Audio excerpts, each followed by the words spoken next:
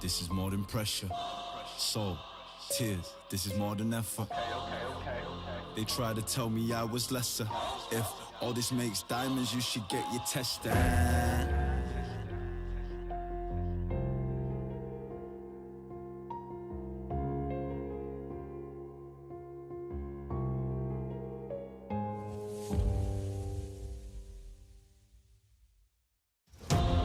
But the fact is, they'll be hanging my name in the rafters. They'll be hanging my name in the rafters. Don't wanna see me when I'm active. Don't wanna see me when it's starting to rain and I still gotta go out and practice. Proved them wrong and changed my life, then told the stories through my pen. And they wanna ask me how. If you didn't know me then of course you wouldn't know that. We just go boom.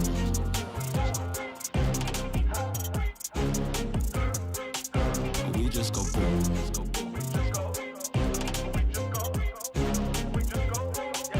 We just go boom off of the hinges, boom off of the kitchen, boom off of the house. We ain't messing around, we just go boom. We just go boom. We just go boom. We just go.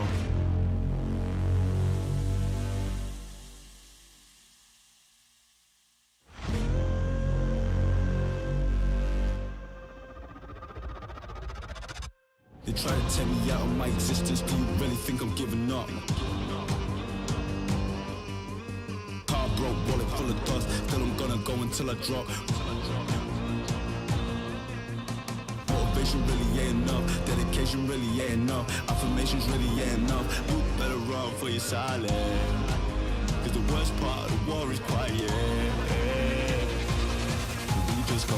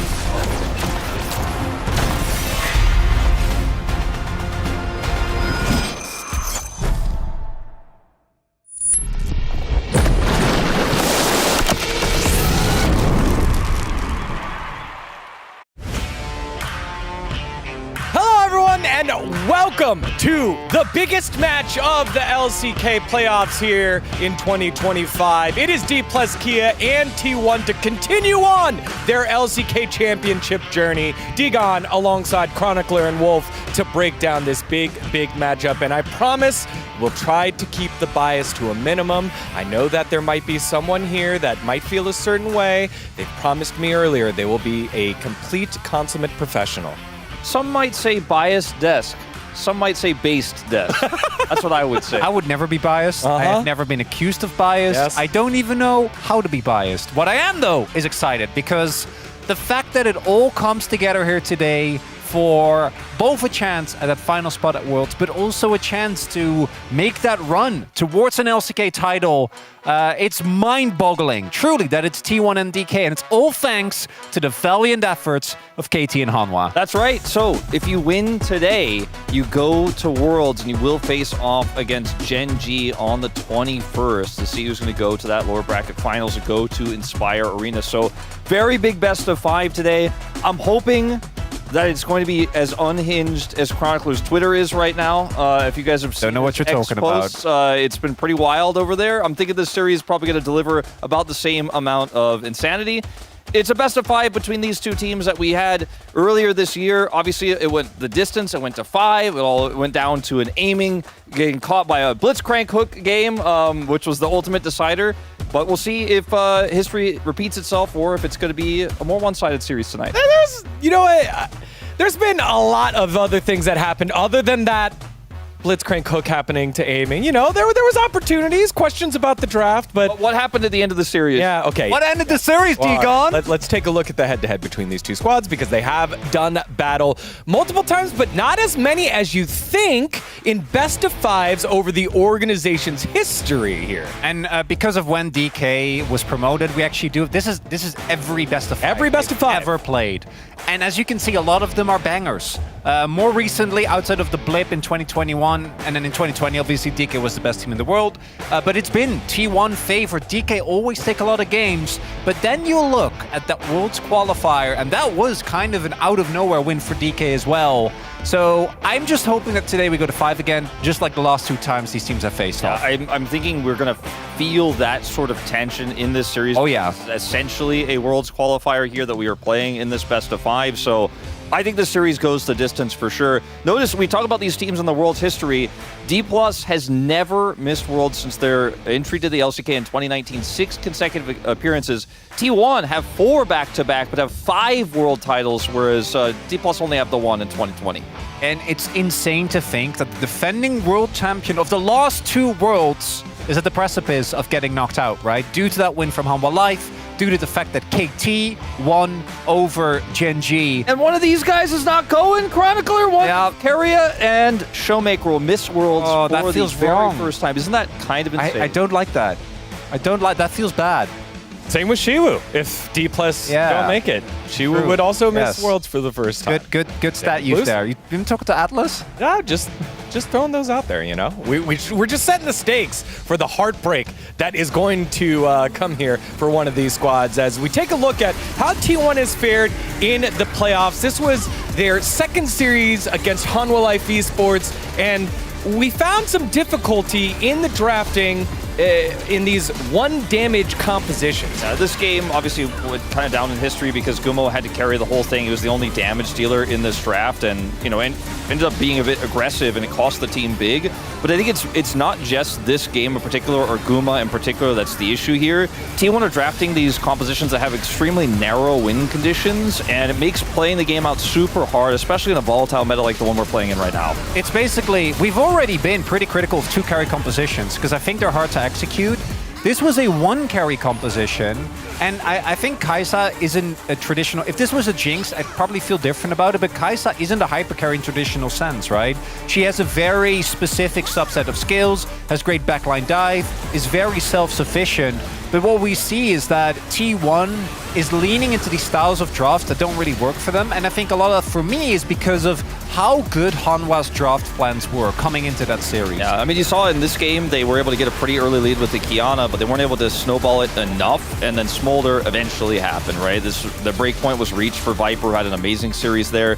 T1, again, drafting a composition where they have to win constantly. They always have to have control. They can never give up for a second. Hanwha Life just played super defensively, super passively, and the game plan for Hanwha couldn't have been simpler in that type of draft. And I think T1 will need to have broader scope with what they're doing in these best of fives. Yeah, like that was actually one of my favorite games in all of playoffs. It just unfortunately was a game 3 that didn't quite go their way for T1 after they had lost 2 with some weird compositions. Now on the opposite side for D+, also 1-1 in the playoffs, only losing to T1 in their very first round. They bounced back well here against B&K Fearax. Yeah, we also got a Barrel Bard, which is always a roller coaster ride.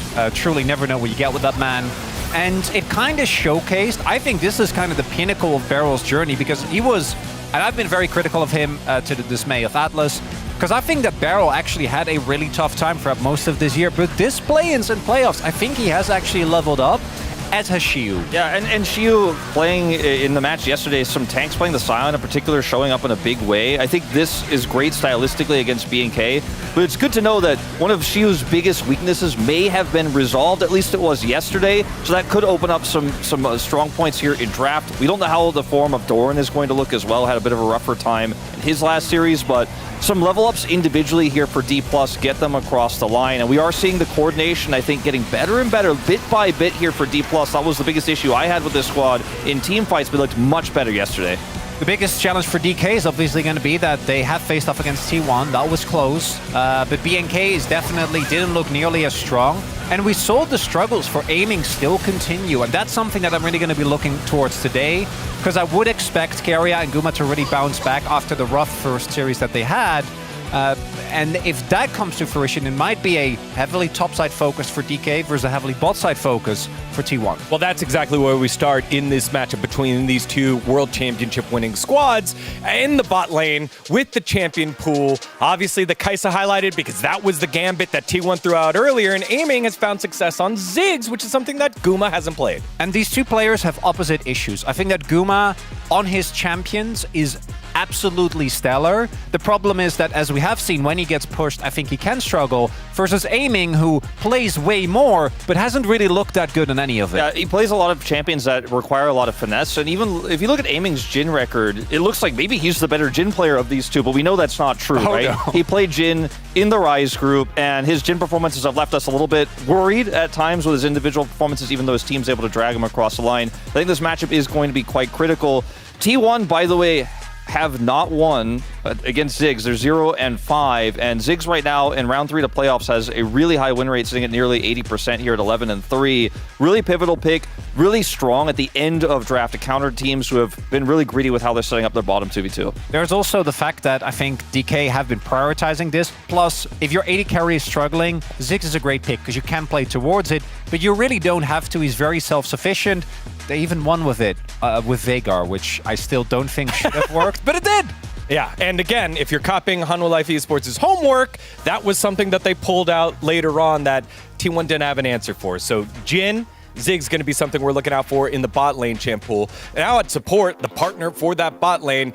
Surprise how many Bard games were played here. So going back to some of the predictability of T1's drafting, the Bard has been Keria's most played, right? And he has a lot more games even before round 3 on this pick. So something that's definitely targetable in draft. We've seen a little bit more tech come out of Barrel. On the other hand, you can see his Janna pick, right? He's playing the Tahm Kench. We know this guy will pull out the Taric. He has a ton of games of Karma as well, so he's really the only support right now that's picking this. So there's a lot of draft depth here for Barrel. It's also two supports that are trending in different directions right now. We saw in Keria's last few series a little bit lower impact on that Nico, whereas Barrel had some rough times this year, but is looking better here in his last few best of fives. Yeah, that to me is kind of the big takeaway. As I mentioned, there's still the Barrel moments, but I think that up until previously, until like the last 2 series, those Barrel moments were not offset by him finding amazing engages. But in the last 2 series, both against T1 the first time and against B&K, I think Barrel has actually stepped it up massively, has been a lot more consistent. And to me, jungle and support, I think, is the most deciding factor currently in the meta because of how teamfight heavy and objective heavy it is. Which means that if your support is doing well, like it is right now, for Barrel, that's a good sign. I think for Keria, there was a lot of greed in the series against Hanwha. A lot of overextensions, misreading situations, and playing through the 2v2 they were winning. way too aggressive and getting punished like you see here. See it again when they lane swap to the top side, just way too far forward here, gets punished on the Nico. And so even though Keria is, I think historically has been one of the best Nico players in the world, hasn't shown it recently and has been pushing those advantages in lane a little bit too much. And a team like D+ may punish you. Yeah, and this highlight here, this was wonky. You kind of wonder, it's like, okay, what's Guma supposed to do if he follows you into the pit, or is that, a distraction? We're not exactly sure, and I think these are the types of things that are happening to T1 right now that they have to solve today. Especially because that, I think, has traditionally been T1's strong suit. And we've obviously, when we look back historically at the core of this roster, the four-man, which, by the way, goes back to 2021, because don't forget, even before Zeus was in, they made a really deep run at Worlds with Kana back then. They have always oscillated, I think, very wildly because they play so aggressive and kind of on the edge. But as a result, when it doesn't look cohesive, I do think it backfires as it did against Hanwha. Yeah, now let's move to the jungle role because Owner was absolutely on fire early on in the season. And then since then, kind of cooled off a little bit here. On average, I think the best player for T1 throughout the whole year, but unfortunately hasn't been able to keep up that form in the last couple of series. We've seen a drop in performance from Owner and Canyon, right? Which is really pivotal when you look at the performances we're seeing of really strong junglers right now, with Lucid kind of returning to form, but also players like Cuz and Raptor, who really found a ton of success. And I think right before play-in started, we were like, oh, it's an 80 carry meta. 80 carry is the most important role. But jungle has been so pivotal since play-in started. We've seen the rise of these players like Cuz just taking over series, making upsets happen. And if Owner doesn't perform like he didn't against Hanwha, if Lucid outplays him, that could be the difference maker. That could be why D+ wins this best of 5. Yeah, it's no surprise, right? We look at all the POMs. A lot of POMs this playoffs and play-ins have been going towards the junglers, as Wolf is highlighting. So I think that matchup today is something that I'm really going to be looking towards because we have seen Lucid kind of go up and down. I think for Owner, when the pressure is on, historically, this player has been able to deliver, and he needs to hear today. All right, well, we've broken down a lot of the lanes. Let's hear from the coaches who are going to be pivotal in the draft preparation. 안녕하세요. T1 감독 김정균입니다. 그때도 그 이후에도 이제 경기가 계속 있었기 때문에 일단은 뭐 보완해야 될 부분들을 좀 많이 이야기했었던 것 같습니다. 기간이 그렇게 길진 않았지만 짧은 시간에 수정을 많이 했다고 생각하고 있고 선수들도 이제 좋은 경기력이 나올 거라고 생각하고 있어요. 그래서 오늘 좋은 경기 나올 거라고 생각합니다. 이전 경기 생각해 보면은 문제점들이 굉장히 많았어서 일단은 뭐 하나를 고치기보다는 전체적으로 좀 어떻게 나아가야 할지 좀 그런 부분을 많이 대화했었던 것 같습니다. 어디 한 라인보다는 전체적인 흐름이 가장 중요할 것 같고 또 세트 끝나고 그때 수정과 또 이제 방향성이 가장 중요할 거라고 생각하고 있습니다. 오늘 스코어는 3대1 승리 예상하고 있습니다. 이전 경기에서는 좀 실망스러운 경기력 보여드렸는데 오늘은 정말 팬분들 만족할 수 있을 만한 경기력 보여드리겠습니다. T1 파이팅! 안녕하세요. D+ 기아 감독 뱅기 배성우입니다. 강한 팀이라고 생각하고 있고 중요한 경기인 만큼 꼭 승리하겠습니다. T1전 이후 조금 안 좋았던 부분도 있었어가지고 뱀픽적으로도 조금 더 얘기했었고 그렇습니다. 일단은 뭐 다 중요하겠지만 바텀이 제일 중요하다고 생각하고 있습니다. 사실 첫 세트가 제일 중요하다고 생각하고 있습니다. 첫 세트에서 아무래도 기세가 많이 갈라진다고 생각해가지고 그 다음 세트도 중요하겠지만 제일 중요하다고 생각하고 있습니다. 3대1로 예상하고 있습니다. 일단은 오늘 롤드컵을 위한 중요한 경기인데 오늘만큼은 꼭 이기고 싶고 이기도록 노력하겠습니다. D+ 기아 화이팅! The second time hearing Bengi in the last 2 days, and the second time he and his opponent coach predicts a 3-1.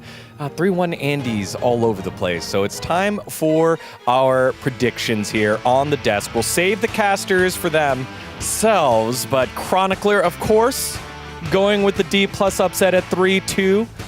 A lot of pressure here for him. Wolf going with the 3-1, and I'm Come on now, the I had only to. Giga Chat here. I had to. What do you mean Giga Chat? I am the only think Giga if Chat. anything, it's an Andy angle. It might be an Andy. I mean, I took the Andy angle like the coaches both did. I think T1 is going to be the stronger team ultimately today, but I do worry about the drafting. All right, Chronicler. Give us your one-liner on how this one's going to go and what's important to you in this series. For me, I've already talked about a lot of the other matchups, but Showmaker, my man, I think you are kind of the core of DK in so many ways. For me, he is always happy and always ready to swing for the fences. I think sometimes it really hits the mark, but the difference, even though I think Tryndamere worked in that game, between that and his Zoe, even though they're both kind of off-the-wall picks, is that I want him to actually be able to have an impact. I don't want him to have to be reliant on the rest of his team, because he is a difference maker. There's a reason why he's gone to Worlds every single time. I want to talk more about the draft. So we've seen T1 a little bit predictable in draft, a lot of drafts that have narrow win conditions. So fearless draft or reckless gamble is kind of how it's been going here for T1. Does T1 have a plan for this best of 5? We just talked about a few of the drafts, but I want to zoom in on 2 of the ones that we did see here in BO5s. This one in particular, the famous game from that D+ series where the Blitzcrank pick ultimately was able to grab that Smolder and win the game. Otherwise, they didn't have really great tools to lock this Dragon down. They got caught off guard there. Here, similar story, go for the Xayah and then leave themselves wide open to the Ziggs pick that they don't really draft. If you look at the T1 draft as a whole, it's got some angles, has the range support there, and the Renata has a strong lane there, but the Ziggs just outranges them and they just had no answer for it. And T1 keep leaving themselves open to these scaling R5 picks that come into the bottom lane that they just cannot answer, can't engage on, or can't reach, and T1 need to fix this problem. Now, D+ have had a great story of raising young talent over the last 2 years, with Lucid winning Rookie of the Year, Shuwu being a fantastic candidate. But my goodness, Doran, you have to remember, you are still in Seoul, Korea, you are still in Lowell Park, you are still domestic Doran, and that guy you're going against is a rookie. You are part of T1 and the T1 legacy, and that means you've got to continue on today. Again, an easy 3-0 for T1 is my prediction, but it's not about predictions anymore. It's about one legacy here in the LCK, and these 2 storied squads will do battle one more time. One team will go home, one team a step closer to Inspire Arena. It's T1, it's D+ Kia for a spot in Worlds.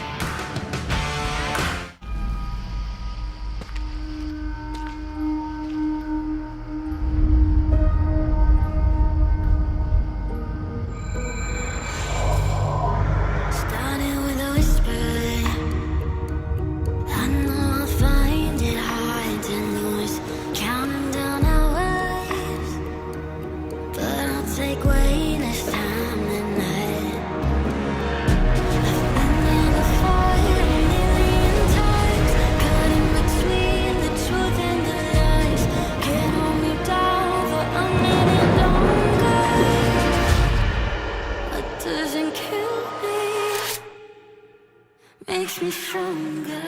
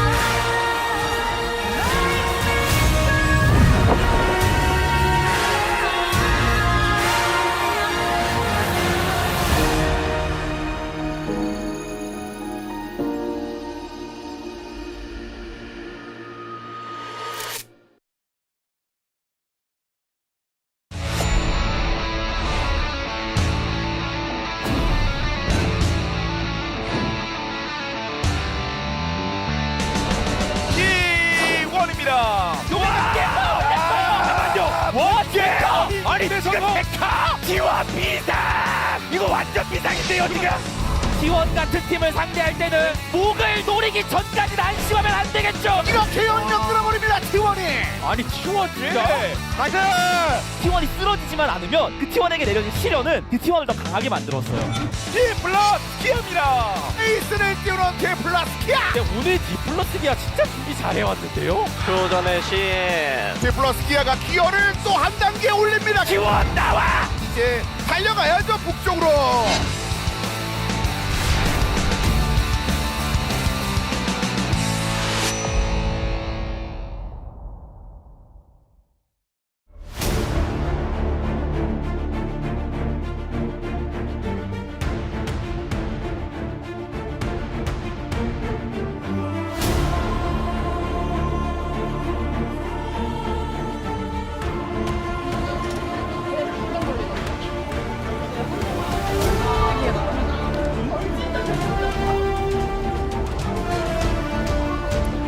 T1 멀지 가자 화이팅 DK 파이팅 플러스 기아 화이팅 T1 화이팅 Welcome, ladies and gentlemen, to the Uribank 2025 LCK Playoffs. It is the lower bracket. It is do or die. And there are records that will be broken here today. And by that, I mean streaks that will be broken. DK has never missed a world championship since qualifying to the LCK in 2019. T1 have been every year since 2021 as well. That's 4 in a row so far, would be their 5th consecutive worlds, and they have also won a whole bunch of them in that time. Back-to-back winners, so if they want to be back-to-back-to-back, they kind of need to attend. That is... Getting there is important. Yes, that is the generally seen as the first step. However, I have a counter-argument. If they don't go, they also cannot lose. He's not wrong. So there's that. But there's so much on the line, and this matchup is blowing my mind entirely. Let's get into some of our points of the match and try to understand what we think is going to happen here today. It is, of course, do or die, high stakes, lower bracket match. And if you just make it through this series, we have all 4 of our world's teams already locked in. And we thought it was going to be so incredibly cut and dry. It was going to be so easy. And then KT happened. Our defending MSI champions, they're through, right? And our defending LCK champions, they're through. The defending world champions now have to try to battle against DK to make sure that they're going to be there. And KT are already there. And it's also made this gauntlet crazy, the fact that Genji are waiting the next step to even make it to our to the Inspire Arena for that spot to take the LCK title. So a lot on the line. Absolutely is. Owner against Lucid. We've seen both of them picking some flashier picks. Both of them having some good, some maybe not so good at times, but both of them definitely capable of putting some banger performances out when it comes to their best. Yeah, and I'm very, very interested in what the Kiana is going to do, and also what this guy is going to do. Doran approaching 400 LCK wins, just needs one of them here. He was also this close last time we saw him play, just wasn't quite able to get over the line. Unfortunately, that matchup against HLE is something that I imagine T1 and T1 fans would prefer to forget about, to be perfectly honest. Yeah, and I feel now, this is an important stage, Ox. Let's have a look at what the predictions are going to be. As we see, we did in Chronicler, are both 3-2ers in favor of D plus Kia. And a few more over this. Oh no, the Jonas Strong prediction. Oh, T1 fans, I am so sorry. I know, you saw that and your heart just sunk, didn't it? I can feel it. I can feel the sinking of hearts in this stadium right now. Jonas Strong and Pony, they're like the savants, you know? And they've gone for D+. That's dangerous. That is very dangerous. I don't know what to think about that, to be perfectly honest. As you could see, I was a T1 predictor, but I am starting to doubt my decision. As on X, you guys certainly have been voting in favor of T1, and I think logically, if you just like watched a smattering of games throughout the LCK, you'd be like, yeah, T1 should definitely be getting there. Transitive properties, I actually think DK should be the favorites. Hear me out, okay? Hear me out. Oh God. So, 3-2 last time these two teams met. Okay, we're gonna let the players walk out while I throw the DK cope at everyone. Okay, We're going to start with T1, and maybe I'll talk about T1 while they're walking out, and then I'll talk about the DK Cope after that, because this guy going to be absolutely pivotal to what T1 need to achieve here today. And I think he was pretty stable the last time they met as well. I think Zeus kind of popped off in that series, but I don't think it was necessarily Doran underperforming that much. Would that be an assessment that's right? I think that's fair. I mean, I think Doran... I think there were moments in the most recent series where Doran wasn't necessarily at his best, but I think generally he's been such a rock for this team. And I think she has also been really solid. You know, got my vote, got the global side's vote in their most recent series for Player of the Match. Was really popping off, having some great performances on the Scion, and we've been critical of his tank play. Has finally sort of come into his own, is obviously phenomenal on carries, picked like the Ambassador. Didn't die on Scion, and he was so good at dying on tanks. It didn't make use of the passive. Which, that's, you know. Yeah, that's actually a really good point. It's like when you play Cogmore and you don't die. Yeah, it's just, it's an absolute waste. Minimizing DPM. Yeah, no, it's really not quite working out. As Shio also making his way out there, and so I'm hoping that we don't see very much tank play out of him. I know, had that Scion game, it was fine. I think I was mainly drawn to the Viger that was happening in the mid lane in that particular game. I think Ona has generally, this year, been pretty phenomenal for T1, but in that series against HLE, Pina had his number. So it really needs a bounce back today. We know he's capable of so much. We know he has extremely high highs. He needs to show that level today and bring strong performance up against his counterpart. And his counterpart has been having a bit of a resurgence. And thankfully, I have you with me here, Ox. Take it away, leader of the Lucid Fan Club. Yes, so obviously, as president of the Lucid Fan Club, I have so many things, so many positive things I can say about this player. Someone like Chronicler may admonish him, but fortunately, he's not here to say such things. I think Lucid, obviously, has had so many strengths since he's joined the LCK. And I think you have moments like the 47,000 47,000 damage Xin game, which just show what he can do when he pops off. An absolute monster when he has games that go his way. Certainly does, and that has actually been building in form at exactly the right time. And speaking of a man who is pretty good at building form at exactly the right time, it is the GOAT.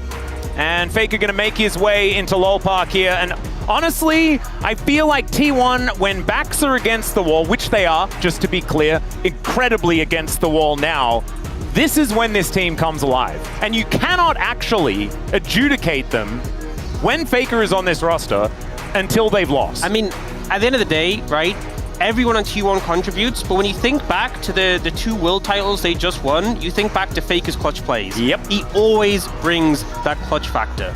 And this guy always brings the weird picks. We mentioned the Viger already. He also dabbled in the Zoe, him and BDD both looking absolutely fantastic on that pick that they have been known for in the past many, many times. But this guy played Tryndamere on purpose, debuted the Viego, all sorts of stuff. The only player in this series to only have played unique picks in playoffs so far. Everyone else has had a little overlap, but he has only played unique ones, and sure, some of them haven't worked. The Tryndamere. Some of them have had some great success to the Veigar, which we weren't initially convinced by with its place in the draft, but worked extremely well. And we have to go to the other side of the champion pool situation. This guy, an absolute specialist. Gumayusi making his way down, and we know if he gets his hands on the Jhin, even the Varus with some nerfs is still something deadly in his hands, but we have been critical about the breadth of champions that he can employ. But even we've seen him bring things out like the Kai'Sa. I feel like the game wasn't set up for him to be successful, but his performance individually was pretty good. Yep. And I think he's been widening that champion pool. We've seen him pick up things like the Yunara, so excited to see what he can bring out today and demonstrate what he can do up against Aiming. And Aiming, someone that especially Chronicler has been very critical of over their last few series. I feel like Aiming has gotten feedback from like Bengi or from CVMax saying, you need to be more aggressive. You need to position in a way to do damage all the time. And I think he may have taken it to heart a little much and has been finding himself caught out of position quite often. As I like that, you know, taking a selfie with yourself while you're on the TV. Love to see it. That's a pretty cool move. I don't know whether he was actually on the TV at the time though. very confusing because when you saw it in his... Never mind. Let's introduce Carrier here, who is, I think, going to be make or break for this series because he's up against Beryl, and it really hurts me to say this, but that could be the biggest mismatch of this series. Whoa. Oh, I hated it. Are you walking down Carrier like that? What? Oh, no. No, I was trying to do it the other way around. Yes, normally if I was to be myself, I would be saying it the other way, but no, I'm saying that unfortunately, Beryl may not be the best support on the Rift today. Wow, I'm shocked at you, Max. This is a shocking thing. Look, if I was at home on my couch, I'd be screaming at myself saying this. Yeah. But I'm not. I'm here trying to be a professional as best I can. I will say, you know, Carrier's had some phenomenal form this summer. Obviously great performance on things like the Bard. But Beryl has really started to step up as we've gotten into play-ins, into playoffs. We've started to see him be more proactive and waking up a bit. And I think that has been a big difference maker for the team, him pairing up with Lucidwell. Yep. So at the end of the day, you know, Beryl has won 2 World Championships on different teams. He has. At his best, he's an enigma, but he is hard to understand. We just have to see him bring that level today. Yeah, and speaking of understanding things, I can now go back to that thing that I was trying to talk about before the walkouts did come out. Okay, so transitive properties of this matchup between these two teams. Because we've seen this before. It was a 3-2 in favor of T1 on the day, but honestly, it was a messy series. Felt like it could have gone either way, to be perfectly honest. But afterwards, that's the biggest deal. As we do have a look at the key player matchup, I think the jungle matchup is going to be absolutely pivotal, but I'm not going to be distracted this time around. We have to talk about the fact that T1 then went up against HLE, who T1 were able to take down in the Legend group many, many times, but were unable to do so in the playoffs, thus dropping to the lower bracket. On DK's side, as they were already in the lower bracket, they managed to take down B&K that they lost to previously in the play-ins. And they did so in quite easy fashion, to be perfectly honest, in comparison to what happened in the Slugfest 3-2 that they managed to pull out last time. So what it means is theoretically, the performance of DK has improved while perhaps the T1 performance has not improved. And therefore, I predicted T1 to win today because none of it matters. Yeah, I like the conclusion. Thank you. I feel like do you like that I made sure that I brought that out and then it had zero actual actionable information in it? Yes, I appreciate that because I feel like that's been honestly, I feel like especially after the KT Gen G series, I feel like applying logic to your predictions isn't always too forthcoming. I feel like you just have to go with your gut. And even then, I don't think that necessarily works too well either. I think go with your gut is kind of like when I talk about my waters way too much and people get annoyed. It's the same sort of thing. It often doesn't actually hold any water. Yeah. Yeah, okay. You got what I was saying. Let's jump into the draft here for game number 1. Flip a coin you could never feel bad about because at the end of the day... Just take the KT logic into every series. That's what we need to do.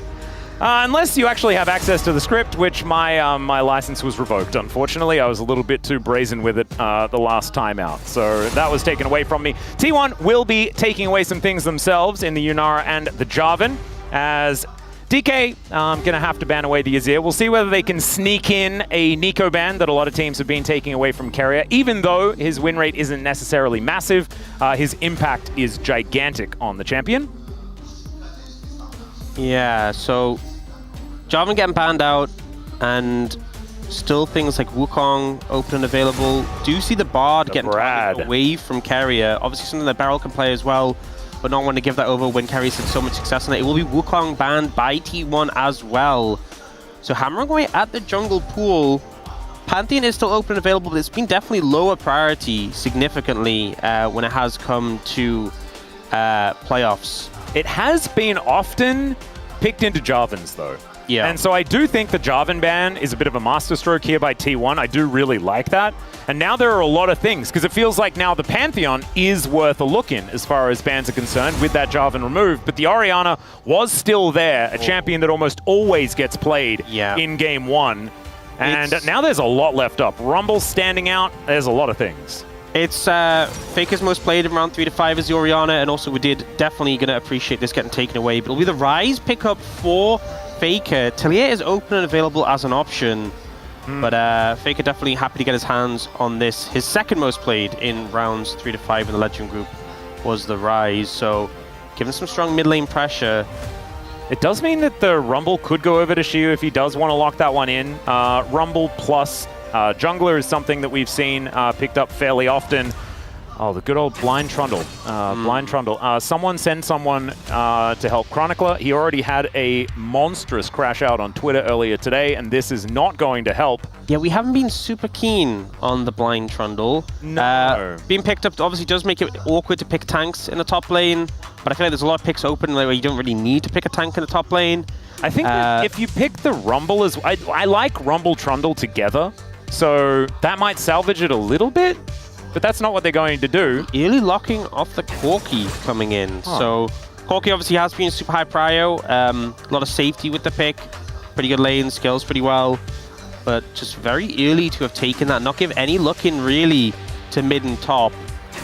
Side of D+. And then the Nocturne going to come through. So not wanting to opt for something like the Xin Zhao. With the fact that you play into the Trundle, we'll go for the Nocturne. They can kind of circumvent the pillar really. Doesn't need to interact that much with the Trundle in the early game. And Bess are going to come through with Doran. Not only a great pick, but also denying it from Xiu for the whole series. Yeah, it's absolutely fantastic. And Doran, I think, has been our best Ambessa player, especially over the last couple of rounds of the regular season. He was just so good at this champion. And the backline access here from T1 is revolting. Basically, everyone can just go where they want and really try and target aiming here on the Corki. If he is indeed going to be playing it, could of course be Showmaker, and aiming could lock away something like a Ziggs towards that bottom side, which we know is T1 Kryptonite. Might be an option here. We'll see whether that does get banned away, as the Renekton is going to be locked in as the answer to Ambessa. It's so interesting because even in the Kesper Cup, the very beginning of the year when Ambessa was first released, Renekton was considered the option into her. Yeah. Didn't often work. I don't think it's a hard counter or anything like that, but has had a better time in the matchup. Yeah, I do feel like Ambessa did get toned down a good amount since then, so definitely a lot more ability to shut the Ambessa down now. But D+ now in a position where they have this Renekton, obviously strong early pressure into the Ambessa, and they also have the Trundle, so a lot of power around that top side in the early levels. I'll be interested in the fact that they haven't prioritized mid lane, so if you were set on getting like that Talia pickup, it could end up getting banned out here. It will be the Nico taken first and foremost though, away from Beryl, Corki, Nico. Obviously would be a pretty strong bot lane. You get your hands on it. Lucian taken away by D+ here. I wonder if they do just ban away something like the Jhin from Guma. I was thinking Jhin could be the option. With the amount of dive that they have already, you need someone that wants to follow up, but it will be the Sivir taken away instead.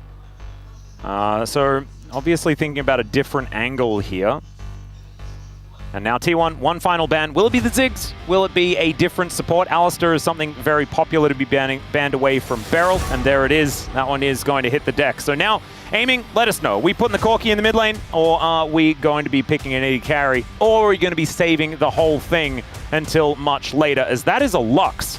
So that is likely, look, I want to say likely a support option, but you don't really know, and this would be a mid lane choice. Not sure about that. Just doesn't make me feel all that much joy. As instead, will be the Cassiopeia, the classic into the Rise. Does mean that we're not going to be doing any shenanigans by putting a Ziggs towards the bottom side. It would mean that it's a lot of AD on the top side of the map, of course, as Gumayushi is going to lock away the Ziggs himself. All right, Kerry going to be taking the Poppy here at the same time as Beryl, looking to see what he can do to respond to this one. And I love it because we had the whole pre-show segment set up to talk about T1 and the fact that they haven't been able to beat a Ziggs. If you can't beat him, join him. It's such a good pick actually, because I feel like the composition from D+ was kind of gearing up to like, okay, you run into us, we have Trundle, we have Cassiopeia, we have Renekton, you're going to kind of get melted by this. And the Ziggs, it's like, well, fine, we just won't run into you. We'll just throw bombs at you endlessly. Cassiopeia the way she functions as a champion is horrific to play into Ziggs, because you want them to come into you. He's never going to do that. You know, they pick the Poppy. The Nautilus makes sense as a response. In terms of the engaged supports, he's one of the ones who fares better into Poppy, but still, now you have this Ziggs Poppy who are just going to maintain distance, hold you away, and, you know, now T1 don't have to play into Ziggs. Yeah, we talked about how it was their 0-5 against the pick. It's now blocked for the rest of the series, as is the Ambessa. So they've denied some big picks from D+ with this. Even if they end up losing this game, they've denied some massive tools from D+. And honestly, looking at how the draft is shaked out, I think they've given themselves pretty strong tools. I think they've put themselves in with a good spot. I think the Ziggs Poppy really make it difficult for D+ to find footing. I also feel like the Cassiopeia Trundle isn't too inspiring. It's like a mid-jungle. No. It's a sort of composition where you just wait until you get to a point where, like, okay, the enemy team has to run at us, and hopefully we put the slows down, we control the game. But they never have to run at you. They never have to do it. They never have to. And you have solo laners with point-and-click CC who can kind of set up the Ziggs ult. And you've got non-committal options as well, like the public execution. It's kind of a masterclass here from T1. Draft looking good, but let's get onto the Rift and see what happens.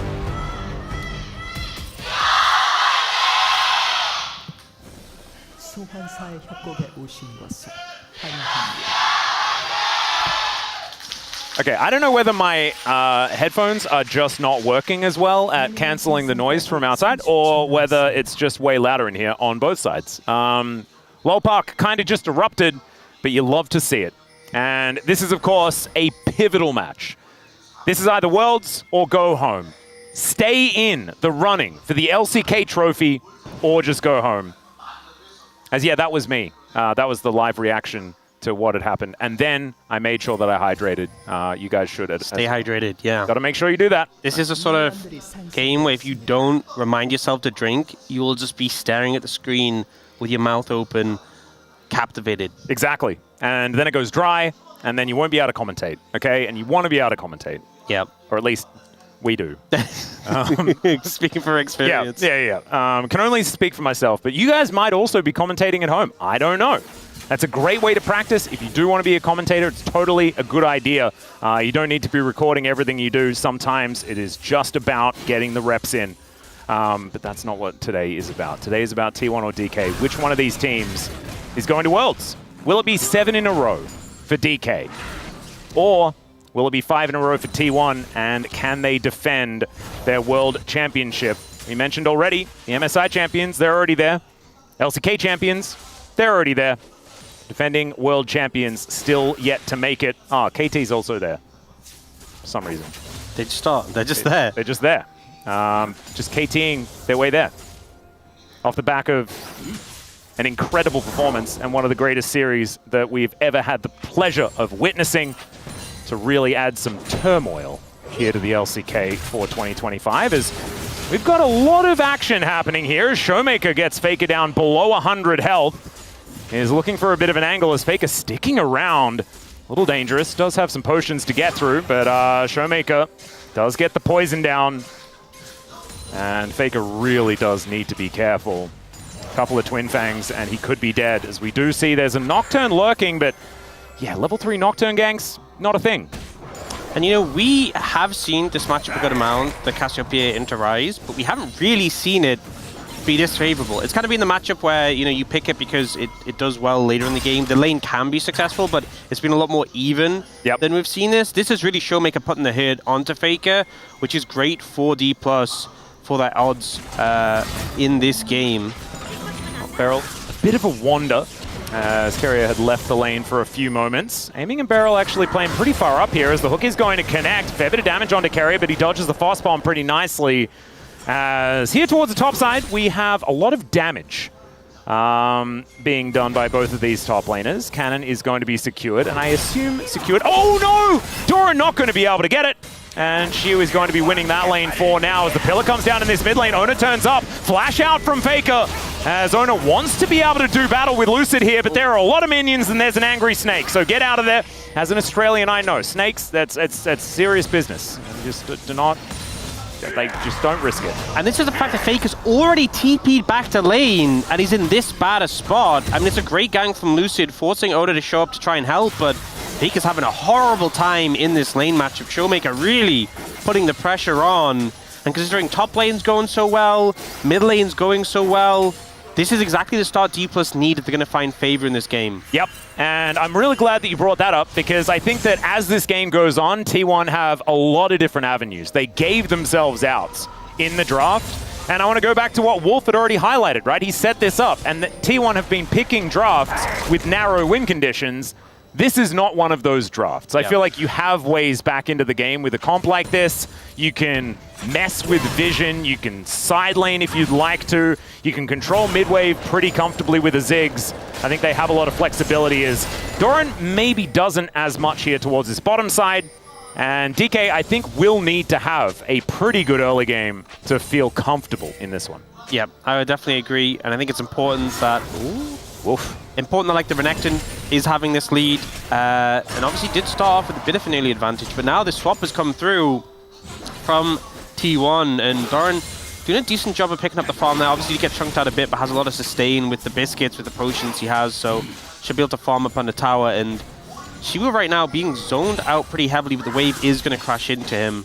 Yeah, that's a lot of minions that are going to be making their way over to him, as Ona is going to be collecting his raptors. We'll see whether he does try to contest this dragon, as Lucid is on full vision, as now Showmaker is doing once again a lot of damage to Faker. This time, flash advantage for the Cassiopeia, as Ona is going to move over vision. Dustbringer comes down, spell shields the Noxious Blast, and the flash has to be employed as Carrier was making his way over. Beryl finding out exactly where Ona is. Oh, no. I think his position is also known. Another Dustbringer comes down, as now Beryl does get spotted on that ward, does need to use that dredge line to get himself out of there, and the dragon will be given up and will reset as the flash away as Doran was making his way over. Beryl now in trouble, does manage to buffer the hook pretty nicely as Ona flashes towards him, aiming, trying to get this Nocturne out of there as a public execution. Max range from Doran, and they're able to take down Beryl for first blood. Honestly, the buffer from Beryl was kind of insane.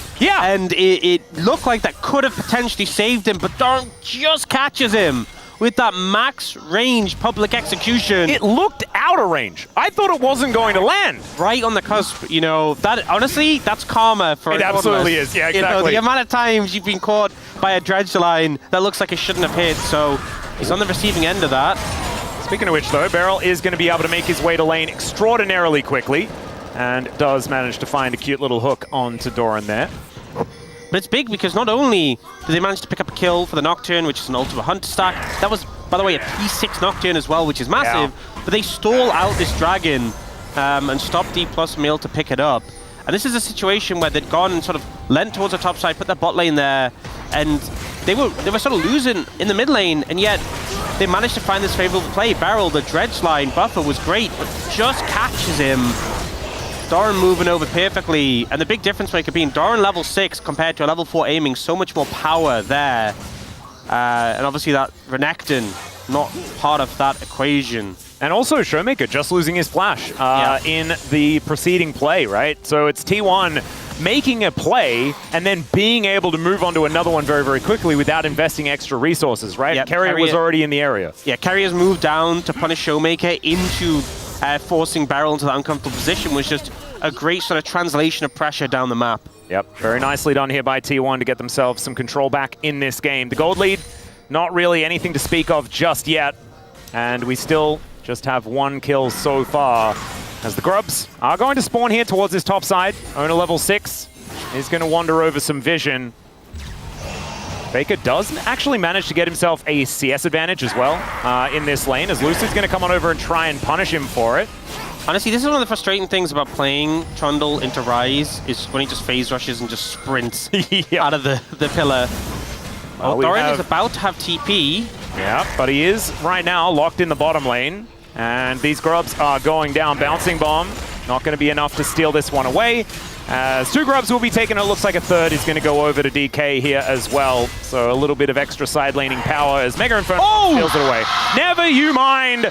And, yep, Gumyushi is pretty good at doing that. How does he just every time? It's just such a consistent factor. And you know, even He though had a champion, ward is probably how. but even so, I mean, it's just always him. Yeah, It's always the one stealing objectives. Why doesn't every Ziggs do that? Because they're not Gumyushi. That's not him. They're not that guy. Nope. But yeah, able to steal away with the ult, able to get that one grub, which in the grand scheme of things isn't massive, but it does make a difference. Obviously stops D+ from getting the whole 3 in a situation where T1 just weren't really able to contest. We saw the move up from Shiwu, kind of securing control over the area and denying it from T1. So nice little sneak away from Guma just to grab that. Does mean he's down that ultimate, and teams are posturing towards this dragon. Yeah, Owner is looking to try and put some pressure on this Crab as Lucy's going to get slammed into the wall. There's a Paranoia as well, and Subjugate not going to be enough to save him. I'm not entirely sure what the plan was there as the Realm Warp comes out. Faker is going to make his way over, slows down Shiu here, but he is going to be okay. But it should mean that Dragon Control is well and truly there for T1. Just a bit disrespectful, I feel like, from Lucid. It was a great stun coming out from Carrier, and then Owner like pre-ulted, and they got the vision over the wall, so as soon as Lucid flashed, he just ulted straight after him, was there to follow. It just felt like they completely read Lucid there, and there was really nothing he could do. So not only do they manage to get the kill there, they get the scuttle, they also get the dragon. It's a big influx of gold, and the objective as well for T1. And we have, we have to go back to what we were talking about earlier on, right? T1, this draft, very flexible, has a lot of options, as Hook is going to catch Doran once again, and even the Valkyrie damage is going to be enough. That was an overstep, and that is one on the board here for DK. Yeah, a little bit disrespectful. I think another factor is that Beryl having the Spellbook Ignite, the extra damage. I think Doran not fully respecting that. He's so mobile in the Embest, I think he could maybe get away. And bonk. Very nicely done. Just nicely timed as well. Yep, just said got one. And here, I don't. Lucid wanted a Crab. Yeah, gets a bit too close to the wall, and then you see the wards come over the wall before he flashes. They know where he's going to go, and Oda pre-ults, so he has it immediately ready just to fly over after him. And then here, Doran, bit of an overstep for the wave, and it's just read by Beryl extremely well. Like, he pre-fires the Q for when he's going to come in, so obviously a bit of a misplay from Doran, but also a great read from Beryl there to punish. Yep, it was also the second time Beryl did that. Did that also towards the bottom side of the map, so has his eye in. Did also die for first blood. So, you know, we're not going to give him an entire pass for how he's feeling on the day. I think we're going to have a full game's worth of Beryl antics to really make an assessment. As Aiming, looking for some extra plates, does manage to get another one here, as the Corki is very strong. Meanwhile, here towards the bottom side, this Renekton in a bit of trouble, doing a decent job to try and keep himself alive, but it doesn't quite work, as Faker just barely survives. With like, what, double-digit health, single-digit health? He was very close to dead. And you saw the potions ticking. That made the difference, but now Doran in trouble. In trouble yet again, as a depth charge going to come down this time around. Will be absorbed there by the ulti, and I don't think he's going to be getting out. That's another kill going over to Aiming, and both of them go into his hands. As Mega Inferno Bomb not going to be enough to save that turret, and it looks like DK will be able to get first brick in this game. It is already Feats of Warfare over to T1, so we are one apiece as far as Feats of Strength are concerned, still just battling over these objectives. Yeah, and it does mean a massive gold lead for Aiming, because he was just picking up plates in the top side while T1 were making plays on the rest of the map. It was just Aiming, just whittling away at that tower consistently. Also means Beryl's picked up that redemption already, so the bot lane pretty strong for D+. Yeah, we're in prison here. Onda Shiu is being held at arm's length by Faker for now. Trinity Force and the Rod of Ages now complete, though. Big item spikes to come in, but let's have a look at this from Faker's perspective. As he's tanking up this turret. Whoa! Went to 9 HP, so the potion's definitely saving him there. No reaction, stone cold. Yeah, and here buffers the ult with his, but then the problem is he ends up in a position where he's like, okay, I need to flash away from the damage, but he pulls away from the tower. I think he was just kind of doomed regardless there. Did his best to try and outplay, but a difficult situation. Aiming he's storming the IKEA, man. Like, he's just got plates all over the place. Yeah, And, you know, feels bad for the Ziggs when he's not the one getting the plates. Oh, Faker. Yeah, Beryl making his way in, Faker gonna flash, and that was a good one because there are a lot of DK members down here. Carrier could be in trouble though. Steadfast Presence comes down, Shiv catches him with the stun, and there is nowhere for this Poppy to go. More plates going over to DK. It's like it's a Greek wedding. And if there's anything that's going to get D+ family ahead in this game, it is just picking up these gold advantages, getting all these plates. Although, I mean, it's not going to be plates, but T1 will be able to pick up this top tower with the power of the Ziggs. Oh, well, we're getting a bit paranoid here towards the bottom side of the map as Owner does go in, then immediately goes out. Yeah, ends up regretting that decision when he sees the Renekton there, and the Redemption comes through to dissuade. The Ziggs just instantly explode the tower, but look at the difference. 500 gold is that difference in how much was achieved from the plates there. Yeah, so much of it going over to aiming. Like you were saying, it's almost just a 500 gold lead for the Corki in comparison to the Ziggs. Of course, Ziggs would have liked to be collecting those plates himself, but it just hasn't been how this early game has been played out here by T1. So we're going to check this one out one more time. Faker flashes away, but unfortunately, Carrier is sort of left to his lonesome. I think there was maybe the thought process that, hey, we can Realm Warp in, we can Nocturne ult in, we can maybe defend this tower 3v4. But I think the call was made, sorry, Carrier, you're on your own, we're going to let you go. I think that was kind of the thought process of why he stayed in the tower, and they quickly just made the call that no, we're not going to commit to that and lose more members. It's still very close in terms of gold, right? Yep. And T1 have the advantage in terms of First Dragon. No one has feats of strength yet fully. It's still even in that regard, so... And we still need, like, what, 2 more objectives to be taken by either team? So Rift Herald is getting taken down very low. Beryl in position as he just gets evicted. All right, well, goodbye. Lucid comes over and steals it away, though. Never mind, there was a troll just waiting in there. It's like it's under a bridge. As we have a Redemption coming down, Lucid gets all of his health bar back as the teleport comes in from Doran, and immediately he is blown up. And there is nothing that they can do about it. Highway robbery here by DK. Lucid just able to get into the pit, I imagine from a blast cone, able to slide in, take the Herald, and then Doran as well caught out, him having an uncomfortable game, playing into the Cassiopeia, playing into the Trundle as well. Now D+ going to be able to get a ton of value off the back of this Herald. Yep, and takes down the outer turret in the mid lane. They're also taking the Dragon at the same time as T1 not quite finding it as Petrifying Gaze connects on to the Poppy, but Carrier is going to survive. We get a bit of a zoom in here from Jonah Strong, but not any joy going to come of that. But Lucid is going to be taking this Drake, and so that will be feats of strength over to DK in what feels like the blink of an eye. We were just talking about the fact that, oh, we're really far away from feats of strength. Well, never mind. It's actually happening right now. It's also a Cloud Soul, which is fantastic. Yep, Blast going over the wall, and they just don't have vision of him. Just slides in, ends up being a miss-smite from Ona there. Yep, he also knew that Ona had the 1200 smite there as well. Really interesting stuff. Lucid playing it out very, very nicely, and then they just set up. They see the teleport coming in, and unfortunately just an optimistic teleport angle there from Doran. Yeah. And T1 just weren't allowed to do that, right? Because it was 5 members of DK. So it's not like T1 can go in early because they were at a man disadvantage. They probably would have lost the fight anyway. So just a little bit of a misread there, unfortunately, for Doran. Well, they set up a trap here. I think they may have found Shiwu.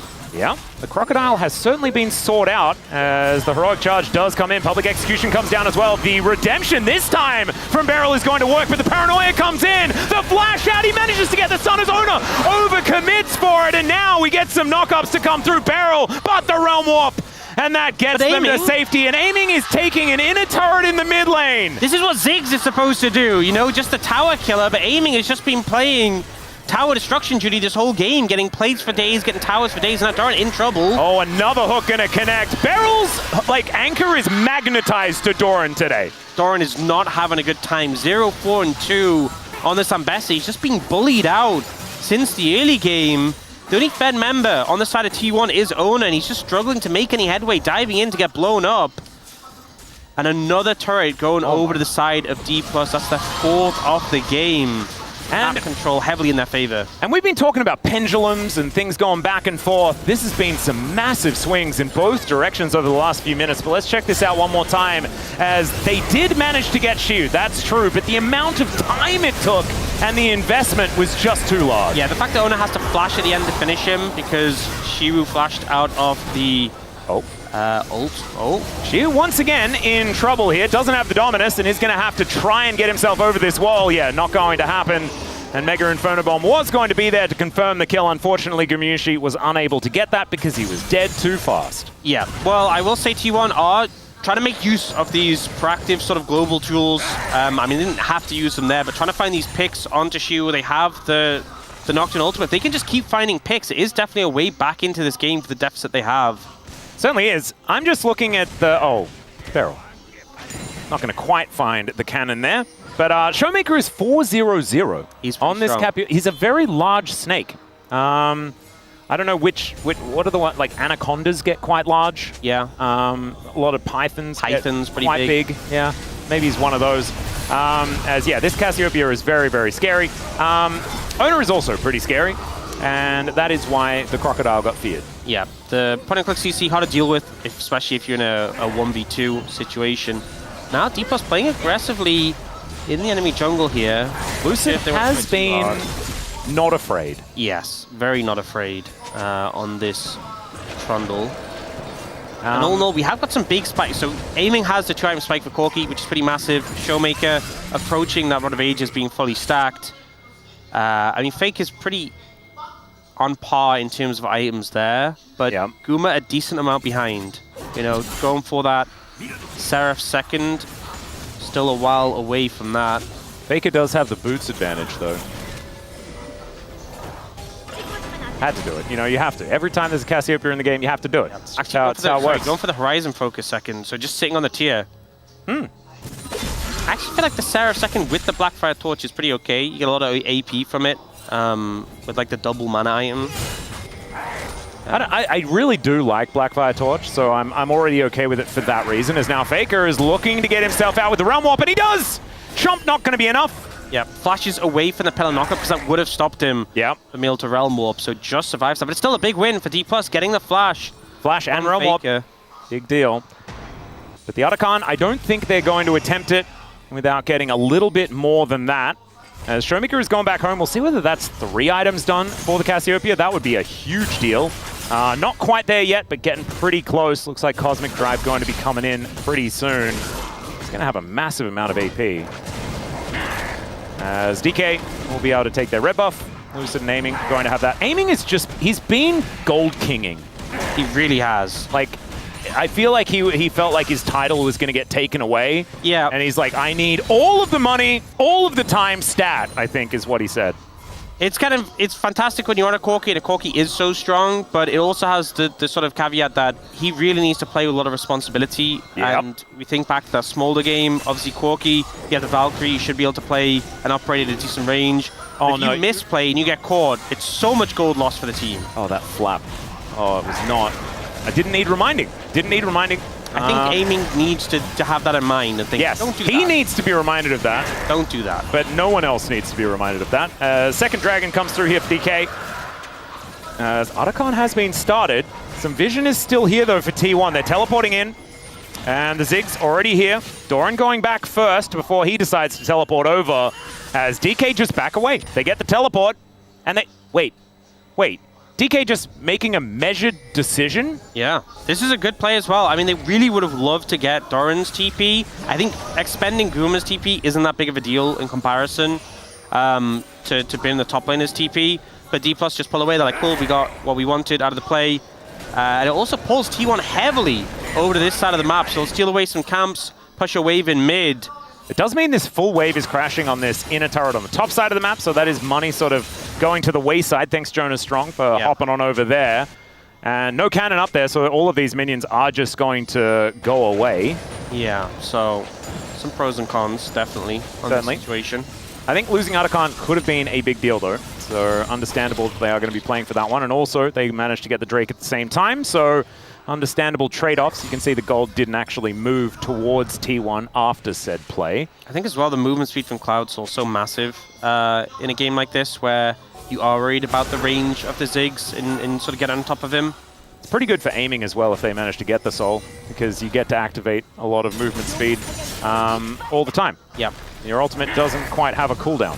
They're just going to start it again. Okay. See how it does work out as Gumushi throws a big old book at the Otacon.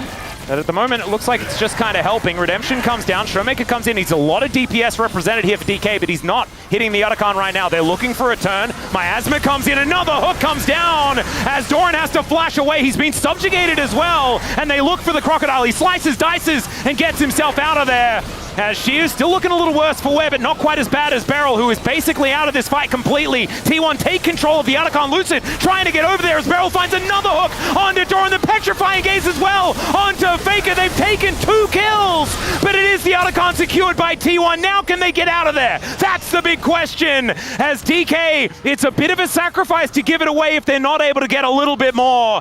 As the pillar will come through pretty soon here from Lucid, and Ona is not getting out of this one. Aiming even able to come over and pick up the kill with the Gatling gun, and DK, that is a big lead now as far as money. A lot of gold picked up from those 3 kills. Oh, we do have Baron spawning in 20, but that timers, I mean, they got Ona latest. That's the big takeaway. Yeah. They have so much DPS in the Baron. They could just probably do it on spawn. And a lot of TPs have been used, right? So Faker is going to be respawning, Doran's going to be respawning, no teleports. These TP spots from Doran have just not been working out. I think he needs to take a safer angle with these. We see it's a fight on 2 fronts. They are just going to do Baron spawn, and I think likely we'll see if actually T1 can contest it. I mean, there is a Cloud Rift, as we're checking out this replay in the meantime. Battle on 2 fronts. DK decided that they're not going to be taking the Otacon, as this Baron will just go to DK. There is nothing T1 can do about it. Mega Inferno Bomb not stealing it this time, because Lucid does have Smite for this purple monster. The amount of DPS on that neutral really making... Oh, Shiwu. Not flash. Gonna get Realm Warp done, and will get interrupted there by the Steadfast Presence. Still there's a fair bit of health bar to get through, but the Satchel will hold him in place and takes down the Crocodile. A cheeky one back, and that will actually deter DK and put a little bit of a stopper in this Baron push. Won't be able to get the tower mid, though. You could see Guma very low with no flash. Didn't want to hang around and potentially get punished for staying there too long. So it's a nice pick from T1, but it's a very small win on the back of some huge hits that D+ applied to them. Yep. Still, the Rebel Baron power play sitting at only 1,000 gold or something like that right now. So T1 have done a decent job at making sure they don't get too far ahead. Remember, you get about 1,500 just by taking the thing.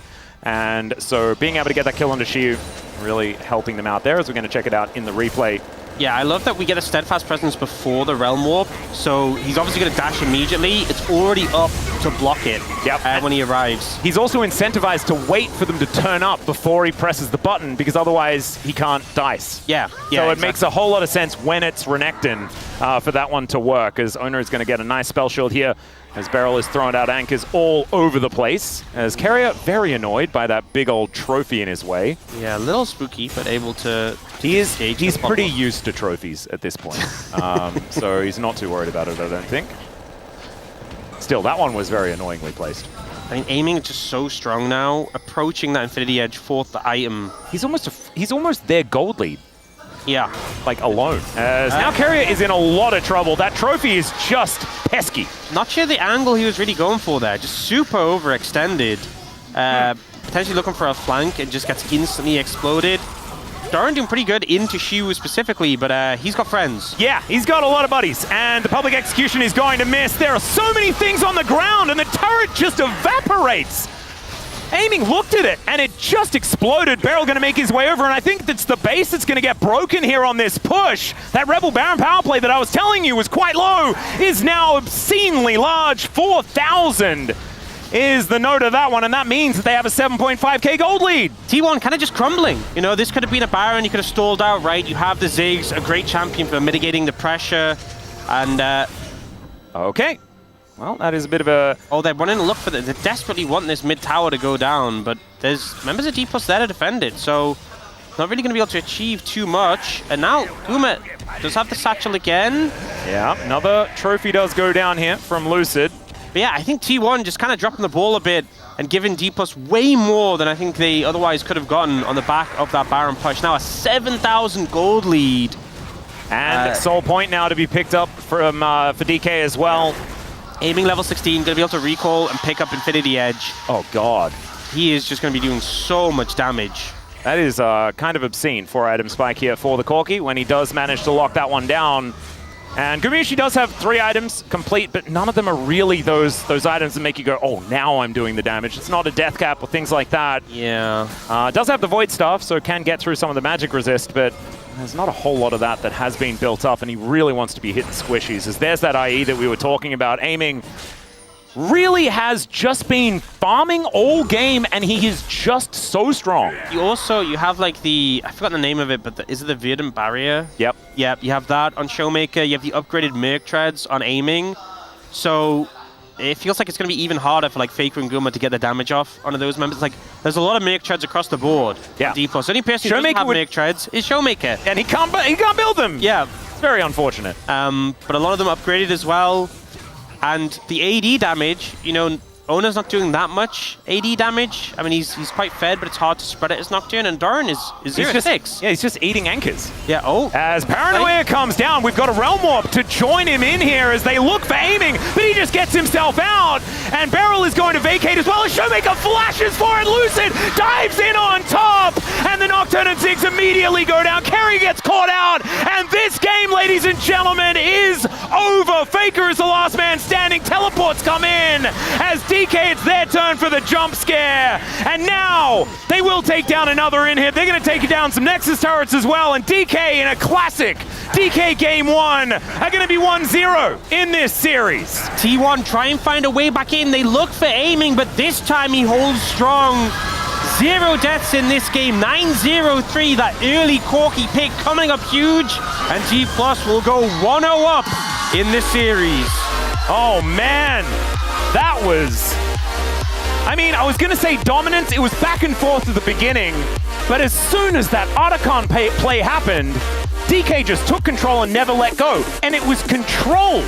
Yep. Like, that's the thing that blows my mind. This is not a team known for cerebral play and measured play, but it was. It was better map play, you know, and it felt like Aiming was leaning into the Gold King style. And you know what? He was very responsible with his gold lead. He was. Very, very responsible with his gold lead, so... He took that bag of cash and he Valkyried with it. Absolutely. He got out of there. So all credit to him, because obviously there was a lot of criticisms from that Smolder moment, but this was a big point of redemption coming in clutch.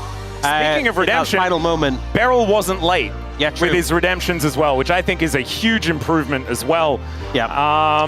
So obviously it's only game 1, but it was T1 having side selection in this game 1 as well. So a pretty big first game to take for D+. I will say though, the other side of it is obviously the Ziggs denial, the Ambassador denial. These are some picks that T1 did take away from D+, so there is that element to it. Yep. But it's not really making them work because obviously the Ambassador, Doran had a very rough time in this game, and the Ziggs just fell really far behind. The other thing as well is that now DK can't blind pick Trundle because they can't pick that again either. So there are positives on both sides, but this is a best of 5. There are a lot of opportunities to come back. We'll see whether T1 can do just that as we go to a short break. When we get back, it's going to be the space breaking that one down, then we'll have game number 2. See you soon.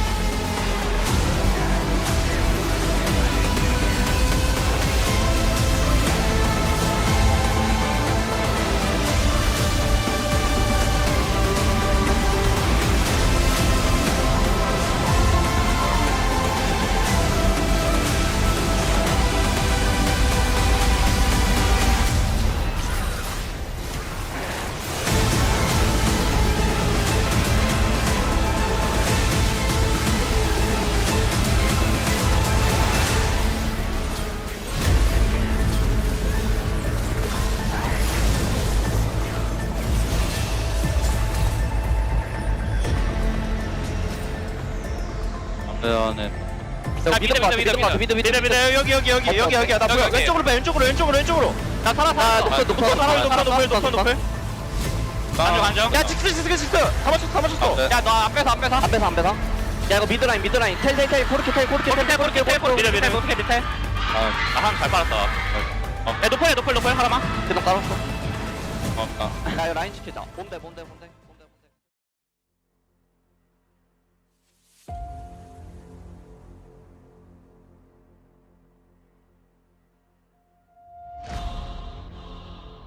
this is more than pressure. Soul, tears, this is more than effort. They try to tell me I was lesser. If all this makes diamonds, you should get your test done.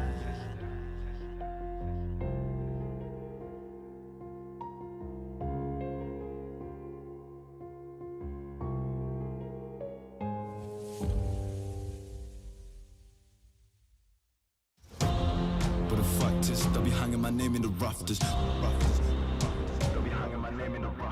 Don't wanna see me when I'm active. Don't wanna see me when it's starting to rain and I still gotta go out and practice.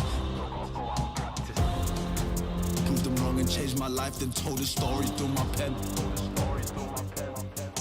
And they wanna ask me how. If you didn't know me then of course you wouldn't know that. We just go boom.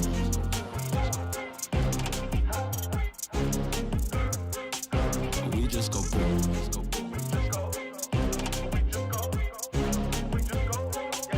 We just go boom off of the hinges, boom off of the kitchen, boom off of the house. We ain't messing around, we just go boom. We just go boom. We just go boom. We just go.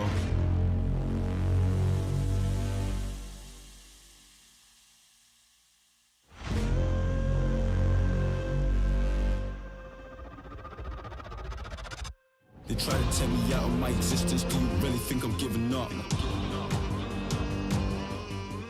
Car broke, wallet full of dust. Still I'm gonna go until I drop.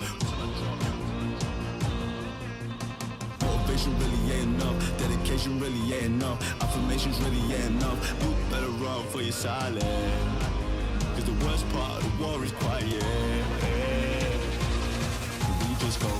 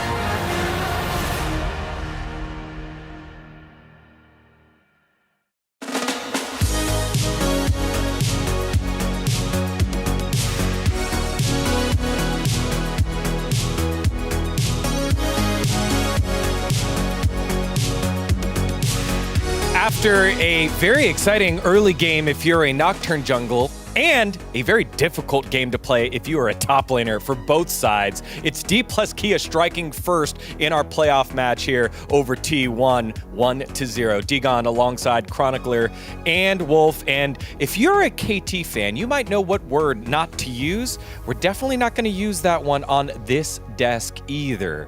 If you, why am I getting to zoom in? If you, I'm not showing any emotion. Might want a D plus. These are calm waters. It's game 1 for DK. This is what they do.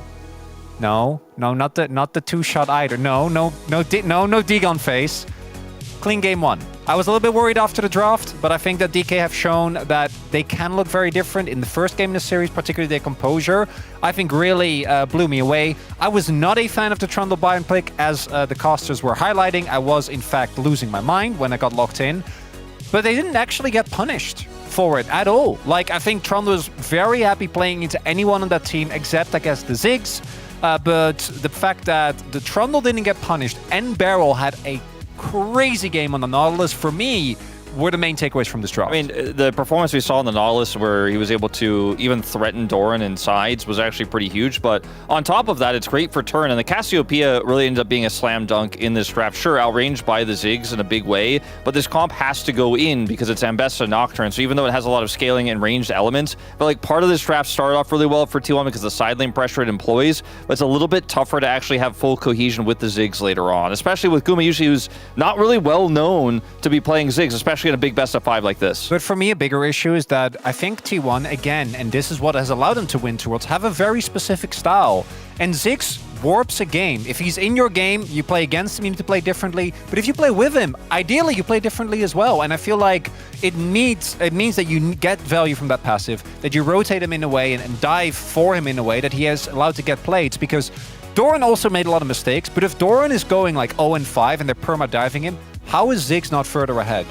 Right? And I think that comes down to the fact that Faker had a really rough lane, and T1 as a whole look kind of disjointed. Yeah, 2 series in a row here where game 1, they pick a champion for Guma that they don't normally play, and the team doesn't play around him. They fall behind. Let's take a look at some of the highlights here. Starting off over at the Herald, and we first view this one from Lucid's point of view. Now, Lucid able to get the steal on this one, actually has this blast cone he can employ, and does have his flash as well, so it's a relatively low-risk play for him. Just watch him walk up, take it away, say thank you very much. And then they're not in an advantageous position. T1 like overcommit here.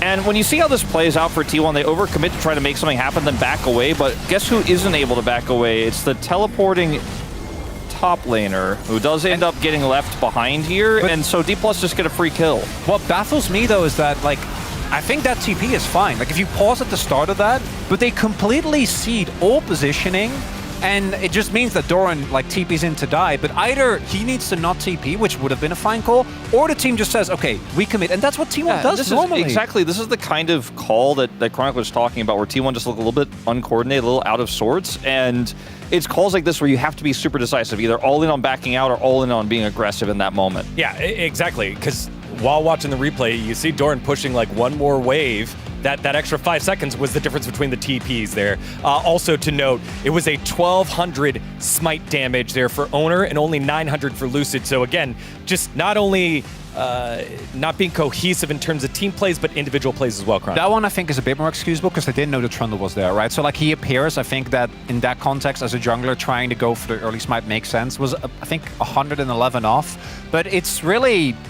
everyone on T1 seems to really be struggling, I think, in this first game. Well, you know who it's not struggling? Discipline by the side of D+ Kia.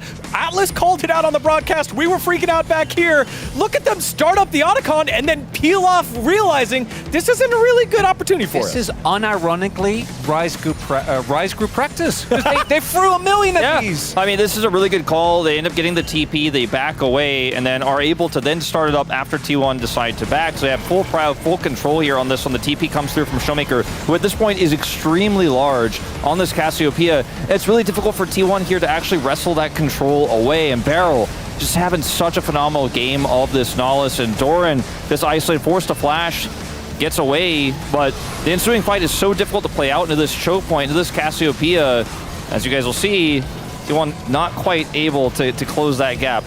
And I mean, even with the low health barrel, he's like healing, he's zoning, he's getting on top of this Ambessa, and then the follow-up here from Showmaker Phenomenal as well onto Faker. And sure, you get the Otacon, but you lose 2 members on the bottom side, and there's just no winning here for T1. Also leads into the Baron immediately afterwards.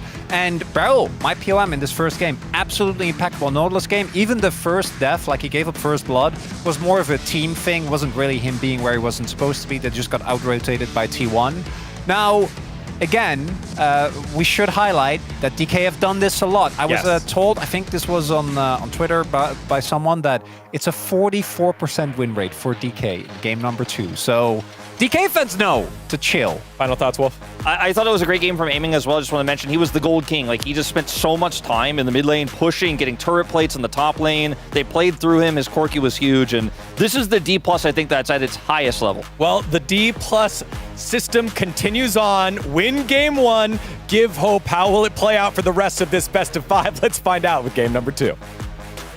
Thank you so much, Digon and the gang there. It's so hard. I imagine it must have been very difficult for the Spacers as well. I like the zoom-ins onto Chronicler early on, because how are you supposed to react after they just win game 1? Because we know that that's what they do. Like, that's just how it goes. Yeah. So I just don't really even understand. But Korea's tourism organization's YouTube team is here in the audience. Kind of cool. Visiting to capture and share excitement of the LCK and LoL Park with viewers across the Arab-speaking audience. Oh, very. That is what I'm getting on the caster prompter here. So there they are on your screen some right Arabic on the side. It's very cool. Pretty That's cute. The first time I've seen that. Yep. Thankfully, we have Jisun there to help out Oyundo. I can't actually tell who's typing, but I know that there are people in the control room taking care of us. And hopefully, there are some people taking care of the T1 fans and the DK fans, because this is the weirdest part, right? Because T1, they lost that first game. You can imagine their fans are feeling worried. DK won the first game, but it's the first game for DK, and so they're also worried. Yes. So everyone's worried. It's just anxiety across the world for both of the fandoms of both of these teams. I think it's only KT fans that are feeling fine. I don't know. KT fans, they had a lot of success recently. That their feelings have not changed. No. I mean, I guess they're not fine. They're just still anxious. Yes. But not more or less. That was a bad example. Yeah, you could have picked several of the teams. Yeah. That was... Bro fans are fine. Bro fans are rejoicing. They're chilling. Because they're not going to lose ever again. All of 2025 is 0 defeats. So that's pretty incredible. Oh yeah, you're assuming they're going to go undefeated at the Casper Cup.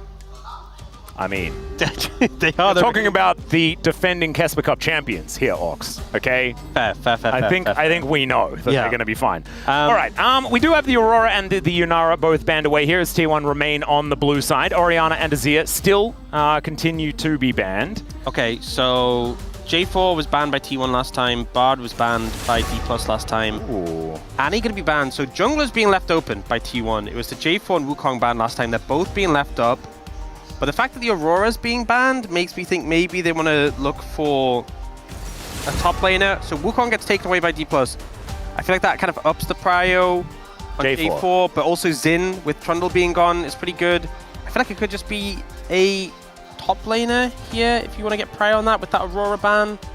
I wouldn't mind a Rumble, but the J4, I actually think that it's a great pick for Ona, don't get me wrong, but I think it's a phenomenal pick away from Lucid, because Lucid has been just putting wins together on this champion. I think it was like 7-0 or something like that. Something ludicrous. I don't know what the scoreline is right now, but it's good. I'm willing to bet that. As let's see what D+ do want to go with here as their next decision. Looks like it's Demacia in the jungle. Yeah, Zinzao makes a lot of sense. Lucy's been having some fantastic games on it. So no real surprise that gets secured by him. And then you have the opportunity to take top lane here if you do want to take the Rumble yourself. And if there's a priority mid laner that Showmaker wants to go with, he could also collect that one. You could also take away, like, I mean, you can't pick a Sivir. Talia get a look in, true, surprisingly enough. I guess it was a Ryze first pick in the Cassiopeia match, so that makes sense to an extent. But it will just be that Rumble. I guess Rumble Jarvan not a combo you want to give over to the other side. Makes a lot of sense to deny that away. Oh, instead going for the Lucian. So, I mean, Aiming had a fantastic game. Want to secure priority for that. I will say we have pretty exclusively seen Lucian Braum. Yep. So this does kind of telegraph what's coming on that third pick. And now T1 have a choice. They can go for like a strong 1-2 into that specifically, or they can go for different lanes, knowing that like the Braum's going to come in and not going to respond. I personally wouldn't have gone with the Alistair. I was thinking you could maybe go something like the Nico. True. And this is bold from D+ to forego the Braum and instead say, hey, you're picking Alistair, we're taking Silas. Yeah, you can understand that because Alistair is kind of the enabler of the Silas in the enemy team. I mean, this is also... So they're foregoing the Braum, which is definitely going to get banned. Expectation, because we've just seen Lucian Braum in almost every time we've seen Lucian that I remember. So they're kind of foregoing the fact that they've cooked. I assume they've cooked, right? There's another plan. There's something that they want to use. They've been brewing it up. I mean, it can't be Nami into Jarvan. Surely that's just a bad time. That does not seem very good. Also, if you ult, you can put the equalizer out. So, you know, that's a thing, right? Yeah, no, that's the thing. That's exactly how that works. If you put a Nami wave over the top of the barbecue goes out. Yeah. I mean, that's Runeterran physics. That's just how it goes. Yeah, so Ornn comes out as a ban to limit a pick that we typically see into the Rumble. Can obviously weather the storm early and then still Kanik Lucan and just never take damage again. It is going to be that Silas ban, denying that pick into the Alistair to get that high value ult. And also the Braum getting denied as well, so that Lucian Braum not going to come through. A lot of priority put onto this Rumble, and it is looking like it might just be the Nico. So not a traditional pairing that we see with Lucian. Nope. Nor is this, really, if he decides to go with this one. But Rumble Rakan is very powerful. That's Janet, and that will be locked in. Oh. Okay, that was the plan. And Beryl has already played this. I think he's 1-0 so far this year on the Janna. And with the Eye of the Storm, the Lucian could actually find some pretty good value. Yeah, so you have the shielding to obviously empower his autos into Jarvan, into Alistair. Janna gets so much value. You also have the Enchanter plus Xin Zhao pairing that we often see come to great effect. Playing into the Talia, though.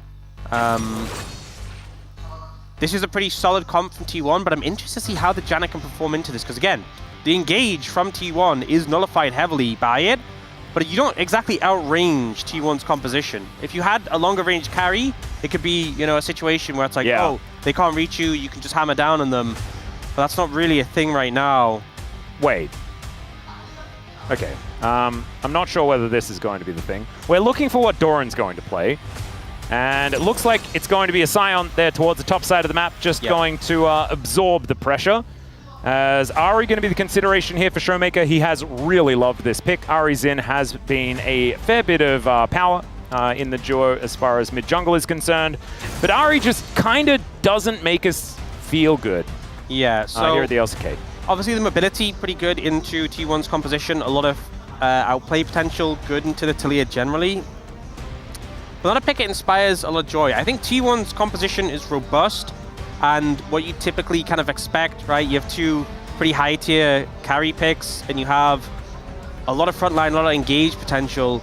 And I feel like for D+, you have more threats on the composition, and it's like multiple threats into the, you know, if you can make Guma's life difficult, if you make Faker's life difficult, sure. I think it really just comes down to Beryl's Janna and what he can do on this pick. Yeah, and we know that I think he woke up on the right side of the bed. The Nautilus game was fantastic, and we'll see whether that trust is going to remain in Beryl moving into the second game.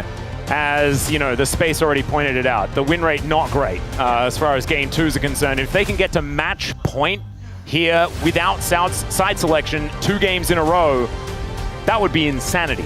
I'm just a little concerned about T1's laning power into what D+ have. And if D+ get an early lead, if they start to get some momentum in this game, can you claw your way back into this against Janna? Or are you just going to get shut out and be facing a 0-2? And that would be well and truly backs against the wall. I want to go back to what we were talking about prior to game 1. We were saying that T1 are a team that are very, very good at being there in the clutch. Well, they don't have too many extra lives as we jump into the rift here for game number 2.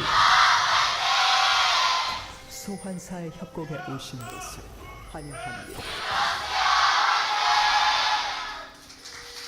All right, here we are, ladies and gentlemen. On to the Rift for the second game of this series.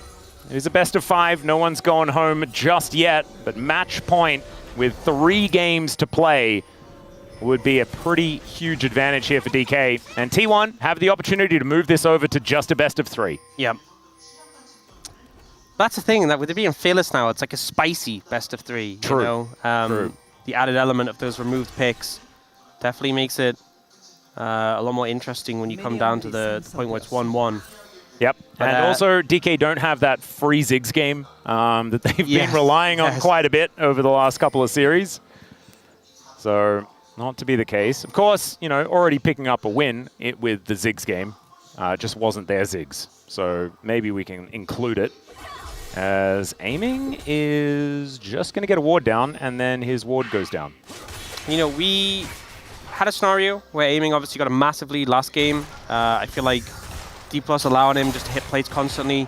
Goodman not really given much of an opportunity to do the same in return.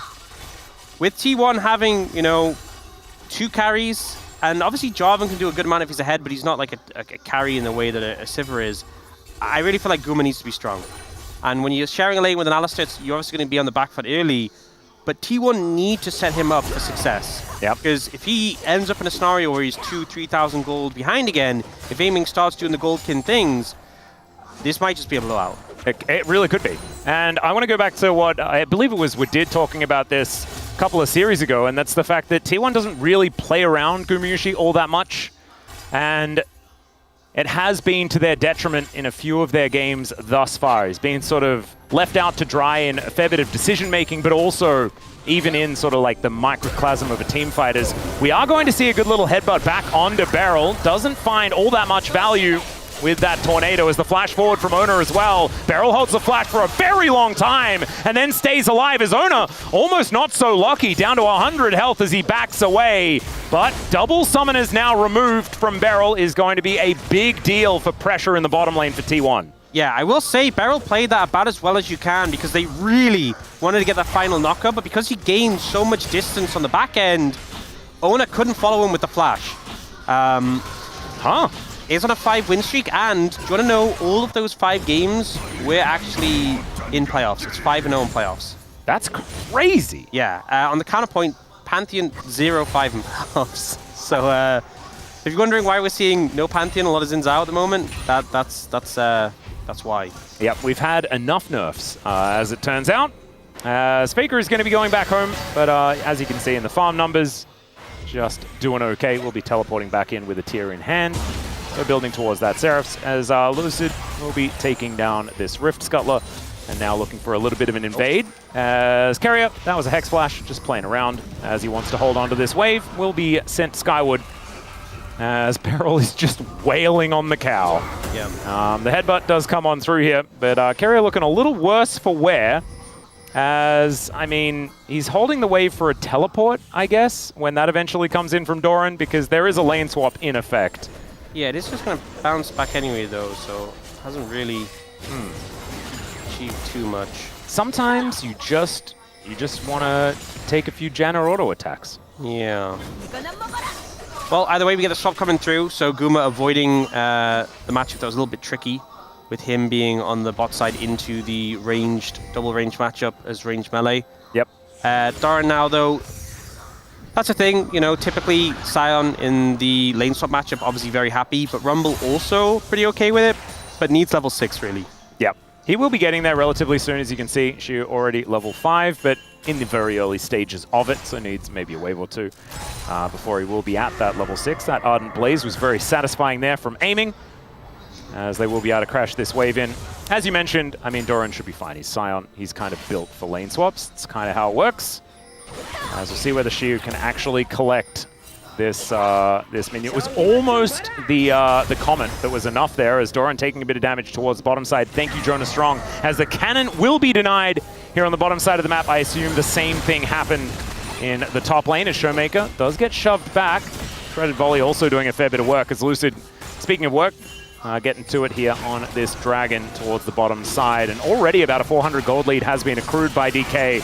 just in the laning phase alone, largely to do with this Rumble and the Lucian that are having a pretty good time. Ona not going to be able to steal away this dragon, and I don't think T1 needs to be too worried about it for now. Yeah, but it's a big move from D+, bringing both bot laners up to ensure they get the dragon.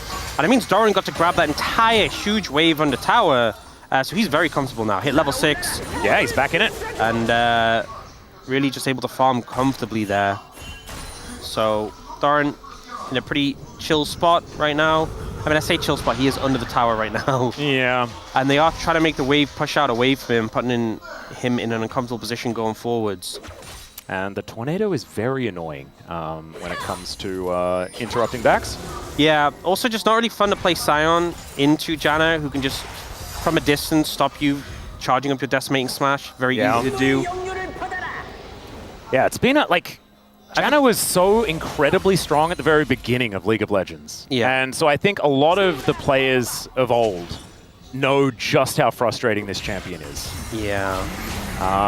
And Doran is remembering as we speak. Yep.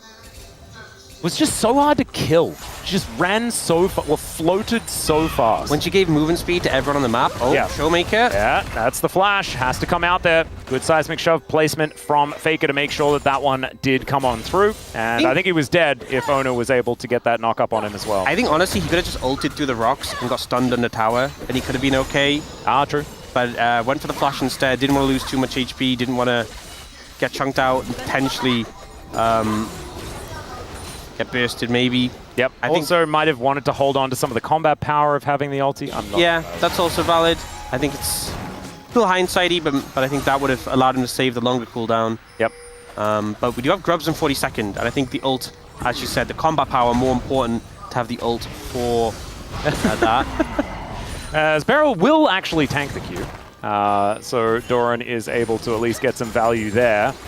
As we see, because of those grubs coming up, aiming now moving towards the top side. Faker does get control of this mid lane. Will be shoving this one out, as Faker actually in pretty good standing at the moment in mid. As Lucid comes over, spotted on this ward. And Faker throws some rocks at him. Charm is going to connect though, as in goes Lucid, skirting the rocks as Faker has to flash to get himself out. Beryl was making his way over. But Janna ganks aren't necessarily the most impactful things. Still getting the flash, a big deal, especially with Grubs just coming up now. Yeah, the flash and the chunk on a Faker whose TP isn't quite available yet. Also, the Weaver's Wall not quite there too. So now D+, they can immediately grab a Grub. Yeah, they will be able to take one of them, but Carrier is going to be able to sweep out this pit, and it looks like T1 have retaken position. Yeah, the big thing was because Beryl was assisting with that mid play, he wasn't helping aiming in the top lane, aiming's grabbing that wave, so they'll take the one Grub, they won't stay around for more. Shiu is underneath the turret here, as the Equalizer spot to be in. Yeah. Equalizer placement was a thing. As they're setting up for a potential dive here onto Faker. Wind becomes lightning, and Lucid gonna flash out of the way, gets a nice knock up, and Faker, remember, no flash, and will be taken down by the horde of minions that had been prepared earlier. The flash has to come out here from Shiu, though, as Doran makes his way down. Still, first blood going over to DK. A good start once again. Yeah, double summons has to be committed by D+, but they managed to get the kill, they managed to get out, and T1 moving down to respond to try and get the exit kill. Just ends up committing a lot of time, a lot of members to no real benefit for them. So nice pick up there, Lucid, good execution, dodging the seismic shove.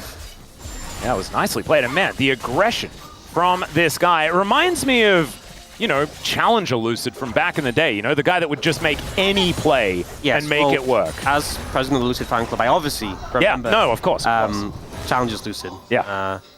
Chronicler was, I mean, he was there, but he wasn't, was he truly there? You know? Yeah, I remember him telling me a lot about Dundun and the Nongshim players. So he knows, I know he knows a lot about them. Yeah, he did this thing where he was kind of starting, he was just like, oh yeah, I'll start a fan club for every player. And then he waits for them, he waits to see which one shows up, and then he'll just be like, oh, I was always a fan. Yeah. No, I'm not really a fan of that sort of thing. Well, you're a fan of Lucid. Specifically, yes. Yeah. We figured that one out. Yeah. As Faker will be clearing out this wave in mid. And we do have the game slowing down somewhat. 26 seconds, though, until the second dragon here. And it will be a Mountain Soul this game. T1 very, very good at getting Earth, Wind, and Fire dragons. Okay, I'm going to hold you to this. It's likely to happen. Oh! As Beryl flying around a little bit here, as Kerry is ghosting for him. Let's see whether Beryl's going to be able to make it, as the Monsoon is going to be waited for, and they pile on top and take out the Janna. Wow, that was immediate punishment as soon as the Monsoon came in. Yeah, you saw Doran's ult was like a couple of seconds away when he got that Decimating Smash, and as soon as that max charge smash came in, Beryl was just not in a good position. Oh, teleport actually going to be employed by Doran to get towards the top side of the map, though, so they're not going to be able to necessarily turn this into a dragon, especially with Showmaker holding on to mid control for now. I think the thing is, even though they got that kill, they've been Sion ult, they've been Jarvan ult, they've been Sivir ult, and Janna gets back so quickly. Yeah. So I think they're like, cool, we got the kill, we're not going to overcommit for the fight, especially because you look at the inventory of the junglers.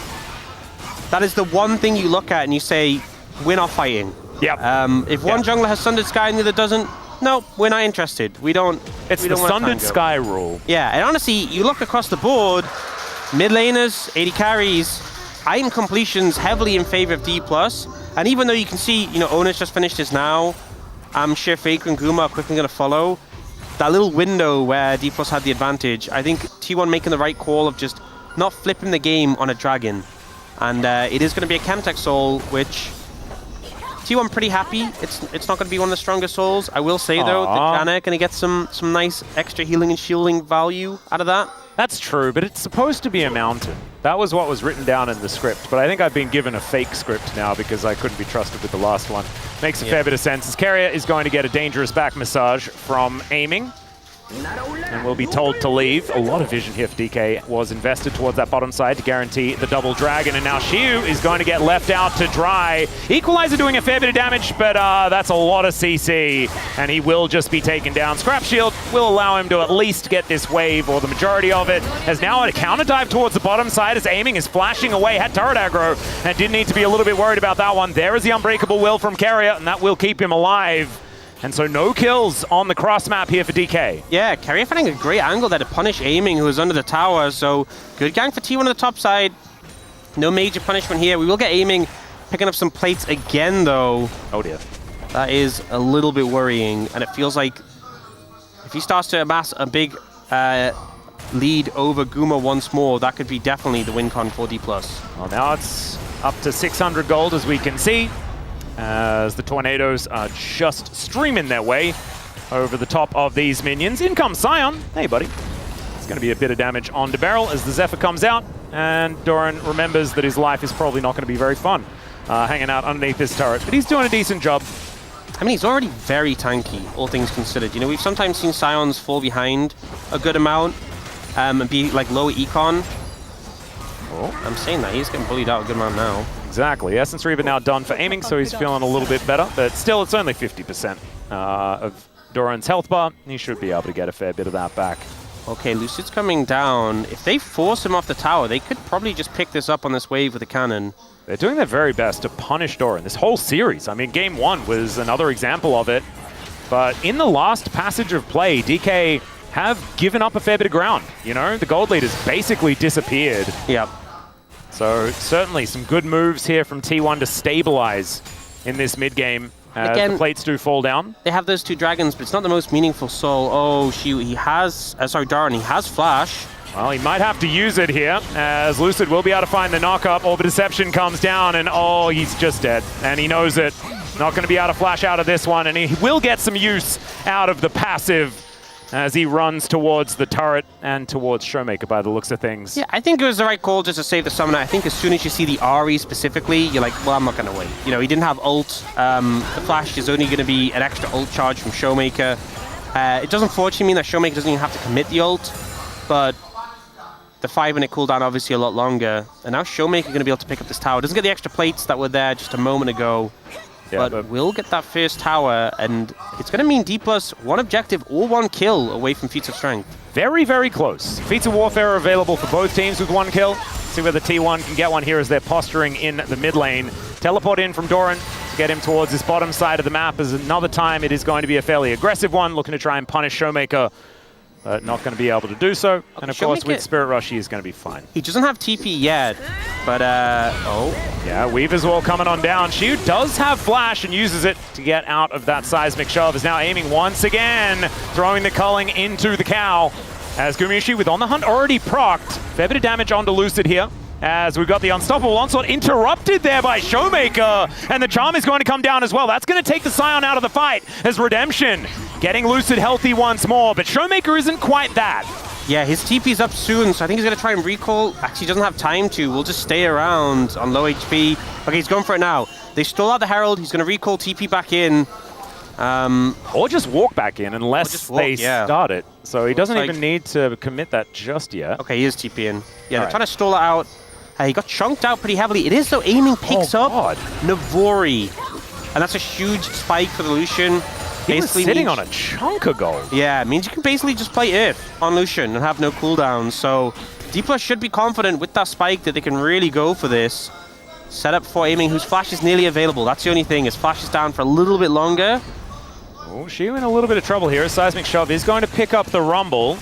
Do we have to Taking a lot recall of damage. Chiwu now and having TP back in, maybe? You know, that'd be- Showmaker did it a second ago, and now it's Chiwu. Yep, double teleports would then be invested to make this play happen, but instead it's looking like Soul Point on the cards here for DK, and not a lot of vision available for T1 in the area. It looks like they are opting in for a trade, but this will be feats of strength going over to DK, no matter whether they won the race or not, for the objective. So some upgraded shoes, as well as having that Soul Point, which is so important. Yeah, I think it's telling that it's a Chemtech Soul. I think if this was a Hextech Soul, a Mountain Soul, I don't think T1 would be as willing just to give up the third dragon in that situation. So the RNG of the Soulspawn doing a lot of favors for T1, but D+ still one away from that. It's still a spike, still obviously going to help them out if they can secure it. Yeah, Xin, Ari, and the Janna all kind of like it, the Chemtech Drake, so Yeah. we'll see. I think that it isn't necessarily the most pivotal dragon, as we all know. Yeah. But all dragons are good, I guess. As Doran going to be unstoppably onslaughting towards the bottom side of the map. Doesn't work as a verb, but it's always good to try. As the Howling Gale is going to sail by. Looked great, didn't do much. And T1 just trying to set up some defensive vision now towards this bottom side, or at least Doran is. And looking to try and catch some waves. So we have the Jarvan and the Scion with some slight advantages, but it's the bottom side of the map for DK that really are in good standing. And Showmaker, once again, having a pretty great performance here today. Yeah. I liked the interruption of Doran making his way towards the potential Herald fight. Yeah, normally a tankier member is the one you want to tank that, but Yeah. you know, Showmaker will do it. We do now have Adakan spawning on the bottom side of the map with that soul in 3.5 minutes, and then Adakan a bit earlier, so the focus is very much going to be on the bot side. I feel like this game we've had a lot of trading between the teams, a lot of cross-mapping. We're going to get this sort of straight-on headbutting coming soon around that bot side. For now, though, we are getting the Herald coming mid, and all of T1 are kind of moving in. The wall's coming through. Yeah, that's going to be a nice knock-up onto Carrier there as Doran off to the side. Teleport on the flank angle, though, as Shiu looking to make his way in. Doran not going to find any joy with that Q as another culling comes down. Carrier almost just out of the fight before it's even started. And in fact, that is the case. They don't invest anything either. It wasn't an early equalizer or anything like that to start that fight off. So just the culling employed. And they get them away from the outer. Yep, the threat of the TP was enough to force them to back away. And that will save the tower. It's very low, though, as a result of the Herald charge, but it will just buy D+ a little bit more time with that mid-tier 1 up and available. Showmaker just get a recall. He's got the Blackfire Torch Cosmic Drive sort of build, so you just have permanent movement speed because the dots keep refreshing the movement speed. So a lot of haste and a lot of speed. Not the highest damage build available to the Ahri, but obviously able to skid around the fights quite effectively. Now Shiu Flash is almost up. Yeah, just barely. Does use it right when it comes back off, but there is a Cataclysm down. Still going to be able to make his way out of there. And Owner respecting the damage of this Rumble, and Faker even teleporting in on top of it. I feel like that's one of those situations where they had the Flash down timed and margin of literally seconds. Yep. And even the Cataclysm still managed to catch him, but unfortunately, he managed to create enough distance to get himself out of the way, and now Showmaker in this side lane with teleport available, unanswerable. I mean, Doran is making his way up, but doesn't even have the ability to drive up there. And so he's going to be catching that one. The Otacon spawning now. And DK with a lot of tempo, a lot of control around this map right now, especially with the looming threat of the Dragon Soul they have a monopoly on right now. It feels like DK making some good choices so far this series. Just don't know what that means, and I don't want to infer anything because people will say caster curse stuff if I do. They definitely will. Not Chronicler though, he won't. He doesn't believe in those. Yeah. That's all right. Culling, once again, aiming is just, It's specifically carrier. Specifically carrier, exactly. And I feel like, to be fair, carrier is slower and also bigger and tankier than a lot of his teammates, so it makes sense that it's carrier. But not a fun time for It does him. feel rude, regardless. It does feel rude. It does feel personal. Yeah. Not very nice. How much of that damage dealt is specifically to carrier? Well, I want to see that number. I think that's the important number. Yeah. Maybe someone can go off and get that stat. We should develop like grudge stats, you know? How much damage you yeah. dealt to person. And then you could set up like revenge numbers to see whether they can get that damage back. And in Carrier's case, it's impossible because it's an Analyst, which is a bit of a shame. But if it was like 80 carry versus 80 carry, they could like, and top laner versus top laner, those stats would be really fun. Yeah. We should talk to. I mean, top laners always do so much damage to each other. It's just like. yeah, but like, who got the most grasp stacks against each other specifically? Like those sort of stats. True. That would be very fun. That's what we need to know. That's the important information. Maybe Just we'll have a chat to stacks per minute, just always available on screen. Yeah. Oh man, that is so good. All right, well, DK without too much control of this area. Banana Brush trying to get picked up here by T1, but they are going to have their control ward removed, especially with Showmaker moving up from the south. And now it is soul time for DK. T1 looking to deny it if they can, but if they do manage to take this Drake, it is just one Chemtech. Doesn't mean a massive amount, as aiming, looking for carrier here with that culling as the equalizer goes down. Redemption comes on in, the charm goes wide. Fair bit of damage coming on through, but no commitment here. As DK will back away. A fair few buttons now on cooldown on the hunt, as well as the equalizer being the big ones. Culling down as well. True. Redemption used to heal up a little bit here. And the Rumble's, I mean, he's on a flank angle, but a bit distance from the rest of the team without the equalizer. That can be risky. Yep, seismic shove as Shiu gonna move now towards Faker. Carrier, 50% health as Showmaker looking for an angle. That's a Mega Cone, remember, as the flash forward from Doran. Monsoon from Beryl here, trying to come on through as in fact it was the Crescent Guard as Lucid flashes his way out, but the Cataclysm will be able to take him down. Still the charm connects, and the Jarvan falls down as well. Doran trying to be a monster in the front line. Magumuchi is skirted on top of here by Showmaker. They take down the Scion, but they do not get the soul. That is a big deal. It's still a big win though for DK. Huge win in the fight. It ends up being Doran who secures the Dragon there to deny the soul. But so much was burned onto Lucid, I feel, and Beryl able to keep him alive for a good amount longer. The Janet Peel coming in clutch. And we see with the open up, Doran attempts his play on aiming, the ult, but doesn't get the decimating smash in time, the flash dash to keep him alive. And then Lucid ults so much. They try and focus him. The Beryl monsoons. Lucid flashes out. Yes, he dies, but so much was committed. Charm comes round to take Ona down in return. Even the Howling Gale was massive in that fight as well, getting the double knock up on both of the frontliners, allowing Showmaker to then get the angle onto Gumayushi to get him out of the fight. Yeah, and the damage has been shredded, and you see all three of the frontliners on T1 going down in return for just Lucid. And the momentum that's obviously given over when the Ahri starts to get those resets is massive. So we don't see Arakan going down as a result with no jungler available and some low health bars. D+ don't overcommit to it. It's a 2,000 gold lead, so an advantage still in favor of them, but not securing the soul. Definitely big for T1 to deny that one. I'll teleport in from Showmaker here, gets him back over towards this Arakan. Still having that one on their minds for the moment, but was also able to take that top outer turret. It is a Black Cleaver for aiming. We have seen this build, so not as much. Oh, Carrier finding a Pulverize, but it's only on to Beryl for now. Crescent Guard out here as well from Lucid, who finds himself in a very awkward spot. Cataclysm, as it's a possible overextension here for Ona, but he finds a phenomenal flag and drag on top of Beryl, and then the Pulverize comes on in, but still, the damage is massive. It's just not enough. It's T1! They manage the aggro perfectly and wipe out 4 members of DK. What a team fight from T1. The low health bar so close to going down, but just enough to survive. Showmaker doesn't get the resets, isn't able to translate. Beryl goes down, aiming to follow. We see it ends up starting off, and it's a little bit haphazard. They get the engage initially on the Beryl. The Monsoon's burn early, and then this re-engage comes out from Ona. He gets bounced up, but goes back in. Look at his health. Yeah. Re-engages, sets up for Doran, sets up for Keria. Guma gets focused here, but flashes out. The stun comes in a Showmaker, and it's just T1 team fighting at its best. This was, it looked suicidal. It was, Ona. he died. Yeah, well, but like, look at how much he achieved. It was so good. It was so well played. My God, he is just, actually, he's something else. He didn't even die. No, he didn't. I thought he did. I just assumed when he was on that low, he should have. He should have died. You're exactly right.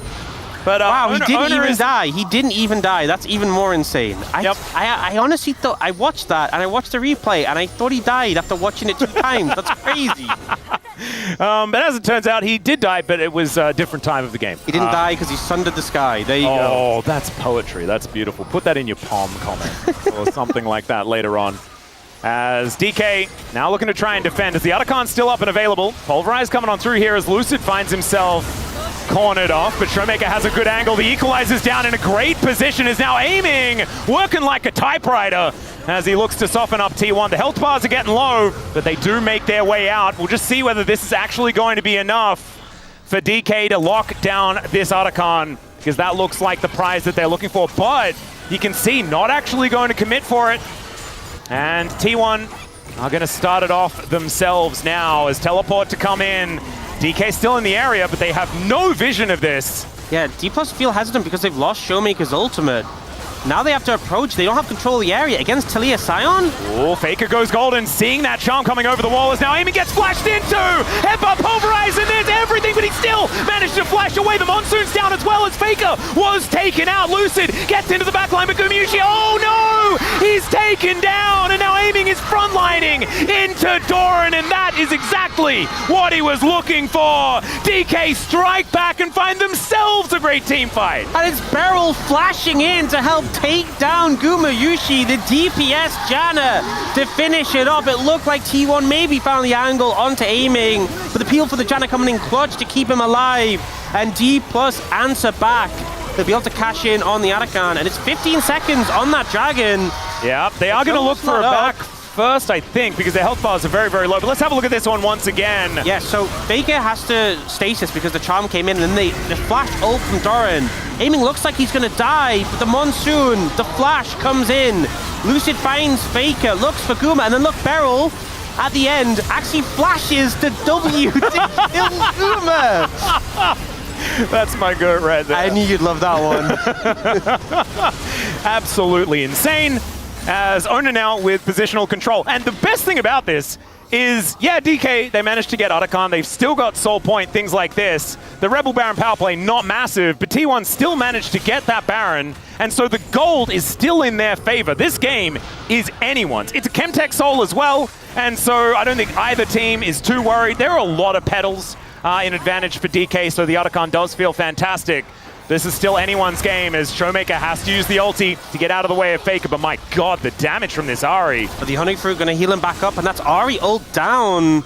It is a low cooldown at this point with the amount of haste he has, and with the fact that he's level 16, but the Dragon's getting shredded down quickly. Yeah, we'll see who's going to be able to get this smite, as it's another one that T1 desperately want to be able to find for themselves. The Howling Gale not quite finding the avenue in as Lucid is in position. Faker looking for the wall angle, and he will be able to get that one down. Wind becomes lightning, but there's the headbutt to get the jungler out of there. Keria might sacrifice himself, though, as the seismic shove, and down goes Lucid. Now Doran trying to get it done as Ona finds aiming, but the Relentless Pursuit's going to get him out of there. It's a good charm as well, but Ona just flashes on top of him, and Showmaker has to flash away. It's a triple for Gumayushi, and T1 this time find the team fight. Almost 8,000 damage from Guma, the Ricochet shredding D+ there. The Otacon buff not doing enough, and now T1 will look to do a lot of damage to the base. Can they end here is the question.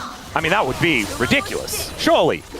It's 30 minutes, though. They're going to do a lot of damage to the base at minimum. Showmaker I think should be enough to dissuade them from ending, but a lot of damage is going to be done. It should at least be an inhibitor, and they might even be able to get an avenue towards this top lane one as well. And if anything, it's going to be a gigantic swing in gold. About 4,000 is what they were able to put together here to extend that lead. And Ona comes alongside Doran to be able to take down this inner turret as well. So that is going to make it a 5,000 gold lead, and DK are well and truly on the back foot now. Yeah, so we see how the fight plays out, and ultimately Lucid doesn't get his ult off because he tries to make it in, gets knocked up, the chain CC ends up coming through from the seismic shove, no ult, dies so quickly. Beryl without flash just gets chased down, and Guma, the ricochets are coming through, ends up doing so much the bounces. And I honestly didn't feel like he actually got that many autos off for how much damage he did, because that's how strong this Sivir is right now. Just more items. A few autos on the right targets and the right positioning, and Guma massacred D+. It's a squishy composition from D+. There's not that much armor between them. Yep. And he just melted them. Oh my goodness. Okay, so DK now finding themselves 4.5k gold behind. Still with Soul Point, but it's starting to mean less and less as T1, if they can get another one, we could be talking about quad Chemtech Soul, which is a lot of Chemtech Soul, is my that would make the prediction. Sky go crazy. It would. It also makes the Unending Despair and the Scion Shield go crazy. And the more of Malmortius Lifeline go crazy. Outside of that, not a whole lot more. I guess Lifesteal on the Sivir. Doesn't actually work on Lifesteal. Oh, okay, never mind. Triumphant Roar. Yep, works on that. Works on the shield. There you Redemption. go. The Redemption obviously is the biggest deal. As now Lucid might find himself in an awkward position once again. This time has the whole crew with him, but the seismic shove comes down yet again. This time he got the ult off, but it doesn't actually matter. As now Aiming finds himself in amongst two frontliners. Showmaker looking to make his way in, and Aiming is just dead. Out of position entirely. Carrier finds the headbutt back, and you thought you were chasing the cow. He was just getting you in position to be butchered yourself. And T1, I don't think they're losing another fight in this game. Yep, they've got control of this one now. T1 6,000 gold ahead, gonna pick up another Baron here. And Guma just melting everyone in D+ he sees. I think D+ really lost control of this game. It doesn't look like they're gonna be able to close out and get Soul on this one. The Janna, I think there was a lot of positives earlier in the game, but it hasn't just really come together, and it feels like this team fight structure from T1 going such a long way. The front line, hard to break through. And even though this time Lucid gets his ult off, he kind of just gets shredded. Guma just stands inside the ultimate and just melts him. Yeah, and then Aiming finds himself in a very uncomfortable position. The fact that Ona can just flag and drag over that wall meant that there was nothing he could really do. And even though Carrier goes down, it is well and truly worth it with 3 lying on the floor. So that does guarantee the Baron. And now with Baron number 2, T1 should be able to take yet another inhibitor if they would like to, but also guarantee position around this dragon to even up the Soul points. And I just don't think that Soul is going to be something worth talking about in this game, especially after talking about it so much for the majority. Just hasn't seemed to matter. Yep, IE does finally come in for Aiming, but just feels a little bit too little too late. We'll try and defend the base here, but the wall's going to come in and apply a lot of pressure. Yep, this is the sieging potential of a Taliyah composition. So incredibly powerful as they will be able to wipe out the turret. Still an opportunity for a team fight perhaps here for DK, but it's just not feeling very good. And they're going to have to really get their ducks in a row. It's going to have to be one of those miracle fights if they are going to make that one happen. As another culling comes through, of course, Carrier, his favorite target, but Aiming not really able to do too much of anything at all, as now Doran just making his way over. Kamishi with a nice spell shield there, avoids getting knocked up. Could have been a dangerous one, as now in goes Lucid, finds the angle as Doran's going to get pushed back. That's kind of where he wants to be. Headbutt pulverized, and they take down both of the solo laners in an instant. She does go golden though, as Aiming picks up a double, but then he's lying on the floor. And Lucid, the last man standing, it's a quadra kill for the Jarvan as they're looking to set it up, and there's the Penta for Ona. If there's ever anyone who is deserving in this game, it is Ona. He has been so good, and gets to celebrate with a jungle pentakill at the end. A crazy performance from Ona, delivering the bounce house onto D+. This J4 performance, an absolute masterclass. And T1 answer back 1-1 in the series. Oh man, and Ona's scoreline at the end there was 9-1-1-1. And that's like the extra, like you call the police and then you call the extra police because he's got like the extra You're one. panicking, so Yeah, you're really panicking. Press it again, and he's the guy that you'd call if you've got a problem. If there's an emergency, it's Ona. He's right there. He'll have you back. And man, what an incredible performance. And that is going to even out this series as well, which is the best part because we're guaranteed 4 games at least. Absolutely. And I mean, for D+, I think there were definitely a lot of moments in that game where they had success, where they were doing well. I think the Janna pick from Beryl was pretty interesting, set them up for some early success, and in teamfights a lot of value, but the teamfight execution, especially around a comp like this, which has such a strong, robust front line, but just some amazing play, setting up the carries, diving onto the enemy backline and delivering a bounce house, and you had Guma just shredding everyone from this backline on this Sivir. Just excellent T1 team fighting in this one. It was beautiful, not to mention the fact that they did it with Lucid's best champion in the J4 as well, so Ona being able to take that off the cards and also have such an incredible performance on it. But now it is time for us to take a short break. When we get back, the Space going to break it down, then we'll have game number 3. We'll see you soon.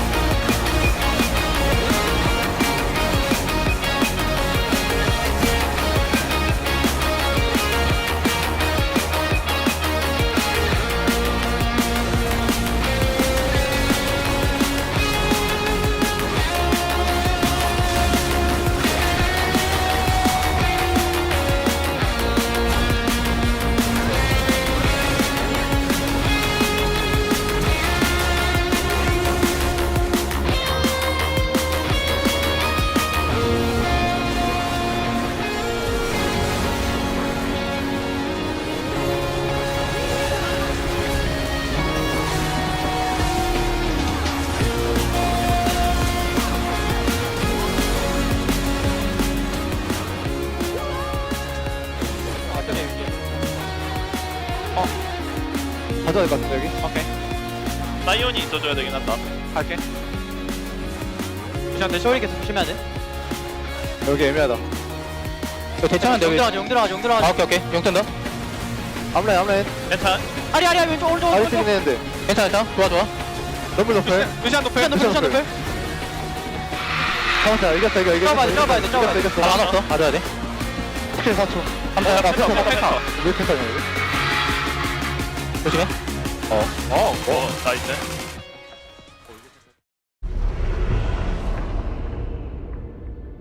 When they speak of Viscero, unbroken, undefeated, of a warrior who repaid mercy with allegiance.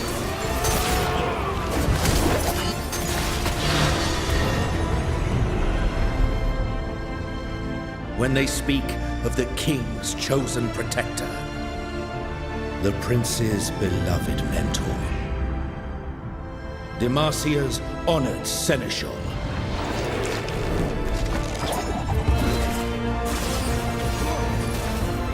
when they speak of the foundations of our kingdom,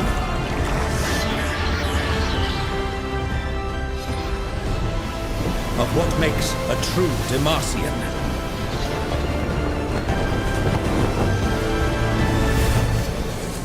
they speak of you.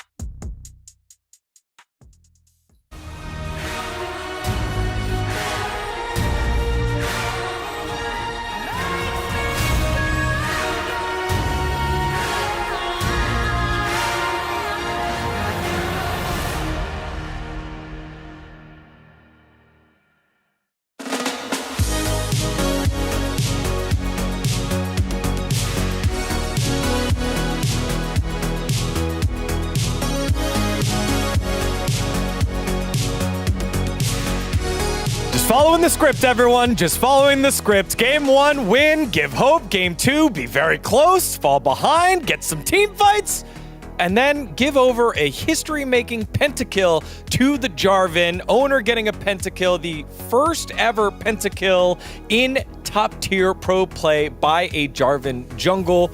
And T1 tied things up 1-1 after 2. And it was a bumpy ride, but we knew. We knew this was inevitable. We knew this was gonna at least go to either team getting a win here. And I do think that there were a lot of moments of doubt here. I think T1 still don't look like the T1 that we have witnessed over the last couple of years, particularly in how they set up their aggression. But they have been able in this one to fall back on their team fighting, particularly thanks to the efforts of Guma and obviously the main character for this one, Owner. Well, let's talk about the draft a little bit. The Jarvan was picked here first, which allows them to pick the Sivir quite comfortably. And even though the Lucian came through, they prioritized the Rumble over the Braum, so laning phase got a little bit weird. They picked Janna, which was fine in lane, but wasn't as easy to make, I think, get value in team fights. Well, my biggest problem here with the draft for D+ is the Ahri pick that they had at the end, because this isn't going to cut through a Scion very well. There isn't great setup for it in this draft, and it means that you're never going to be able to compete with the Sivir damage if you go late, and the Scion is always going to be a threat. It's always going to be an insane frontline, so it becomes a lot easier for Guma to play the game. When you have a performance like what we saw from Owner as well, getting into the backline, allowing Guma to be safe no matter what, the Sivir is just untouched. And I think for fans of both teams, there's a lot to take away here. I think DK, given the game state, actually had a great performance. Showmaker is also still very clearly online, and they did take away a couple of key picks for T1. But for T1, this was obviously a must-win. I think particularly in Fearless, if you do go down, it is really, really hard, even for a team as decorated to want to climb your way back up. And yeah, that bouncy house with the CC on everyone besides the Sivir ended up being a big difference maker. Before we get to the highlights, I just want to paint the picture for those of you at home. T1 got the second kill, and I don't think anyone here in Lol Park cheered because of how tense it feels right now for T1 and T1 fans. And they were on their edge, finally going after all these team fights that happened, which happened to be our highlights here. Let's start there over at the Drake. A lot of fighting on the bottom side of the map. And what I want to highlight as well, I want to how close these fights are, because a lot of them actually do come down to the wire. Like a single hit skill shot could have been the difference maker. But this fight was really where I think the tide turned, as Owner locks up the backline and somehow survives, sundering the sky multiple times there. And look at how tough it is for Showmaker to make a play here onto Guma. Because if he goes forward here, he misses the charm, but Spell Shield's at the ready for Guma. He can't really take this Sivir out, and even if Guma goes down here, you make the play, the fight is already over because of the heavy lifting that the Jarvan did in the initial part of the fight. So the Ahri pick just really not working out here for D+. I also want to highlight, I think that aiming today has actually been playing well, even though I think this is a really hard Lucian game, and once you get behind, you do kind of just have to go in as aggressively as possible and try. But this fight, not specifically, but there's a fight later where I think if he has IE instead of Cleaver, I actually think they might win that fight. That came down to such minute levels of damage. Didn't end up being enough, and from this point on, T1 got into a position where they were actually leading the tempo, and that's obviously where they excel. Yeah, and I like that you bring that up, because T1 were on the back foot most of the time. The Drakes had already been stacked for D+, but here's a great Weaver's Wall to block off the fight here by for D+, as Faker comes on in. And it's the follow-up here that I think from Keria at first looks like he is kind of caught, but then with the Alistar ult, sets up the pick onto Lucid here. And Lucid really is the only frontline that this comp has. The fact that he doesn't get his ultimate off, I don't know how much it really would have helped him, because if you look, everyone's melee. But at least Faker's damage wouldn't have been that big a deal. But because everyone else is so short range, they just don't really get to make a play here. Yeah, she also doesn't have any Zhonya's, so doesn't have any arm guard. If he can live for just a little bit longer there and get a little bit more flame spitter damage, maybe that's a difference maker. The other thing in that fight is his Equalizer was placed kind of as like a peeling tool, but didn't really do the damage required because T1 were just constantly going in. They kind of just moved past it and continued to do damage. So I think that catch there on the Lucid throwing everybody on D+ off, they reacted a little bit poorly, and T1 just out clutch. Yeah, and I think those are the types of fights that T1 thrive in. It's, okay, hey, we're going to fight for Drake. They're going to step in for us. The Weaver's Wall goes in. It stops the plan, and then T1 doesn't hesitate to take that fight, which seemed a little risky at first. It's like, okay, you got the Drake, you have more time to scale, but they did not hesitate, and it's those moments that we miss seeing that T1 being so dominant, and it's mainly been D+, even throughout that game, that were the ones leading the fights here, Cronny. Yeah, and D+, I think, still would feel better in this series, given that they were able to win on enemy side selection. They will now be going over the blue side, which I think does make sense. I imagine if they end up losing this game, they would swap to red. We've seen them prioritize red as they get deeper into a series.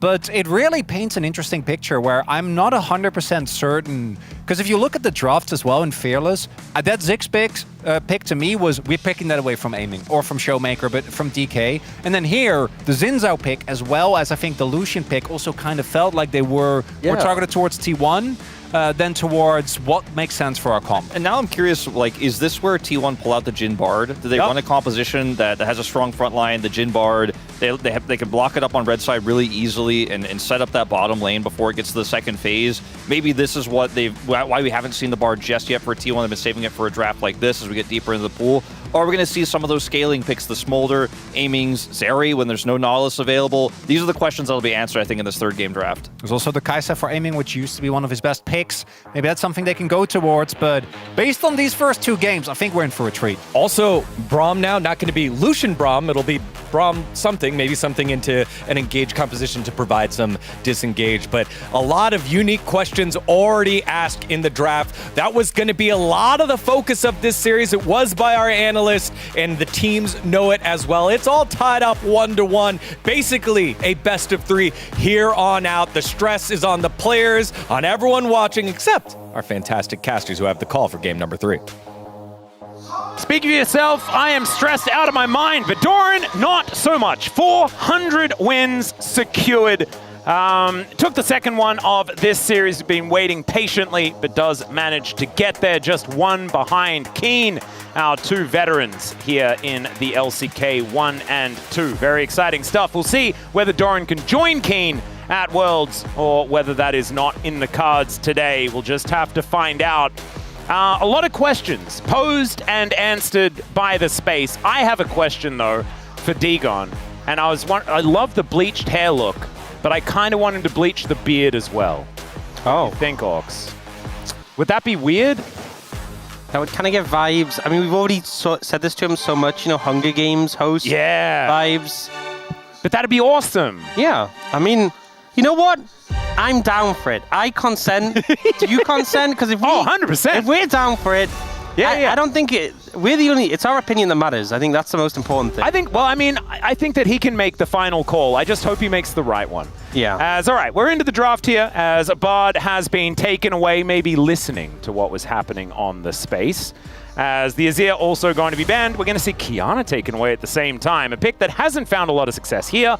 Over in China, it's doing very, very well. The LPLs seem to be able to make it work, but we can't. The Scrimbucks must be absurd on this pick. They must. They must be absolutely off the chain because, I think it's 0-4 in playoffs so far. Yep. Not seeing the stage success, but clearly still respecting the potential of the pick if it does pop off. In terms of junglers that are left available, Wukong is not been banned yet, so I imagine that might well be this third ban that comes through from T1. Unless they have a plan into it, but I don't know whether there necessarily is one. Yeah, losing is a typical plan. Yeah, that's normally what it is. Orianna. Then we don't have to play against it in the next game. Yeah, Orianna is also open and available. Oh, that's a good point. So they ban the Annie, which says they don't want to play against Annie Wukong, and they're willing to trade Wukong and Orianna. In my mind, that's what it says to me. So I imagine D+ are going to take Wukong, T1 are going to take Orianna. And then what do they pair it with? Because the favorites alongside the Orianna have been taken away in the Jarvan and the Nocturne. I guess maybe... And the Trundle. We saw the, the flash shockwave Trundle situation. Vi is available. True. I mean, Pantheon's available, but the priority's dropped a good amount. I think it still has to be Orianna, but we'll just have to see what owner is going to be playing. It's definitely Orianna. It's been Faker's most played in the Legend group, so no-brainer there. I feel like you don't have to pick your jungler now, because obviously if the priorities dropped off on a lot of those big ones, you could just leave it and look to secure something else, maybe in the top lane. I wonder if this Rengar is a shout out to the guy that's been terrorizing Korean solo queue with Rengar. I don't remember his name, but I've heard a lot about him. Yeah, that's the guy.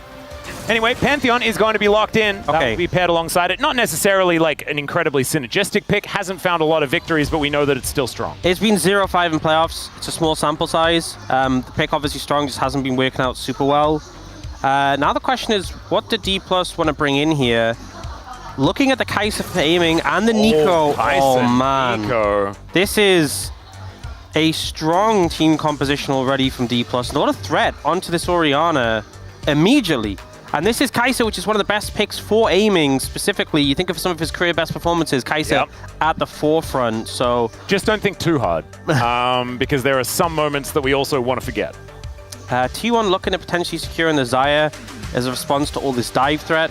Yep, the classic into the Kai'Sa, but not going to be the Lovers duo because that will be denied, I believe, immediately.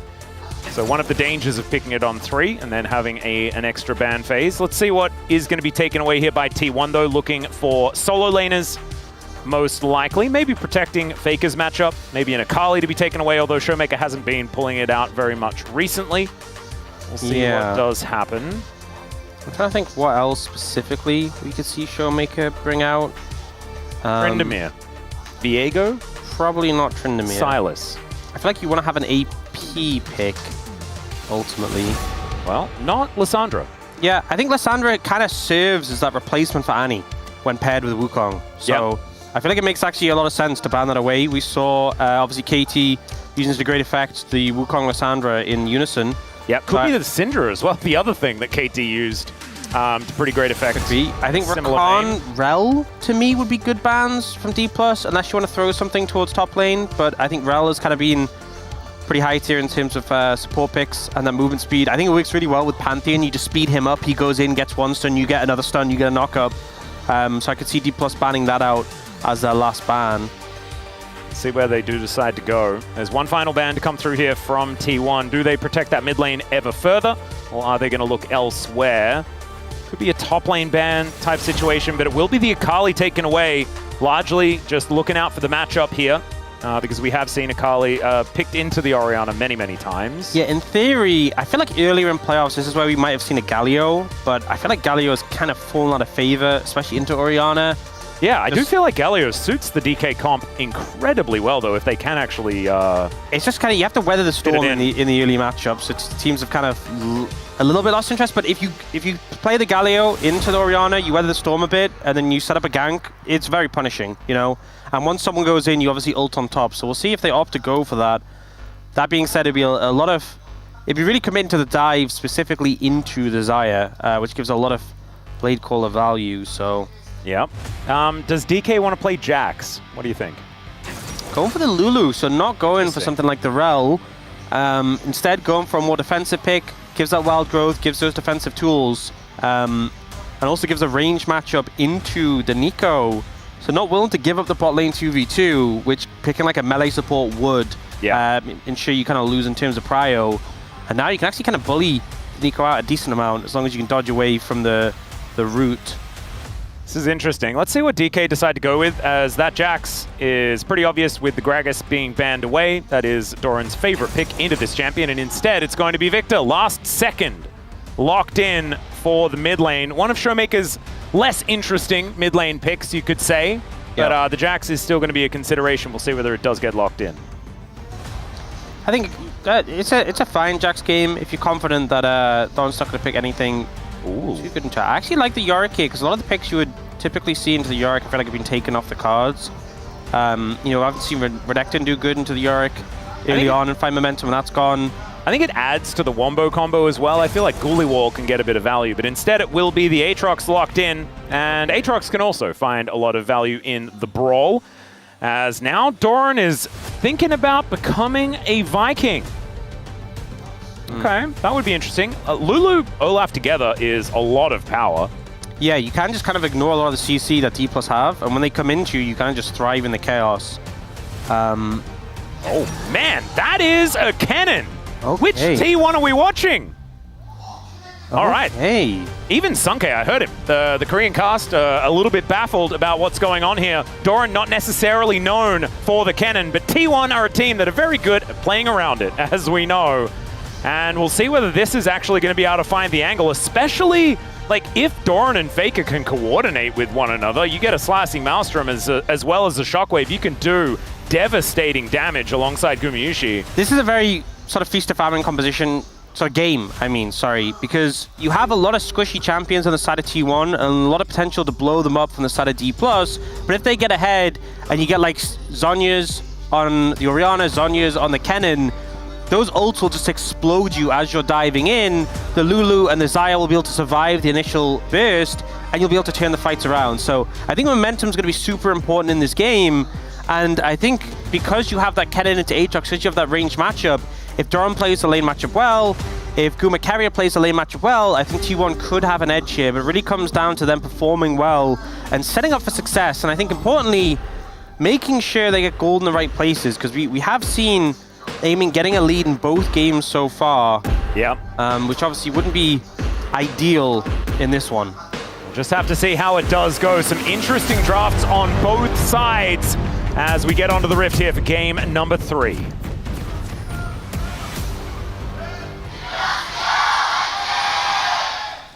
소환사의 협곡에 오신 것을 환영합니다.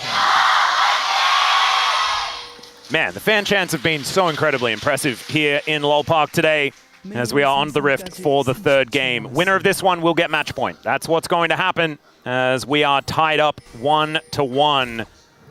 And DK, a lot of wombo. T1, a lot of wombo. I love it. I feel like there's going to be a lot of team fighting in this game, or it's just going to be an absolute stomp. It just, like you said, feast or famine. And it means that we might, it will need to be a tightrope walked by both teams if it's going to be close, is what it kind of feels like to me. That's the thing, I see feast or famine, but I could also just see it being an absolute slugfest going back and forth because, it could just come down to execution. But I think if one team gets ahead, it's going to be really hard to find your way back in unless the other team really makes a blunder. Item Spike is going to be pretty vital in this one. And it is going to be the Electrocute on Xiu as well, going for those short trades into the cannon.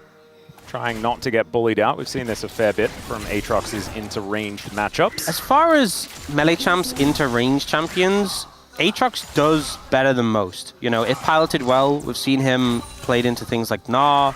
We've seen him, if you can connect on your skill shots on the sweet spots, it can actually do okay and have a good amount of threat. But it obviously is a lot about how well you play at Aatrox and how well your opponent plays the Kennen.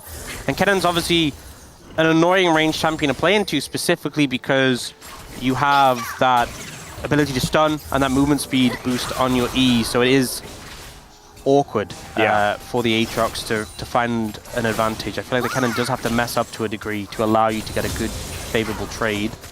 We'll see how Doran is going to play it out. I think had a few whoopsies in the first couple of games, but ultimately did well in the later stages. His tank play fantastic on the Scion in the late game, and often just is, right?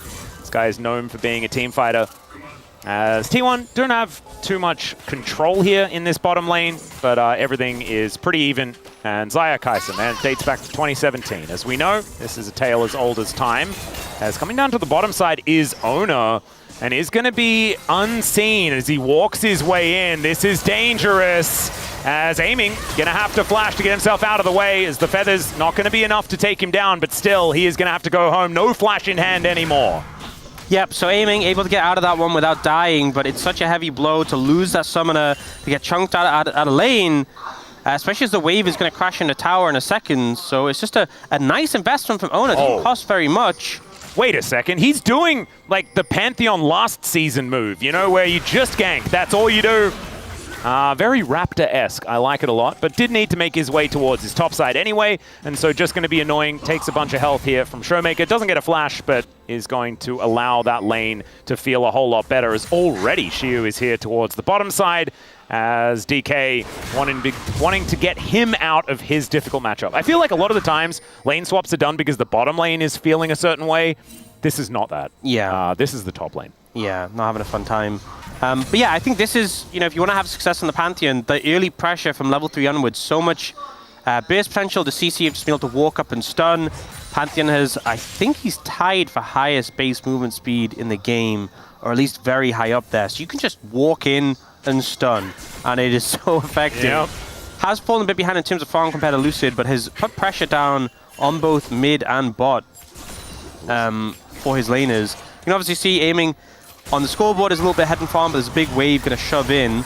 Oh, man, Doran did not want to do that, as the Infernal Chains are going to ruin his day. Yeah, that's what I'm talking about. If you misplay in the matchup, you can be very swiftly punished. And this is a Doran Shield Ruby Crystal Aatrox. And that's what he can do with a full combo. So it just kind of shows the threat level that this champion has if you eat those sweet spots, if you eat a full combo, and why, especially when you get some items behind him, you really have to be respectful. Oh, Showmaker pretty far up in this lane, and does have flash, is going to use it, still does get stunned momentarily, as Ona just going to push him away, so just stealing flashes from everyone. Yeah, just getting so much value here, and just, again, he is a little bit behind compared to Lucid, but the pressure he's achieving for his lanes in return definitely feels worth it. And Wukong just can't do this. You know, Wukong is incredibly strong. Oh god! Xiu looking for an angle here once again, flashed for it. But now Beryl is looking for a bit of an angle, and Faker is in trouble. Lucid turns up as well, and this will be first blood being delivered to the Monkey King. I say Wukong can't do this. That wasn't Wukong, that was Nico. Yeah, you know, a little bit of tricky behavior there. Great gank from Nico Beryl. was dressed as Wukong. Yes, that was why it was a little technically confusing. Wukong did it twice. But a great gank there from Beryl, and actually the first kill of the game comes down to him, and it's rewarded to Lucid. So a bit of an advantage given over to the Wukong, and you know, as I was saying, is that Wukong doesn't have as much power in those early ganks, but if you get a lead on this pick, it's just so impactful. Beryl coming down, and the thing is, you know, you come out of stealth as a Wukong. Yeah, you still don't know if it's Wukong. You don't expect to be rooted by a Wukong. Why would you? Just a great play there from Beryl. And Faker doesn't end up flashing, even gets stunned by the gravity field. Yeah, wasn't actually able to get out of that. Yeah, and I believe needed to get closer to the wall, otherwise he would have just flashed into the wall or had to flash in an awkward spot, right? Yeah, so I think honestly, there wasn't really an angle for it. Probably better just to save the flash, because I think you would have just died anyway. And then you would have been really vulnerable, especially after 6 without flash.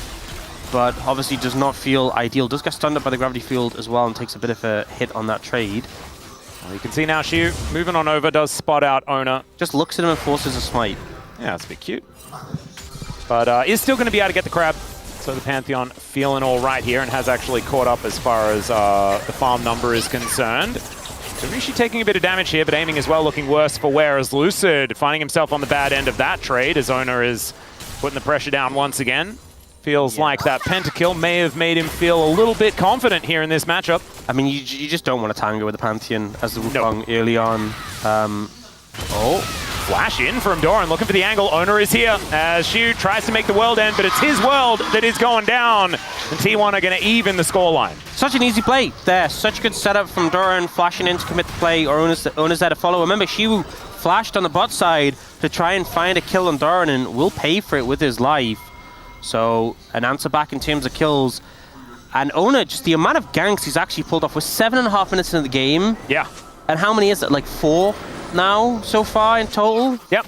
Yeah, it was 2 mid, 1 bot, and 1 top. Yeah. And this is obviously the first one getting a kill, but I feel like everyone has got at least some value so far. And that one was just needs one to pick up the execute damage on the Pantheon. Very severe. And I feel like, you know, we've seen Pantheon struggle. We've seen earlier in the season it be extremely strong. But if you want it to work, compared to like such a strong team fighter like Wukong, this is the sort of thing you want to be doing. Yep. Getting all that early momentum, getting all that constant pressure. All right, we've just got a killer instinct as aiming goes in. Level 5 for Gumushi, so he can't use the Feather Storm. Still, Ona is going to turn up. It will be Guma going down, and Ona not going to be able to do this one by himself. And so DK finding one back themselves. This couldn't have gone better for D+, because not only do you manage to catch Guma without his level 6 available, you get both his sums, and you get the ult coming in from Ona, so you just burn so much from T1. You commit their jungler to the top side of the map, and his ultimate gets burned, and your play is still successful. Guma a decent amount behind in terms of XP. And it's also going to be some grubs going on over to DK here at the same time, so first objective will be taken from the map as Beryl gets himself over the wall because, of course, it was about to get sandwiched by a Lulu and a Pantheon. And all of the grubs will be here picked up by DK. T1 in position. Shape Splitter not going to be the option here as Ona walking so quickly as Lucid will get himself out of there and Beryl will not. He is extraordinarily dead. So Beryl for grubs. Beryl a little bit overextended when he had to burn that initial flash and then hung around a bit too long in the offset. So T1 end up just taking him out. So a nice pickup for T1 considering how the situation started, but still favorable for D+. And just the fact that the Wukong's able to make the way in here, the Void Seeker connecting from aiming, so much burn by Guma. Trying to get the root with the flash there, doesn't unfortunately manage to connect it. And you can tell T1 wanted to make more of it here though. Beryl cut off by Carrier. It was a good flash. Yeah. But then moves in very aggressively to kind of zone them away. Carrier gets the E onto Beryl and then lands that slow. And even with the heal and the Nimbus Cloak, the movement speed from Carrier again sets up Ona just to charge in and take a Beryl. I was talking about in draft, the Rel Pantheon being really strong. You speed up the Pantheon, runs in stuns. Lulu Pantheon doing the same thing. Yep, works just the same. And as the game goes on, there are a lot of great wild growth targets as well to use offensively in a lot of these fights, and keeping Gumayushi alive is going to be also a big task for the Lulu as well. I think that T1's composition does definitely teamfight very well, but you look over the other side, same thing can be said, and I think it all comes down to execution as we're going to have a look at Lucid versus Ona here. Both of them sitting at 2-0, but a whole bunch more damage done from Ona, who's been turning up at every single lane. But the gold is going to be an advantage of this Wukong, and as the game goes on, I believe we will see a bunch more monkey value. I will say, first item spike, you know, the Sundered Sky comes in for Ona, you're going to feel fantastic. But when you get like second item for Lucid, that's when he gets his Sundered Sky.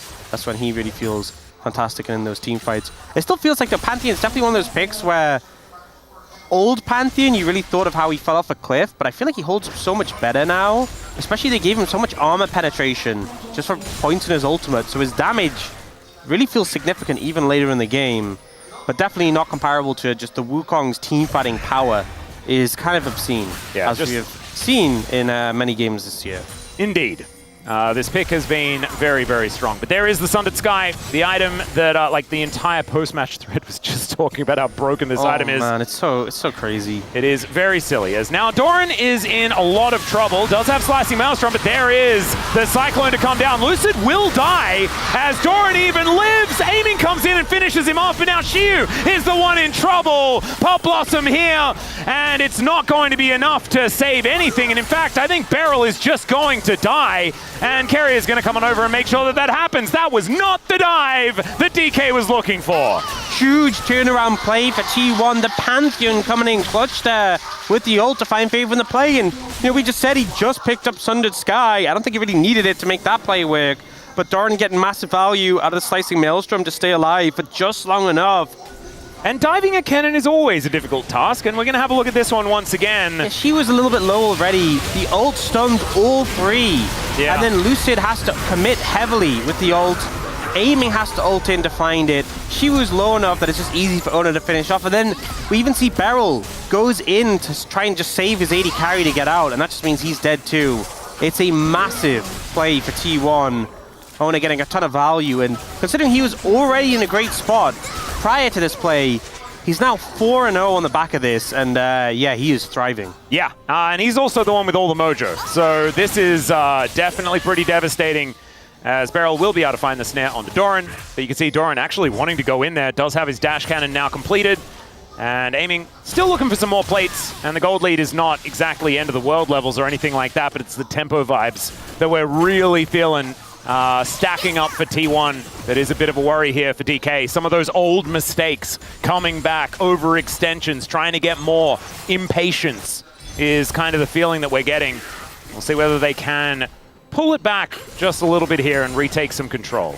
Yeah, I think they're taking that play slower, try to bait out the ult and just disengage. It could have been okay. You got a lot of tools from T1 for nothing, but they just heavy committed for the kill, and it really sort of bit them in the backside.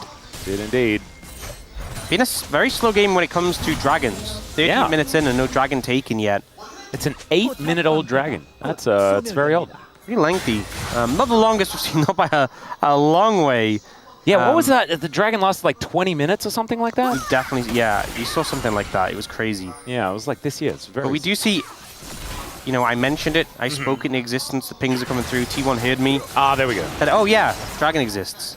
So it will be a 9-minute-old dragon that will be taken down here by T1 as DK looking for a bit of an angle towards this turret, but Doran says no, and a massive Pop Blossom to come through, but it's only onto the cannon, and Carrier comes on over. Beryl is going to be dead yet again. That's 0-3 for this Nico, and another kill going over to the cannon. They might be able to get aiming as well, and there it is, and in comes Ona once again. She is going to get taken down. Now Lucid's by himself, and DK are just falling apart unless it is, no, it's not. And Ona is going to pick up a double. That's a 6-0 Pantheon. I thought he was supposed to be 0-6. I think that Pantheon loss streak's going to end looking pretty good for Ona on this one. 6-0, so much impact made. And here we see Doran going in with the Rocket Belt, finds a stun. And even though he doesn't initially have the burst to blow them up, so much damage is done. And with the wild growth as well, and the health from the Rocket Belt, he's just too tanky for them to cut through. Aiming's running away, but he just gets chased down. The flash slow from Carrier. Yeah. Here's it, 2 kills for this cannon. And on the bot side, Pantheon flies in and is just so strong. Immediate shockwave as well on top of the Pantheon. He also gets the orb for the extra tankiness. And it's just beautifully played. And T1 now 9-3 is the kill score. That snowball that you were talking about at the beginning of the game, that is starting to roll down the hill for T1. Ona just based as this graphic came up. He had a Phage, just picked up a Black Cleaver. He is that's a big boy. He is strong. He is very, I mean, Lucid does have a long sword, right? True. Yeah. That's not a Black Cleaver's better than that. Just a little bit. Just a little bit. So I was saying this game, if one team gets sizably ahead, is going to feel really bad. I feel like we're heading in that direction. Also, the fact that both the solo laners are kind of bulky, right? We have a lot of health in the Rocket Belt, a lot of health on the Rod of Ages. If you're not exploding Doran or Faker, you're going to feel bad, and Guma has the Featherstorm. So if this engage from D+ doesn't work, your team comp kind of falls apart. Well, Showmaker looking for a bit of an angle here. Gravity Field is down in a decent position as Doran going to get flashed on here. Shiu finds his way over, and there is the shutdown. It's Showmaker that actually collects the kill. T1 still in position, though. A lot of resources were used to take down the cannon. Shockwave connects onto a couple as now Beryl trying to keep himself alive. Lucid takes down the Rift Herald. They collect the eye, and T1, they're just looking to get out of there. Man disadvantage coming on in, but still Faker doing so much work on this Orianna. There's a reason why it gets denied from T1 so often. And still, DK actually making a good play against the tempo. Yeah, I think a good job from them. Splitting apart Doran from the rest of the team. Beryl finds a nice pick. They managed to get the Herald on the back of that, and they don't go for more. I think they obviously had some tools left. They still had the Arcane Storm. They still had the Cyclone, the Killer Instinct. They could have definitely made a play happen. But I think they go, look, we're still very far behind. That Pantheon's still very scary. And we see it happen here. Doran gets split from the team, and immediately, with Shiu on the flank, they commit. T1 aren't in position to respond quick enough. It's a quick kill. And like, cool, we now get the Herald. T1 aren't really in a position to do anything. And even though they get a Shockwave that does a lot, the Gravity Field kind of slows down Ona from really doing anything. And D+ are like, okay, great. Yeah, we don't need to do any more. They were kind of fishing a little bit, but they don't over... Oh, no. Well, Shiu is likely to die. Unfortunately, his Sundered Sky's not quite enough. That's a lot of damage. Yeah, it certainly is. That is going to be first turret going over to T1 as well. And the onslaught continues here as that gold lead heading back towards that 4,000 mark that it was looking towards last time around. Lucid gets himself over the wall as Doran does try to find a bit of extra damage on Doran Lucid. was aiming for him. He was aiming for him, and aiming was there as well, so it was a bit confusing. Yeah, a little bit. Still, Showmaker has not really done all that much so far this game, but we saw in that last Herald fight, he does do a lot of damage. He's actually there, and also, the Gravity Field, if used well, can really warp these fights. He has farmed up a good amount, so he is going to be strong. And obviously, Victor can have a lot of impact in these team fights if he can survive. A lot of burst threat in the enemy team, and this Pantheon is threatening. Here, Shiu just sticks around too long, realizes his error a little bit too late. I think you just have to let the tower go. Yeah. At least you got Pantheon Flash. True. But he didn't manage to keep his turret alive. And that is more money over to Doran as well, who is about 2,000 gold in the lead. Similar story there for Ona on this Pantheon. 7-0 now. T1 just picking up more and more. They're going to get this bot tower as well. And at this point, DK are just getting pulled around the map. Gumiishi might be in trouble. This time he has Featherstorm, though, and a whole bunch of friends. And T1 are going to flash towards them. There's Faker picking up the two-man Shockwave. Now Lucid's in trouble. Cyclone has to be used very defensively, but I just don't think it's defensive enough. And in goes Ona to lock down the kill. That is a legendary Pantheon. And DK circling the drain already here pre-20 minutes. Featherstorm, Flash, Barrier, Wild Growth. None of them even used. I think that shows the confidence T1 have right now. The Wukong starts to walk towards you. Gumas is completely unfazed, starts walking towards you, and you go, oh no, we're in trouble. And D+, oh dear. Yeah. I don't think Shiu is going to be surviving this one, as Ona does leap on top of him. Umbral Dash to get him over that wall, and okay, he can... Actually, no, I think he's going to flap his way... Oh, the TP! Can he actually get himself out? And yeah, the teleport will be able to get him out of there. You know what? That is a little bit of good. You take the small victories. Indeed. In this situation, because there aren't many for D+ right now. Yeah. Didn't die, did have to use TP, and that is not so good. And the Shadow Flame just got completed there for Doran. Yeah, so this is the play where you expect, okay, he's going to have to ult here, and he just goes, no, actually, you guys are the ones in trouble. The Shockwave connecting on a both. Basically a three-man, because it got the flash from aiming as well. Yeah, Beryl immediately just gets deleted. Lucid's trying to kite away, and his Pantheon's just walking at him, menacingly. Yeah, and you can understand why. He is a very, very large Pantheon. That longsword's still there for Lucid, though. We're still waiting for that to turn into a Sundered Sky. Oh, he has the tunneler now, at least. Yeah, there you go. That's a pretty good item in this game if you just want to tunnel on the ground and hide. Yes. Which feels like... He just wants to pause the game and be Rek'Sai. That would be even better.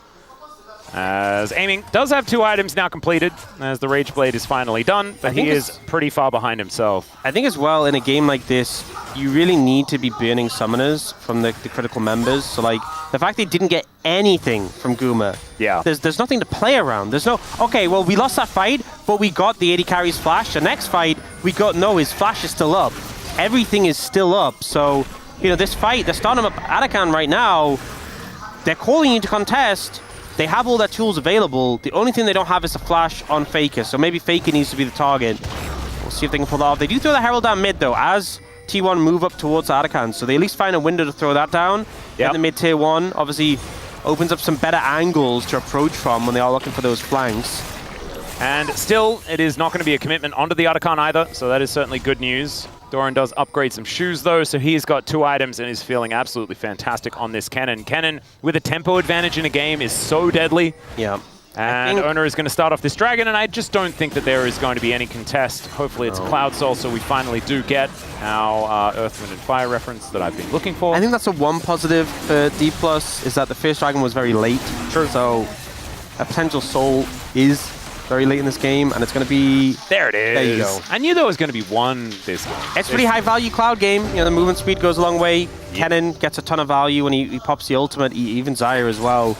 But it's a long time before T1 get the soul, even if they stack up the next 2 dragons. So I think D+ have more time on their hands, but I think things are going to be tricky soon because Arakan's up and available, Baron's in 2.5 minutes. And you look at the items for Doran and Faker, I imagine they're probably just both going to buy a Seeker's Arm Guard next, and as soon as they have those, good luck. You know, that Wukong engaged, the Nico engaged, then becomes infinitely harder when all the carries on the enemy team have some form of untargetability.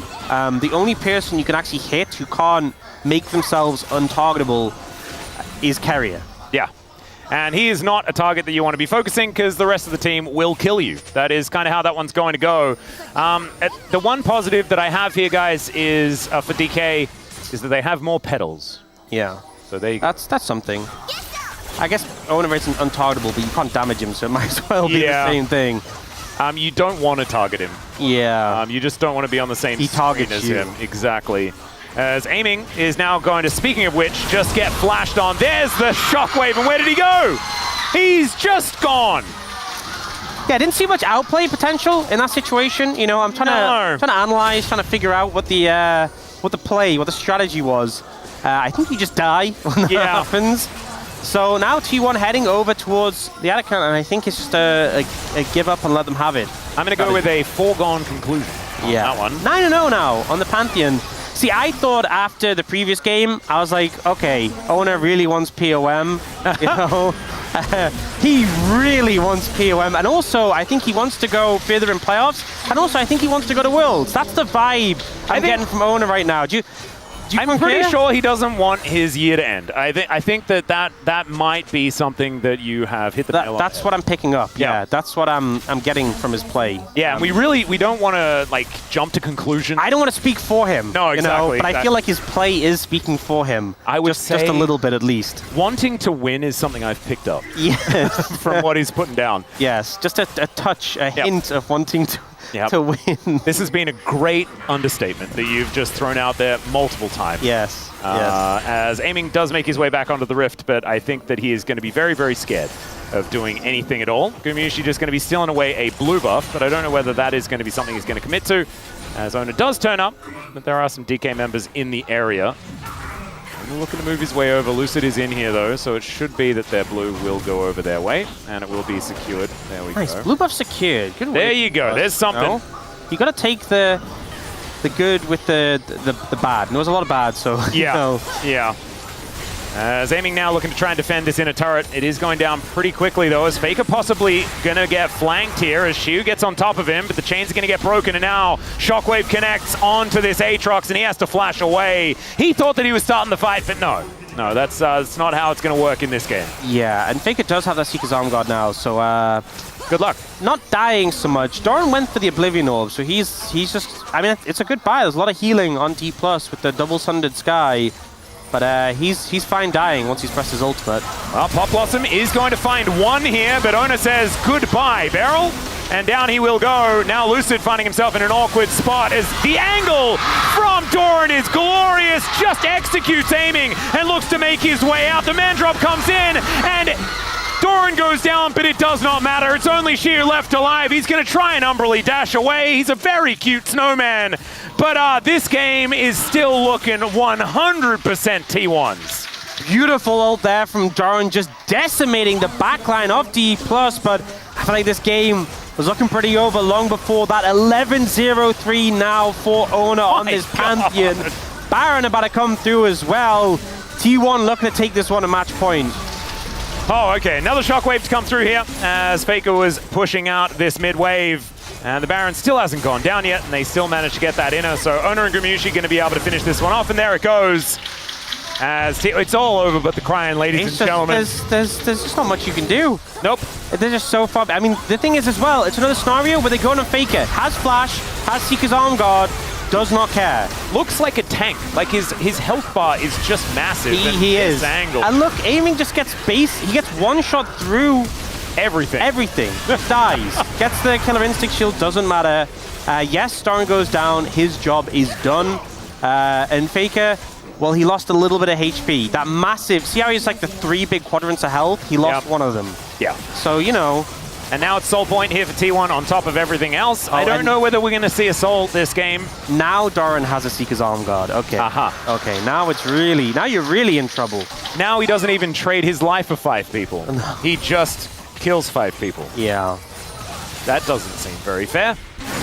But now they're looking to catch Faker out of position. Nice 2-man Shockwave does come in as Pop Blossom will pick him up, but the wild growth is there and Owner gets on top of Aiming. They're like, that's cute, but now Orianna is a tank. Shiu trying to get in there, but Carrier just walks him around like he's taking the dog for a walk. And now Lucid, he's going to try and get out of there. And the Monkey not going to be able to affect the ending of this game in a positive way for DK. I think they're going to have to look for the next one if they want to make a victory, because T1 are moving towards match point, and they're doing so in style as 13-0-4 for this Pantheon. And if there's ever a way to break a losing streak, this is a pretty good way to do it. Honestly, this has been the best Owner performance we've had since last game. Yeah, he's been on a tear. An absolute tear, yeah. Absolute tear. D+. getting forced back onto their fountain, trying to look for a return, weren't able to find it, and T1 will take us to match point in the series. 1 win away from Worlds, 1 win away from keeping their hopes alive to be the LCK champions. It's been a long time since T1's been able to hoist that trophy. They've been getting tired hoisting Worlds trophies. They want to be able to pick up the domestic one as well, and they are 1 step closer, 1 step away from locking in that spot at the World Championship to defend that title. And we'll see whether they can do it, as of course, DK, I mean, they do like to go the distance in their series, but I'm a little bit worried if this is what the series is settled into. It feels like the momentum's been building, right? You know, we had the convincing D+ game 1, but then game 2, you know, there was some back and forth, but it started to fall towards T1, and this one, it really just felt all T1. Owner was having such a massive impact on the map, reminding us why Pantheon was just permabanned during the regular season. And sure, there was some hits to the champion, but showing what you can do if you have that early pressure and the rest of the team just coming in strong behind him. And now for D+, you know, you have to win 2 in a row. If you don't, you're out of playoffs, you're out of Worlds, your year ends here. Yep. I also think that it's probably time to move back towards the red side. I think Chronicle had a really good point. I think counterpick is going to be very important here as we get deeper into Fearless, but that is getting towards the analysis. I'm a play-by-play. I'll try and stay in my lane. We've got some gentlemen to talk that analysis as we get to the space after this short break.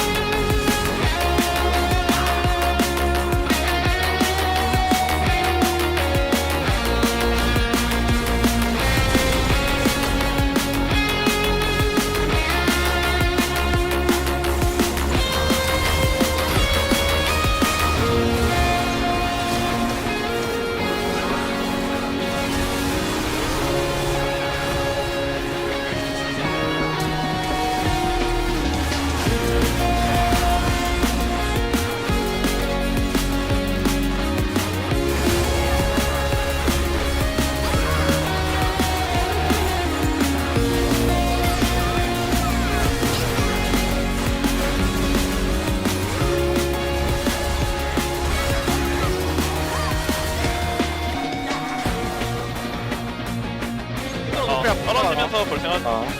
안 떨어져도 되거든. 라인이 있어서. 트로프 있어. 떨어져야 돼. 그냥 떨어져야. 둘 다 높으니라 그냥 박을게 이거. 상승에 봐. 오케이. 믿고 10초. 밑으로 볼게. 라인부터 미리부터.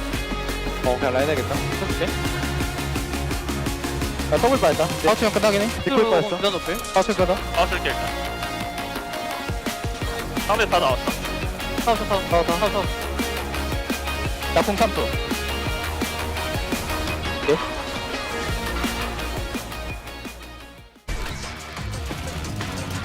You can try to run, but me, I run this place. Bad girl with a gun, coming through. Surprise! Boom, let's play.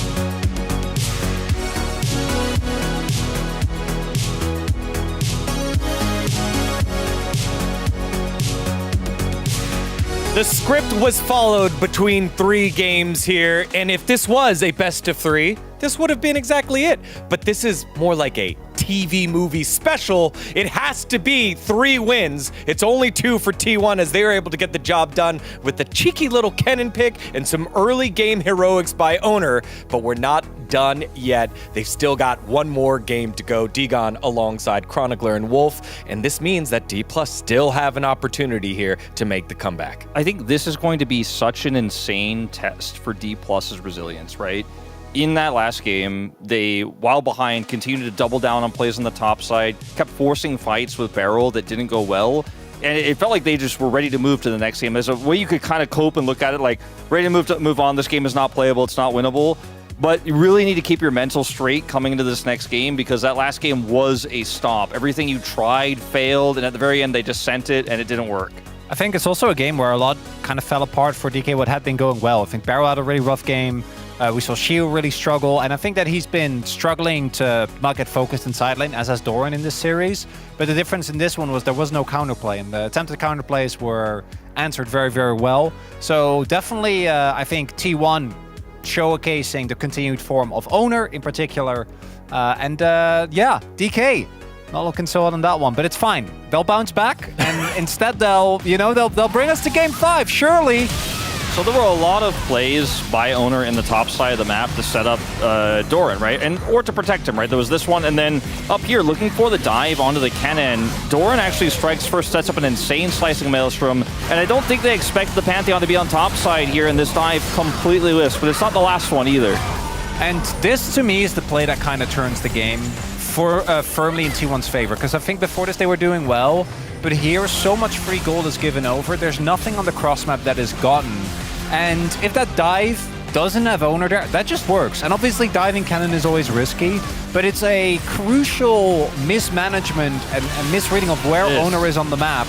And this is when we kind of knew the game was... This was when I was saying they kind of just sent it. Like, you know, they continue to try to make these plays. Like, this is a Kai'Sa dive into a level 10 cannon who had turret. And if anyone is there, it's a disaster. If no one is there, it probably still doesn't work out that well. I think they were just trying to push as hard as they can, but even that, like, you need to still respect the cannon's damage, and then this is their attempt at the cross map.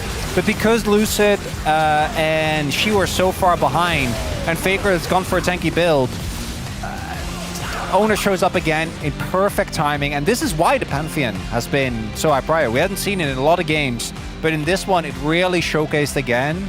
If you do have a tempo lead, any cross-map play will just get blown up. And I think it was an exceptional game. And if you have the game sense that Owner has, and your team is ahead, you know where D+ is looking. You know the angles they're trying to push. This is like quintessential, Faker is caught, but jungler shows up, right? And you play through those pressure points incredibly well. You turn the attempts for D+ into mistakes, into failures, into furthering your own lead. Yeah, but the game wasn't done yet. Victor was on D+'s side, so the scaling could have came through, but the door gets shut here at Baron at 25 minutes. It's pretty telling. DK also knows how bad the game state is that they full send it here, because the angle onto Guma just isn't great, and Barrel just sends it solo onto a tank Orianna, so he doesn't really do a whole lot of damage. She wasn't even here in the fight, but even if he would have, I think at this point they just ran out of damage. The reason why we have this highlight is because the game was just kind of done. Yeah, Owner is so incredibly huge. He is so tanky. He also has his upgraded Merc Treads from Feats of Strength. Like, you just cannot hurt him. He is not afraid of any of the damage coming through from the Victor that was kind of scaling. You know, Showmaker spent some time in the side lane, was trying to get online, but ultimately the game was just so cooked by that point that the fight was a wash. Yeah, and it goes back to me for that, the first pick, right? We're thinking, okay, maybe Orianna just will be the first pick. They decide to go with the Wukong, and it was a nice little response there. Orianna in the side, and the Pantheon, a really good answer here in this specific draft. As we take a look at the Fearless bans, because D+ Kia has selected red side. We've seen this a lot after 3 games. In the 4th game, usually the team with side select goes to red side. They really like having the counter picks in the end of the draft. Yeah, we're really getting towards like the Lee and Zed type junglers here when it comes to AD. So it'll be interesting to see what's going to happen there. Kiana was banned last game. Maybe they'll continue doing so. For DK, though, I want to look back to the game number 1. I think that we need to see both Lucid and Barrel have a good early game, because that's what made that game feel the way that it did. If Owner gets to play his game, I think we see that there is just not a lot that can be done. I like the red side because I feel like there might be a lot of value for Shiu in particular to get a counter pick. I wonder what sort of like 1-2 punch they're going to be looking for. Something mid-jungle has been more successful for them today than anything else, but trying to draft for an aiming bottom lane without the Lucian there, I think is probably not the way to go.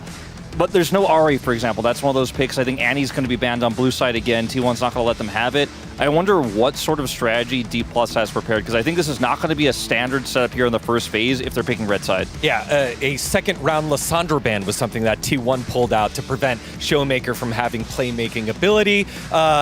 What else? I think Jhin Bard. Jhin Bard's still something that is still up, going to be prioritized by both squads. So big questions here. Chronicler, you are our D+ man. I'm a believer. You are out of games. In Game 5. Out of games to give. Game 5 exclusively. I'm not going to make any statements as to whether I believe in anything beyond the Game 5. But I think that thus far, we're kind of getting a retread of the first series we had between these two teams as well that also went to 5. I expect DK to have a great plan here in the 4th game on the red side to be able to use that to kind of get T1 off their tempo. But T1 will have side selection going into that Game 5 if it does come to fruition. My last thing is the thing I said at the very beginning of this desk. Got to keep your mental straight. Do not get boomed after a tough loss. Rookie players like Shu, a big test for them right now going into their final game potentially. If they lose here, they don't go to Worlds. Yeah, we've talked about the stakes before in terms of consistency, in terms of streaks heading to Worlds for both of these organizations, specifically for some of the players haven't missed out on Worlds. Well, one of these teams won't be continuing on, and D+ Kia have their backs against the wall. No more losses to give. T1 trying to make that step closer towards the LCK Championship. Let's see how things unfold in game number 4. Thank you very much, Digon, for that one. And gentlemen, on the space is yes. We'll see whether the bounce back can come on through. I think a lot of us were expecting this, the DK red side choice, but I wonder what it means for the draft. Orcs?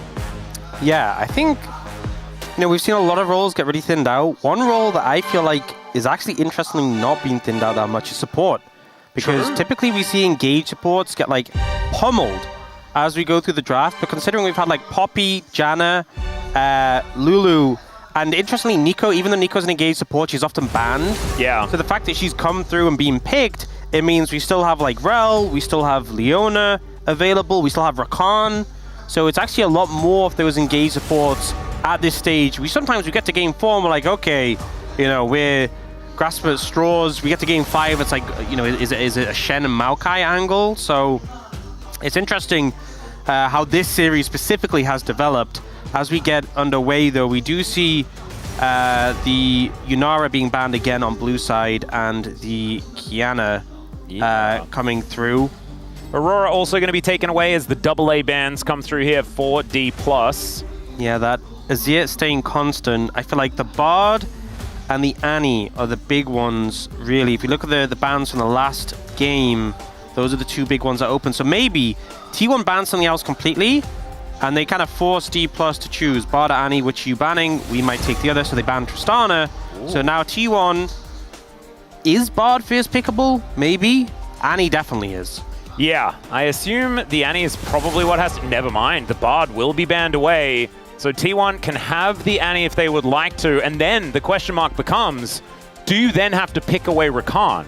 Because Annie Rakan has been so powerful, oftentimes paired with the Wukong as well, but you can't have that because that was played in the last game.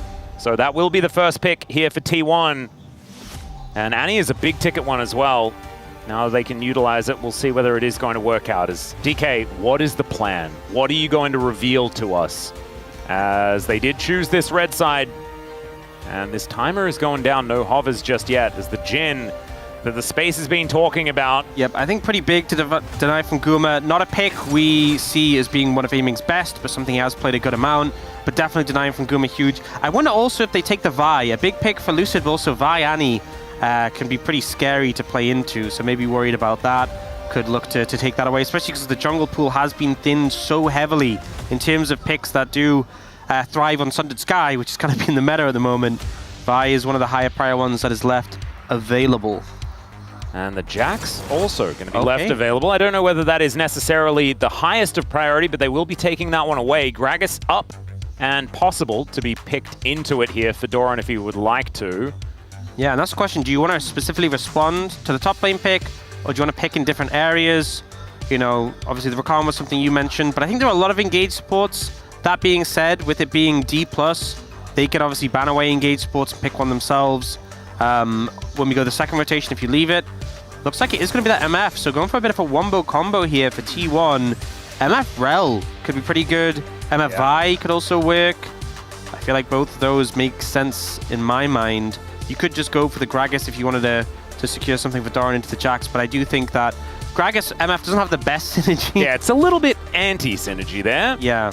And instead, they're looking at the Leona. Of course, Leona actually a great pick into the MF, so denying that. Also, Beryl having a bit of a turnaround performance with the Leona against BNK Fearex as Showmaker is hovering Malzahar. Yeah, it feels more denial with the Leona, because I will say Leona not fantastic into Jax, with the fact that you can obviously counter-strike the stun, can be a bit annoying, but otherwise Leona definitely fine for setting up some big ultimates.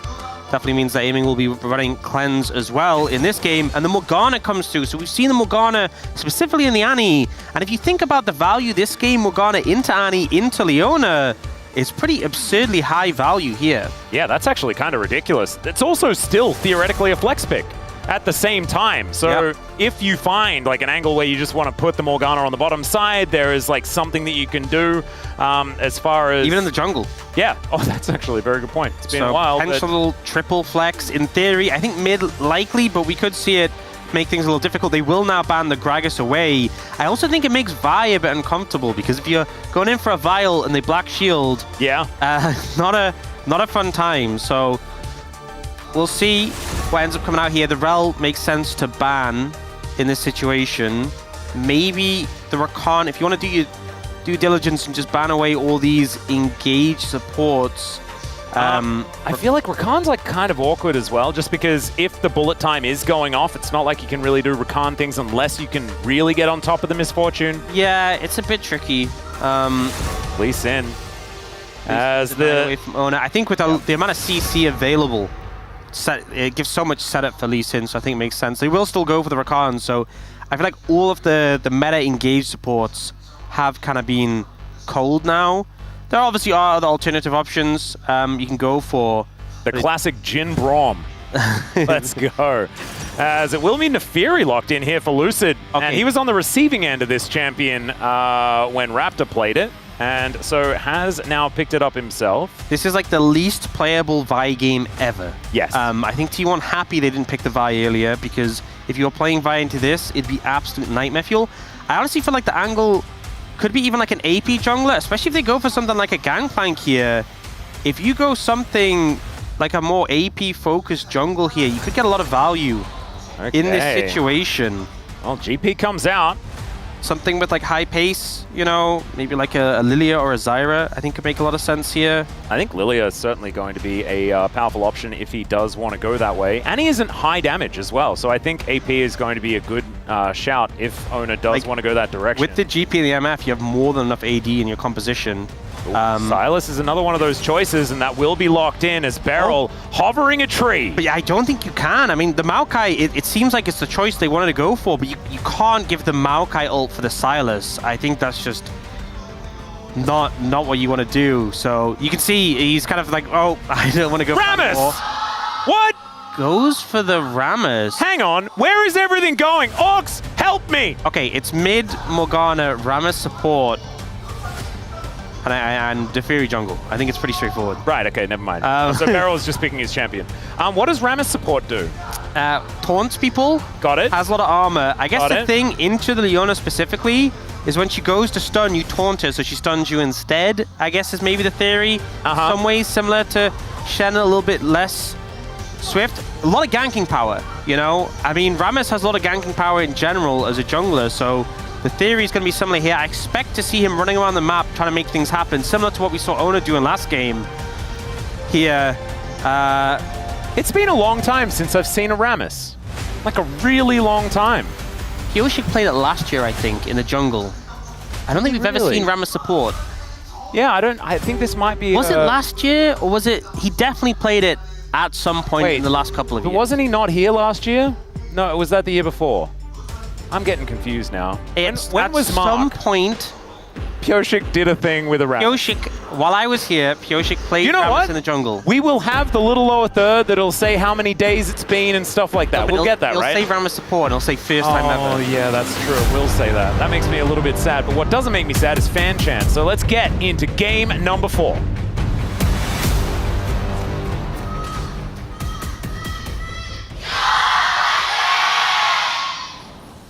소환사의 협곡에 오신 것을 All right, here we are, ladies and gentlemen, onto the Rift for game number 4. And yes, it's Rammus support. Rammus Jhin. I don't have very many stats on the lane, personally. Yeah, and actually going Aftershock and Ignite, not going for Spellbook. So carrier also going Ignite. And both 80 carries going Cleanse. So this is a little bit of a different taste from what we've typically seen, where we have both 80 carries with Barrier, both supports with Heal, and Spellbook on both. I think Aftershock obviously make a lot of sense because you get so much value from the resistances on Rammus. And the Ignite, one of that extra early pressure in this game. This is a type of draft that makes me really like Fearless. Yeah. Because you wouldn't get Rammus support without it, which is just fantastic. As I mean, it is Beryl, take the so first barrel. if there was anyone who's going to do it. Oh god, now there's Beryl and Barrels in the same game. Yeah, we'll take it. By the way, 2015 was the first time Faker was counterpicked by Morgana in the mid lane, so he's had some experience with it. Don't know whether he'll be caught off guard yet again, especially because it's already happened here in the LCK. Was not a fresh pick. No, certainly was not. As we're seeing the Rammus in action. Just wandering around in the brush. Pretty cool that Rammus gets picked right as the new Mario movie gets announced as well. Yep. It doesn't have that much laning power is the only thing. And obviously, engaging onto the enemy 80 carry is a bit tricky, especially because Leona can kind of block it. So it very much feels like a sort of pick where you're like, okay, if you go in, I'll kind of stop you. Yep. And then I'll roam. And that's kind of like the game plan. And thankfully, Jhin can farm from range with a few of his buttons, and that's going to be pretty important as aiming tries to get some vision down as Ona doesn't. Not sure whether Oh, he it's was Beryl's spotted. first Rammus support pick. Good that we have that. Wow. No, yeah. There you go. The learning does come in. Flash immediately going to be traded here towards the bottom side, and they get aimings as well. Okay. Ona with a successful gank. As, yeah, there it is. The Rammus support LCK debut. Yeah, we are not surprised to see that. Good reactions from Beryl not to get stunned there. Could have maybe been in trouble if he was. But still, Ona, despite not being on the Pantheon, despite being on the Silas, not the early jungle ganking champion you expect to just spam gank, but getting a lot of value already in this game, burning both summoners from the enemy bot lane. Will definitely make things easier for Carrier and Guma in this one. Yep, feeling pretty good. DK not going to be too worried about it. You can see the gold has not changed or anything like that. It's great stun to come through onto Gumayushi. I think Beryl cannot quite get in range for the taunt. I think if you asked Beryl how he'd feel after that gank, he'd probably say, okay. I think he probably would. As the Powerball has Powerball into Ignite? Okay, there it is. There it is! Oh! He called it and even gets the cleanse! Oh, this Rammus value so high already. The tech, he's a knower. All right, now just going to walk in and start hitting the turret, get some money. Look at that. Got to get the Willed Atlas value. Okay. You know, he's a big fan of Atlas, so, you know. Yeah. Oh, that's pretty nice. Don't make me blush. Don't make me blush. As Lucid, he's a hot dog. And he's just hanging out in the enemy jungle, as right now Carrier is going to sweep his way through. We'll see whether he does get in trouble, as there's the Powerball once again. Let's see whether he hits the jackpot, as Carrier going to be taken down to about 50%. And Gumayushi comes on over here. Maybe they've overstepped their bounds, as the Chain Lash not going to quite find anything. Yeah, and Guma bounced the, what's it called again? The double up? The double up. He bounced off the hot dog. Oh. Okay, she not going to be able to quite find the angle here as aiming almost gets the Deadly Flourish, but gets the flash out of Doran. Yeah, pretty nice. Yeah, he bounced the double up off the hot dog to hit Lucid. Oh, that's some anti-Neferi tech. Yeah, so getting a good amount of value there. Well, so far, nothing to report as far as advantages built up. First Dragon is going to be a Hex tech, so that'll take that one out of the pool of big souls that could potentially happen. Wait, Doran, he can just Rammus onto you. Yeah, he can eat oranges. I just don't know whether he'll necessarily be K as the taunt does come in. There is the orange, and there is Doran being K. So we've got eat oranges be K, and then you've also got Rammus, who's just always okay. Yeah. It's a lot of okay. On both sides of the rift here is the Powerball once again going to come on through here as Deadly Flourish comes down. Carrier will turn up.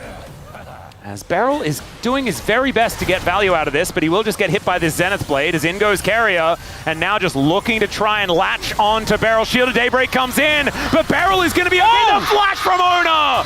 And he tanks up the turret, but he is not worried about it at all, and as it turns out, Beryl is not actually okay. Carrier coming in at the perfect time, and I thought Beryl might be okay if he didn't get hit by the barrel, but Ona finds the kill first on the board, and it's been a great series with the T1 jungler so far. Doesn't feel like it's stopping here. Not at all. Side, though, she will get a demolish down on this plate.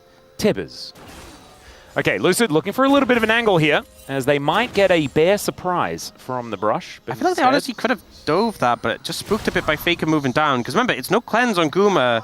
Shiwu could have set up the if in doubt, if at first you don't succeed, taunt again. The walk animation is just so, it's fantastic, isn't it? I'm just going to be real. This is Molten Rabbits as well, right? One of the oldest skins in the game. Yeah. No matter what happens with this series, no matter the outcome, whether D+ continue on in their playoff run or not, isn't this the way Beryl wants to go? Oh, nice taunt to come down there as Doran was kind of baiting. Cannon Barrage does come on through as there is the slam from Ona. Picks up yet another one onto Beryl. Oh dear. It's not feeling as okay as it was. Guys, is Rammus support a scaling pick? I need to... We could have a look at the support Rammus stats from the LCK to figure that one out. As we're going to check this one out from Ona's perspective. He closes so much distance here. The E to the minion. Oh man, that was clean. Yeah. Max range E to the minion. And then here, you know, Beryl's trying to step up. I feel like roaming would have been better than trying to gank the own lane that has the oranges constantly. And the little slam from Ona. Yeah, he's like basically Pantheon again. You know what's the thing as well, right? You're probably thinking, well, how many times will you have seen Rammus that much? How much... Rammus cam! Oh man, this is beautiful. Oh, that is fantastic. Can we have that permanently? I don't need the minimap. Yeah. I just love the walk, you know? This is Beryl at his finest. I don't He may be 0-2, but he's okay. He is. And he will always be okay. Even if this is the last game that we see from DK in 2025. He's going to be okay. I don't think Chronicle's going to be okay. Nah, he'll be okay. He'll recover. I'm sure of it. As Lucid is starting off on these grubs. Carry actually level 6 already, so being in a lot of XP. So that Solar Flare is available. Yeah. A little spooky. Speaking of spooky, Ona making his way over, and Beryl getting some work done yet again. Soul Shackle's picked up here by Ona, but that is 2 grubs now secured, and it looks like T1 not wanting to contest for the third. Yeah, Shiwu being here, and the fact that Doran doesn't have ult, doesn't have TP, he's down bot lane. D+ move their top laner up, and that's enough to secure them. All 3 grubs in this situation, so good moves from them. Oh. Ona has the Morgana ult, though. I think they have a game plan. Beryl, be careful. They are challenging how okay Beryl is at every turn. As now Aiming's going to get slowed down. There's a Zenith Blade. That'll get the flash out from Aiming. And that is job done here towards this topside shoot. Does make it down towards the bottom lane. We'll be able to clear things out. An 800 gold lead has occurred after those first couple of kills onto Beryl. And it means that Ona is really accelerated once again. And I think he's the guy that you don't want to have accelerated in this series because he's been playing so incredibly well. Oh man, coming in with a Morgana ult. Oh, I think Amy's going to try and ult to assist Beryl. Well, let's see whether the curtain call is going to work because Beryl is very, very dead. Feats of Warfare do come down, and Carrier is able to tank up the turret. It is just that easy as Showmaker comes in. Lucid is taking a dragon. They are trading things for the Rammus. Look, let's be honest, right? I think other players in the elimination game of playoffs, yes, do or die situation, you're 0-3-0. Yeah. could tilt, could maybe, you know, be a little bit nervous. Not Beryl. Not Beryl. I think he is the right one to be 0-3. He's cool as a cucumber. Now, his teammates might be feeling the pressure, but I'm certain that Beryl, he's having a good time. I agree. I just don't know whether that's a good thing for DK yet. That's the problematic Jury's part. out on that one. Yeah. As Gumayusi now parked in this mid lane, we'll be able to clear out these minions. Ona gets the kill again. Yeah. So he's 750 He already gold ahead. has a rocket belt. Yeah. Doesn't feel very fair, as Lucid's still looking for that Eclipse as quickly as possible. Deadly Flourish comes down. Beryl doesn't find the Powerball. And he will just back away. Ooh, Lucid going for some different tech. Profane Hydra coming on in. Just give you a good amount of burst with that proc, with that active when you get up close. But yeah, big lead for T1 so far, and particularly on that jungle. Obviously, if Ona does overstep and get punished, can wipe a good amount of that lead away. But so far, definitely D+ still very playable from this position. Yeah. Playable, but somewhat difficult, especially when there's a Gangplank. Gangplank going to be printing money towards the top side of the map. You can see already has a gold lead, but a CS disadvantage. That is kind of the TF way. And the Gangplank fits the same build. Solar Flare going to come on through as... Oh, if at first... wait, they killed Beryl 3 times. Well, never mind. He is going to be able to slam his way over the wall. That was close. Nicely played, but another one does come in there. And they landed onto Lucid. He just gets blown up. And now Beryl will maybe survive. Gets the Powerball out. Is now aiming, trying to get some work done onto Ona. But they had the Cannon Barrage there in position as well. So Ona is going to be just fine. And it's Lucid's turn to die in this game this time. 4 kills now for Ona in this game, able to pick up another. There's Beryl going back to base. Just walking back home. She in a little bit of trouble here, has to back off away from the tower with the pressure from Carrier. Malignance is done here for Faker as well, so that is a big spike to come on in. He's about 20 CS ahead. For a second, just because we were talking about Beryl, you could say Malignance is done for Beryl, and I was like, what? That would be dope. Yeah. Looking rough right now for T1. Oh no. Looking rough for the D+ fans as well. Yeah. And they are on struggle street. Yeah, if we got a shot of the space, it would look very similar. Or at least a shot of just Chronicler. As the Trinity Forces are now in, and yeah, no, he's probably on the floor in the corner. He's left the building. Yeah, or left the building. So this was pretty close. Beryl just making it over the wall with the ultimate. And I was like, damn, he like pixel perfect just got over there. And then D+ try and make this into something. Like Lucid's like, okay, I'll go in. It's a triple Venn diagram as well as all those circles. It's great. Yeah, Ona nearly gets Beryl as well, but just disengaged from the turret. Using the minion as a little escape route again. And aiming just not really doing enough damage yet to finish him off. And now, Ona has a Seeker's Arm Guard, so he's even harder to kill. He already felt pretty difficult to kill. And it's only going to get worse from here. We do have Blackfire Torch completed here for Showmaker, but he's been a bit of a non-factor so far in this game as Carrier just wraps around looking for Shiu. He does press the Grandmaster's Might button, but I still think he's just dead. Lucid turns up, but a little late and finds a couple of pickles, but not too much more. Yeah, the Grandmaster might not, it seems. Yeah. After that one. Well, at least not all the kills are on Ona now. Carrier picks one up, should be able to finish his redemption with that one. It just feels a little bit rough for D+ from this position. And the composition, I feel like from behind, lacking in the damage department a bit. Yeah.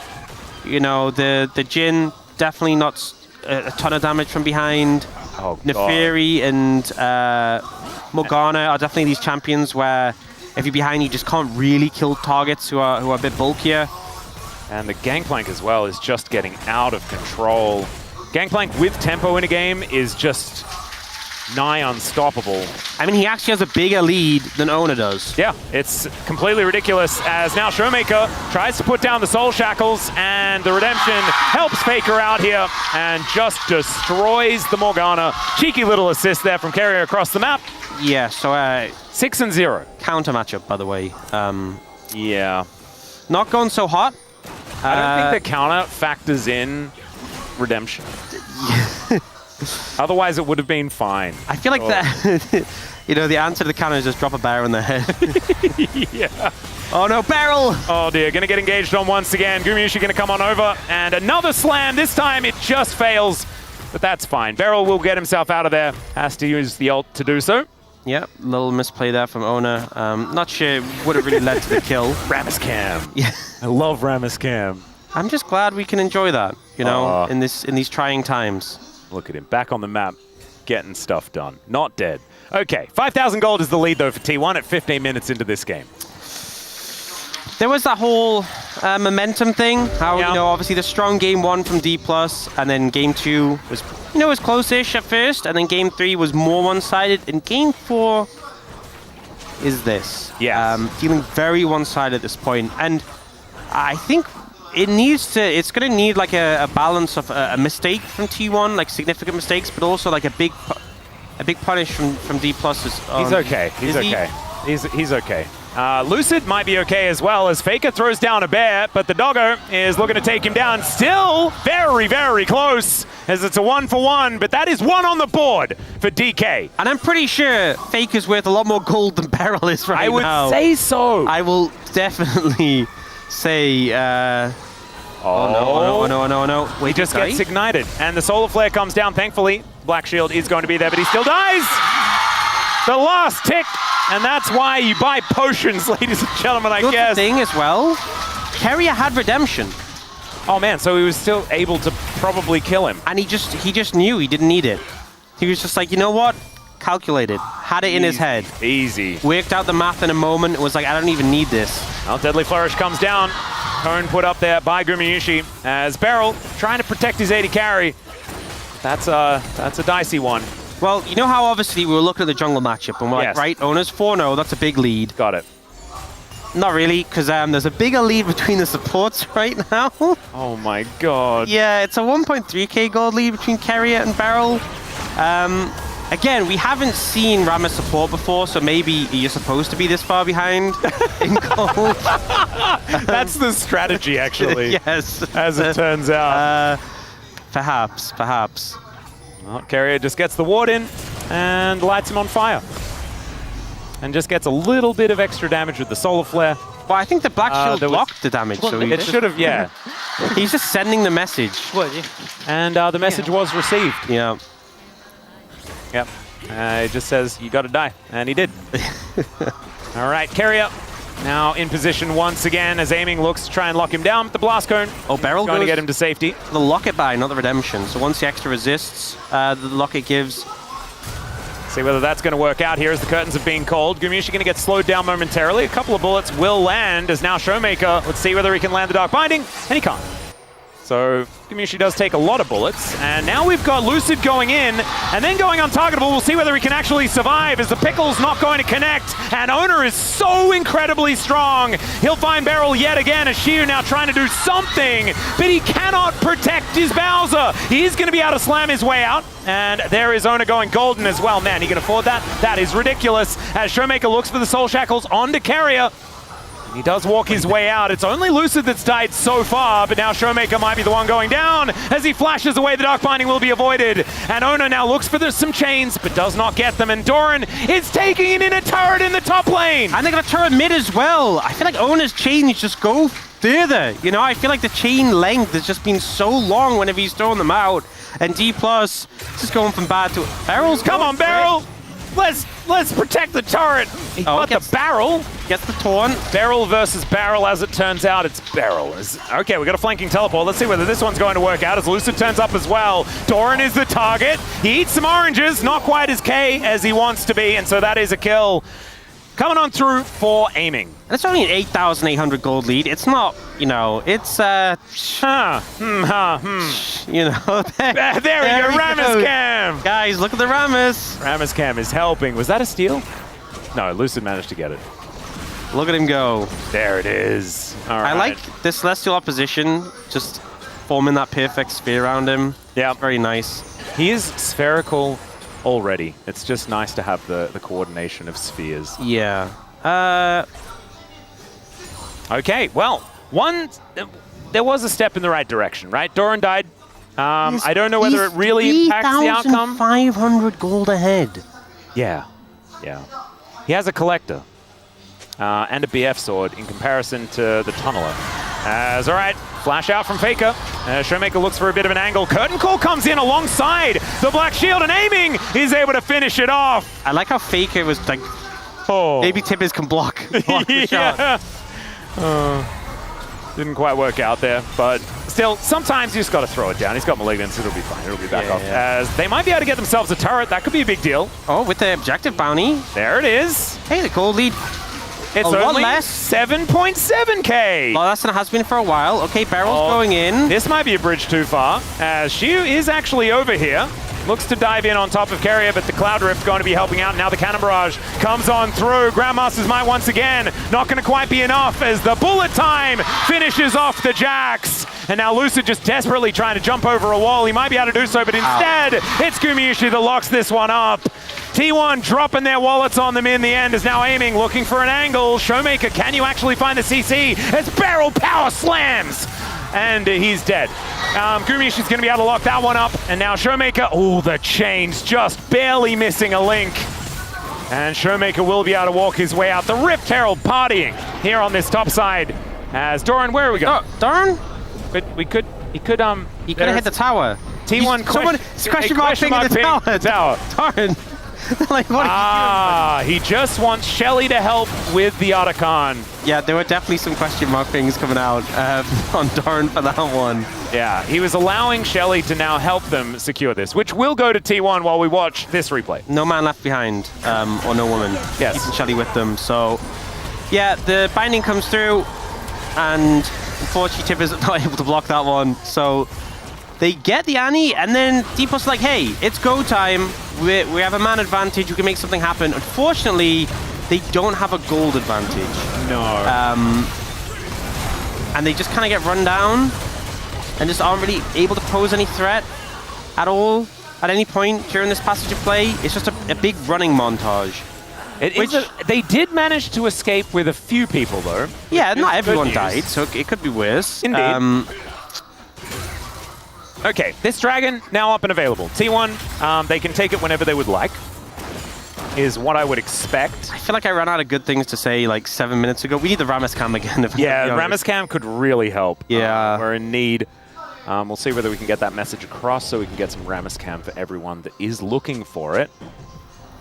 There we go. Oh, thank goodness. Look at him go. Look how great that looks. Little side to side. He looks like a prize from one of those gacha machines. He does. You gotta open him up. Oh, and if you got that prize, it would be so good. Yeah.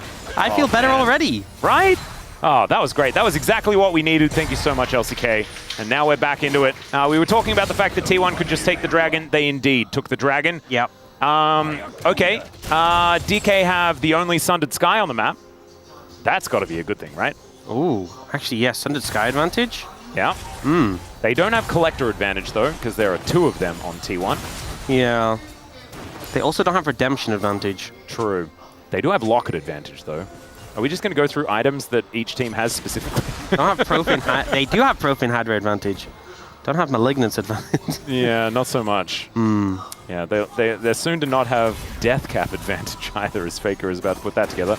It's a little dangerous, as Barrel and Carrier do at least cross paths. Not too much more going to happen, as DK are restricted to behind their inner turrets. That is adorable. Look at him. What is happening here? What's going on? What the heck? That's the cutest thing I've ever seen in my life. I'm so glad that the Korean broadcast as well has realized that this is the more important thing to focus on. As all right, we got a slam on in here from Barrel, who taunts up Ona.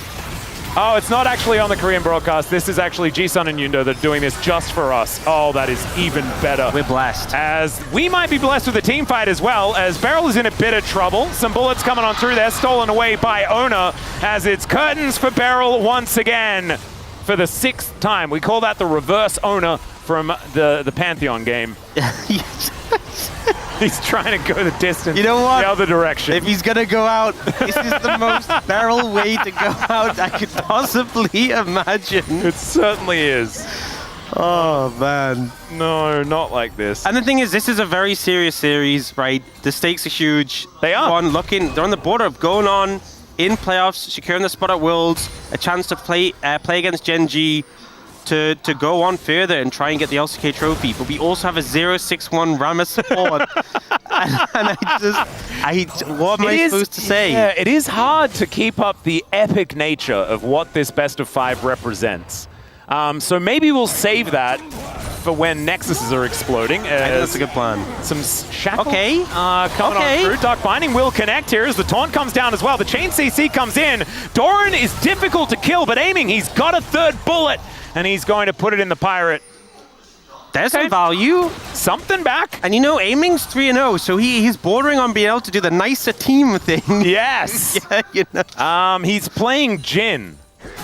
Yeah. Which to me makes that irrelevant. Oh, true. Sadly. But I'm a bit of a Jhin anti. Less so this year. I feel like I have turned a corner. Still don't like it very much as far as being able to do damage in the later portions of the video game.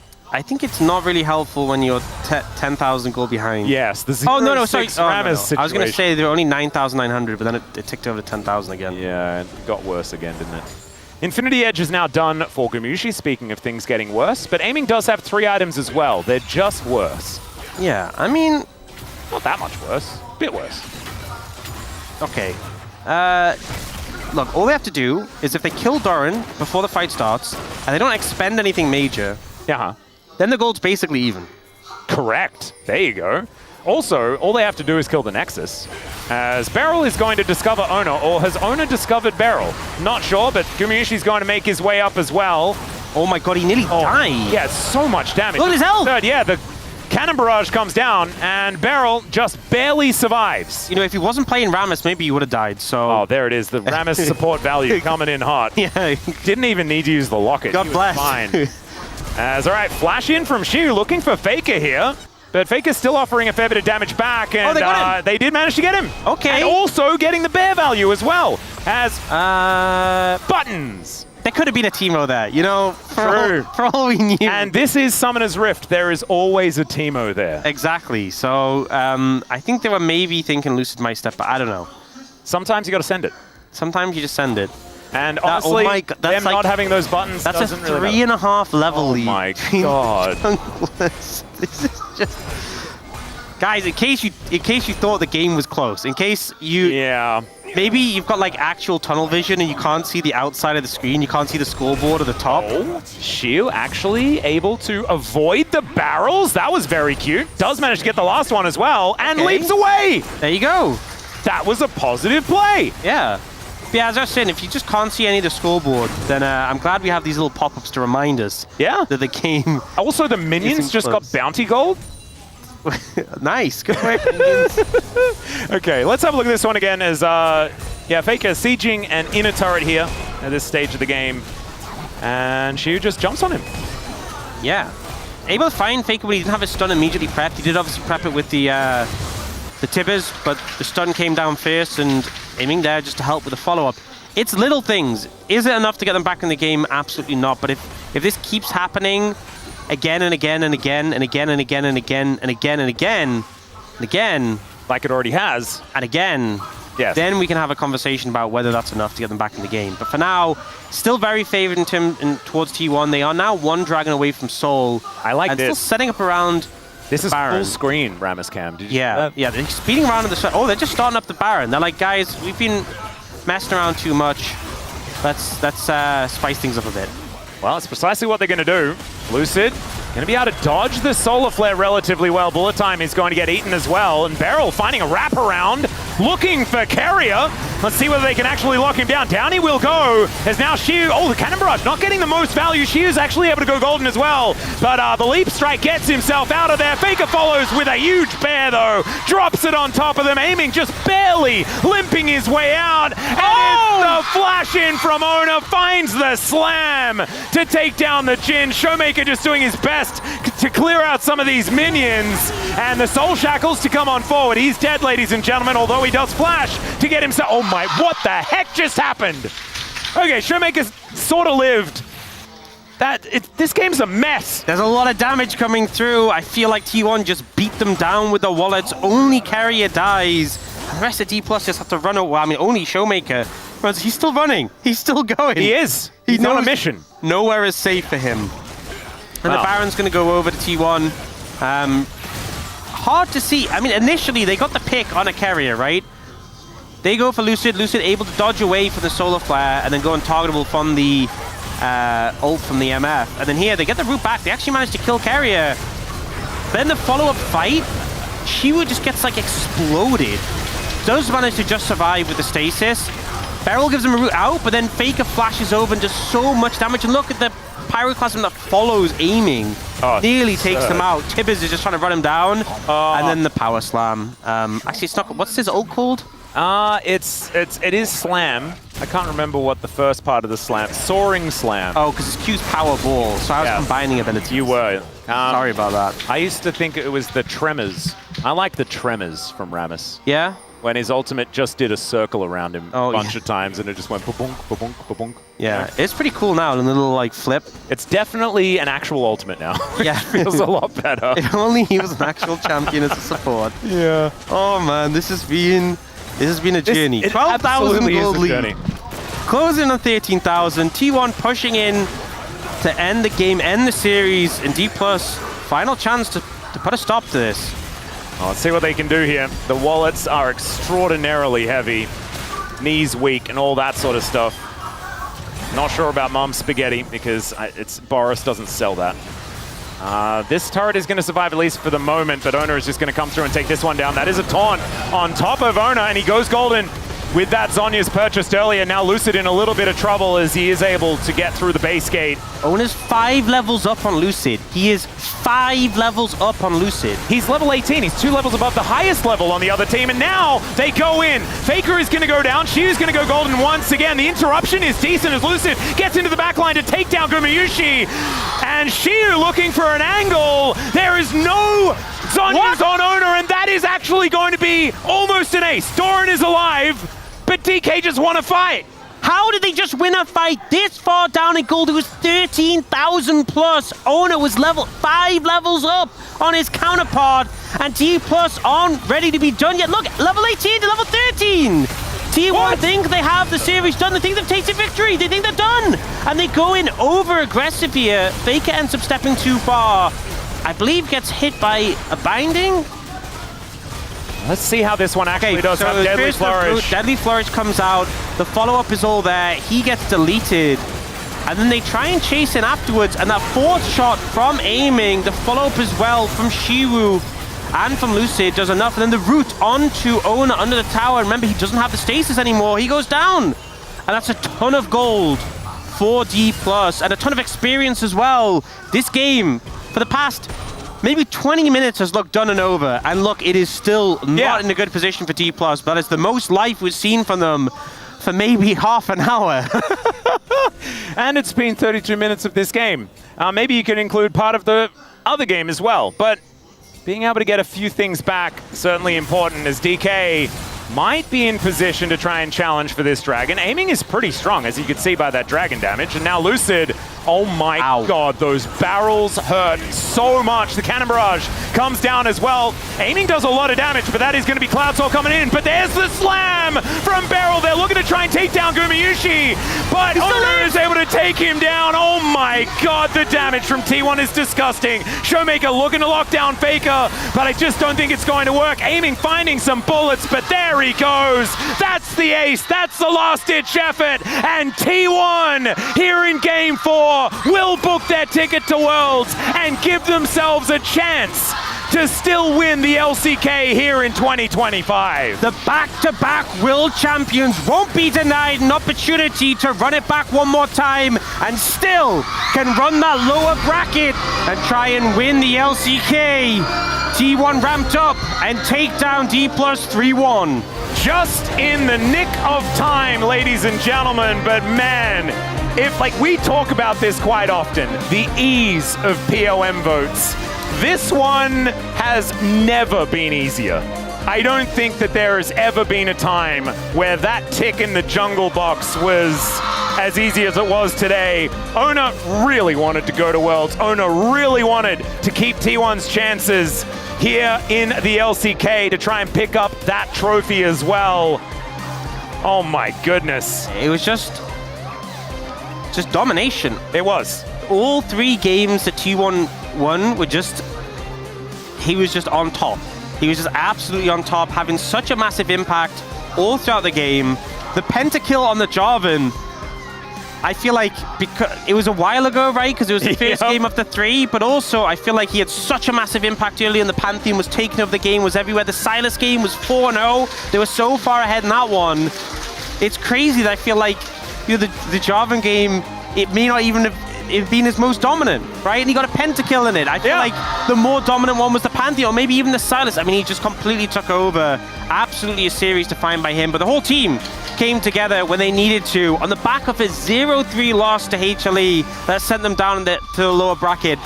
And as much as the fans always have faith in this team to come through clutch, you know, they've done it time and time again, you're always going to be nervous. You're always going to be a little bit like, oh no, we just lost 0-3, went to the losers bracket, the lower bracket, and they came through again. You know, they came in clutch, and thanks to a mammoth effort from Owner, they will again be attending the World Championship and have more of an opportunity to make a playoff run. Next opponent will be Gen G, so their work is, it's going to be difficult still. It will, but we get the El Clasico once again. Oh, we do, and an El Clasico with a lot of stakes. And, absolutely. Deciding whether you will be in that first portion, the play-ins, the day 1 play-ins, to decide if you go to World. Oh yeah, fourth seed is terrifying. Yeah. Day 1 on a new patch, best of 5 against the LPL 4th seed to see if you go to Swiss or you go home. So one of those two, Gen G or T1, will face that, and the other gets to go straight into Swiss. And obviously as well, an opportunity to win the split. That's the thing, T1 and Gen G. Yeah, there's only one winner this year as well, right? Like, this is 2025. You only get to hoist that trophy the one time. Yep. The extended series season just makes it all that more impactful and only to be able to lift the LCK trophy. One of those two teams will be at the roadshow, you know, at the Inspire Arena. The next stage is the last stage before that point. We see here, this was that one fight where D+ showed maybe some hope, but the problem was, even with this team fight, where D+ seemingly did the impossible, they were still 10,000. They were still 10,000 gold down. Yep. I do want to thank Beryl for giving us some comedy, some levity in this, in these troubling times. I want to thank Yundo and Jisun for giving us the Rammus cam. I think it was needed. The Rammus cam was so important for, I think, multiple people's mental health. Here in LoL Park today, but also across the world. So a huge shout out to the Rammus cam and whoever came up with it, because it's just beautiful. As having a listen to T1, still all business here, even though they were so incredibly far ahead. Not underestimating DK, and will systematically take them down here in that final team fight. I think especially after losing that team fight in the base, they were definitely locked in. So the scale of this gold difference, by the way, like, is not represented very well. Because it's a very, very big up. Yeah. You know? Yeah. It's not that steep, but it's large. Yeah, I feel like we need something for reference. Yeah, we need scale. You know how you like. Does anyone have a banana for scale? Yeah. You know how you get the dinosaur books, and it always has the guy that's the most obvious player of the match ever in the history of the LCK comes on through here with Owner picking up the pentakill on the 9-1-11 Jarvan, and then having one of the most ridiculous games, only dying once per game in T1's wins. Oh, that was unbelievably ridiculous. We're going to need more Rammus cam, I think, to really help us. There it is. Oh, there we go. Thank you so much. Molten Rammus, look at him. Trying so hard. He got so far, but in the end, he gets some time off before 2026. Yeah, you know, sometimes maybe it cooked a little bit too much. Molten is a bit too hot. You wouldn't want that in your kitchen. You said cooked a little too much, and I think literally he was very cooked in that game. Yeah. What was this final? Like 0-8? I don't recall, nor do I want to ever. Yeah. You know what? In these times, I feel like I always just go back to that simple phrase. It is what it is. I thought you were going to say Hakuna Matata for some reason. I don't know why. That works too.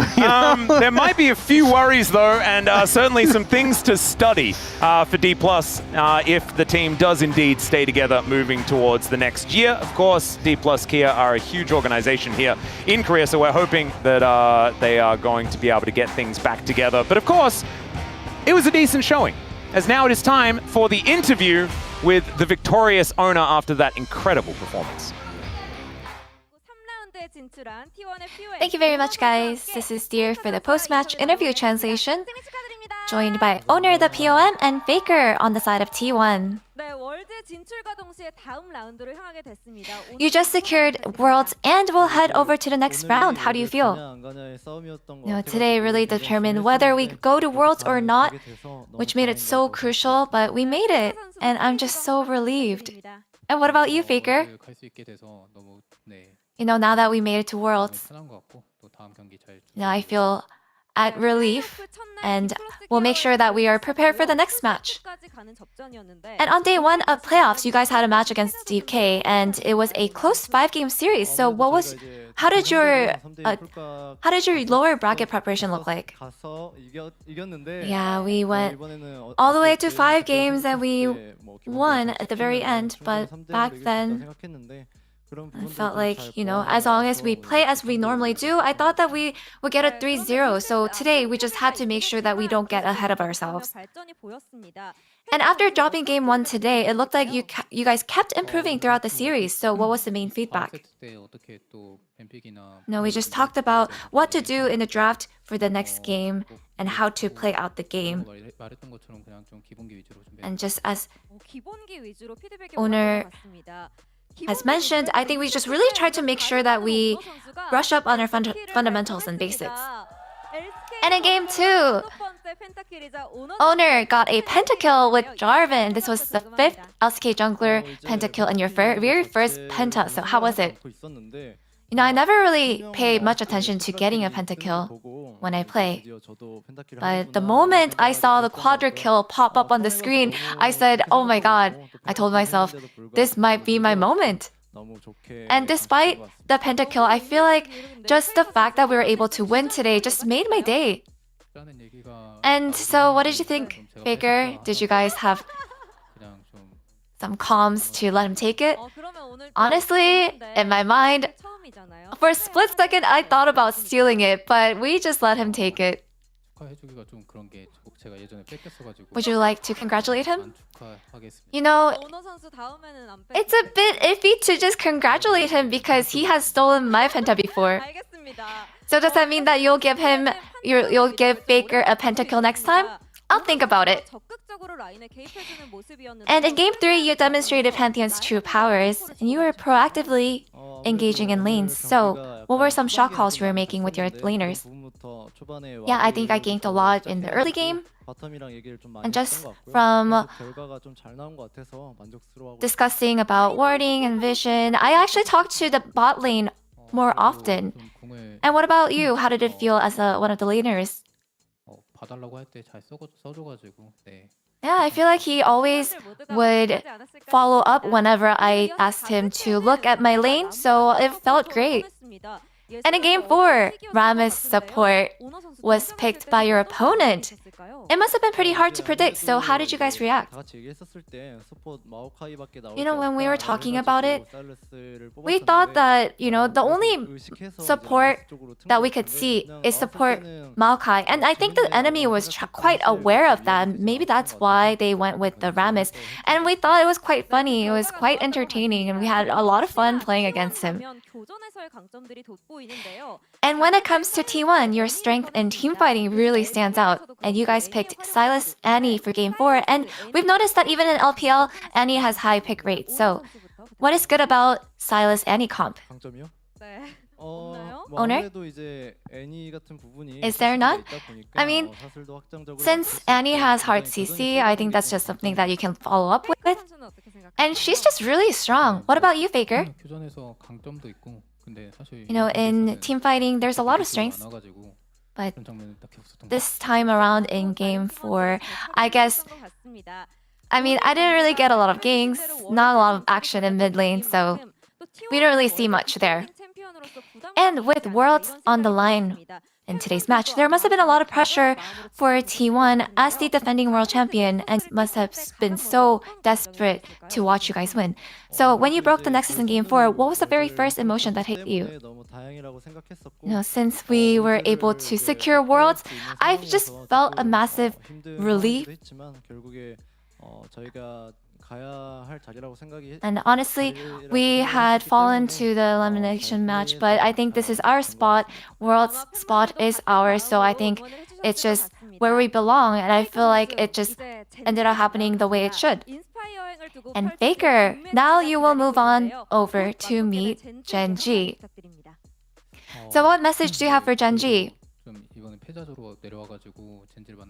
Since we are down in the lower bracket, we didn't realize that we would meet Gen.G there, but I hope that we get a good match in. I'm thinking, I hope we have a good match, you guys. And what would you like to say to your fans, Faker? In this playoffs journey, there are a lot of ups and downs, and I'm just grateful for all the fans that continue to support us, and we will keep on trying and preparing hard for the rest of playoffs. And Owner, honestly, there were a lot of moments where we struggled, but I think we always managed to pull through, so we will make sure to try our best to be prepared for the next match. So please continue supporting us. And that's the end of the interview with Faker and Owner, and back to the space. Thank you. Thank you very much, dear Yaya. It is T1 getting themselves the victory over the hump, 3-1 over D plus Kia. And yes, it's tough. A valiant performance by a squad that has been inspirational, especially bringing up new talent, having that world champion in the mid lane, having that two-time world champion in the support role, but falls a little short. They're knocked out doing what they loved, Oh, Beryl did. I'm obviously on the verge of tears, also given that DK is my favorite team, but also I'm leaving the LCK's tune. So there's a lot of emotions there. And maybe Beryl knew that. That's why he went 0-9. And I think for me the big production, I'm in tears. He's coming for you, Crony. I'm in literal tears. He's coming for you. Can't do that to me. Takeaways here, I think that T1 made very clear, particularly with the performance of, I think, Guma, Keria, and obviously the standout Owner here today, that they are still on another level when they lock in. And for DK, unfortunately, I think, as I said at the beginning of the day, Tryndamere or Zoe, it was a Tryndamere. But there were a lot of them, actually, as it turns out. Yeah, I didn't really expect that T1 would utilize draft a little bit better today. It wasn't like they had banger drafts and they weren't decisively winning draft in every game this series, but the cool drafts we saw from D+, even that Game 4 draft I thought was very playable. There's a lot of really cool tools there. We saw it work a few times where you root someone with Morgana, Jhin takes them from far away, single target blow up is insane. The performance we saw in the early game just didn't allow it to get online. I think D+ were a little bit nervous. The question we asked before we went to Game 4 was, will the mental stay stable? And unfortunately for D+ fans everywhere, the answer was no. No, definitely not. We'll touch on D+ a little bit more after we talk about POM, and you want to stick around because we do have Doran joining the space here. What? Broadcast to talk about qualifying for Worlds, being on T1, all that good stuff. Unanimous. A unanimous Shocker. POM for This is we have a few of these a year. Yeah. Where it's just like there is just we even said it. There's just no voting. Like it doesn't matter. Even Chi and Soup figured it out. Locked in. We were thinking maybe it was just going to be a Faker vote. Nope, not the case here. Everyone knew what the plan was. It was Owner getting back on track and then bouncing on in there. Let's get to our comments. Wolf, let's start with you, brother. So there was a pentakill. Owner got a pentakill. Owner sends defending champions T1 to Worlds with a penta, 1 kill for each Worlds title. Hey, all right. That was one of my better comments, I think. Yeah. That was pretty good. I like it. It's good. For me, I have been a Owner truther for a very long time, so I'm happy to see that yet again. The rumors of his decline were clearly and greatly unfounded, not real. It was a little bump. but as it turns out, he locks in when it's really needed, and he was truly a one-man army here today. I'm just proud of you for putting anything in there, man. A true consummate professional. Way to go, Cronny. I like Owner a lot, so yeah, that helps. And you could see how relieved he was in the smile on his face during the post-match interview. Again, qualifying for Worlds there. Ox going with Worlds form owner came earlier than expected, but just when it was needed. Indeed, a huge performance there by the jungler for T1. That's it. The answer was a level 3 gank. I'll be doing the same thing tonight. Taking a little page out of Raptor's book. Maybe Pony taking a page out of both of their books. It was actually, that was in like 2 out of these games, actually such a big impact though. The fact that the early summoners got blown in this one, he also did it in some of the earlier games of this series.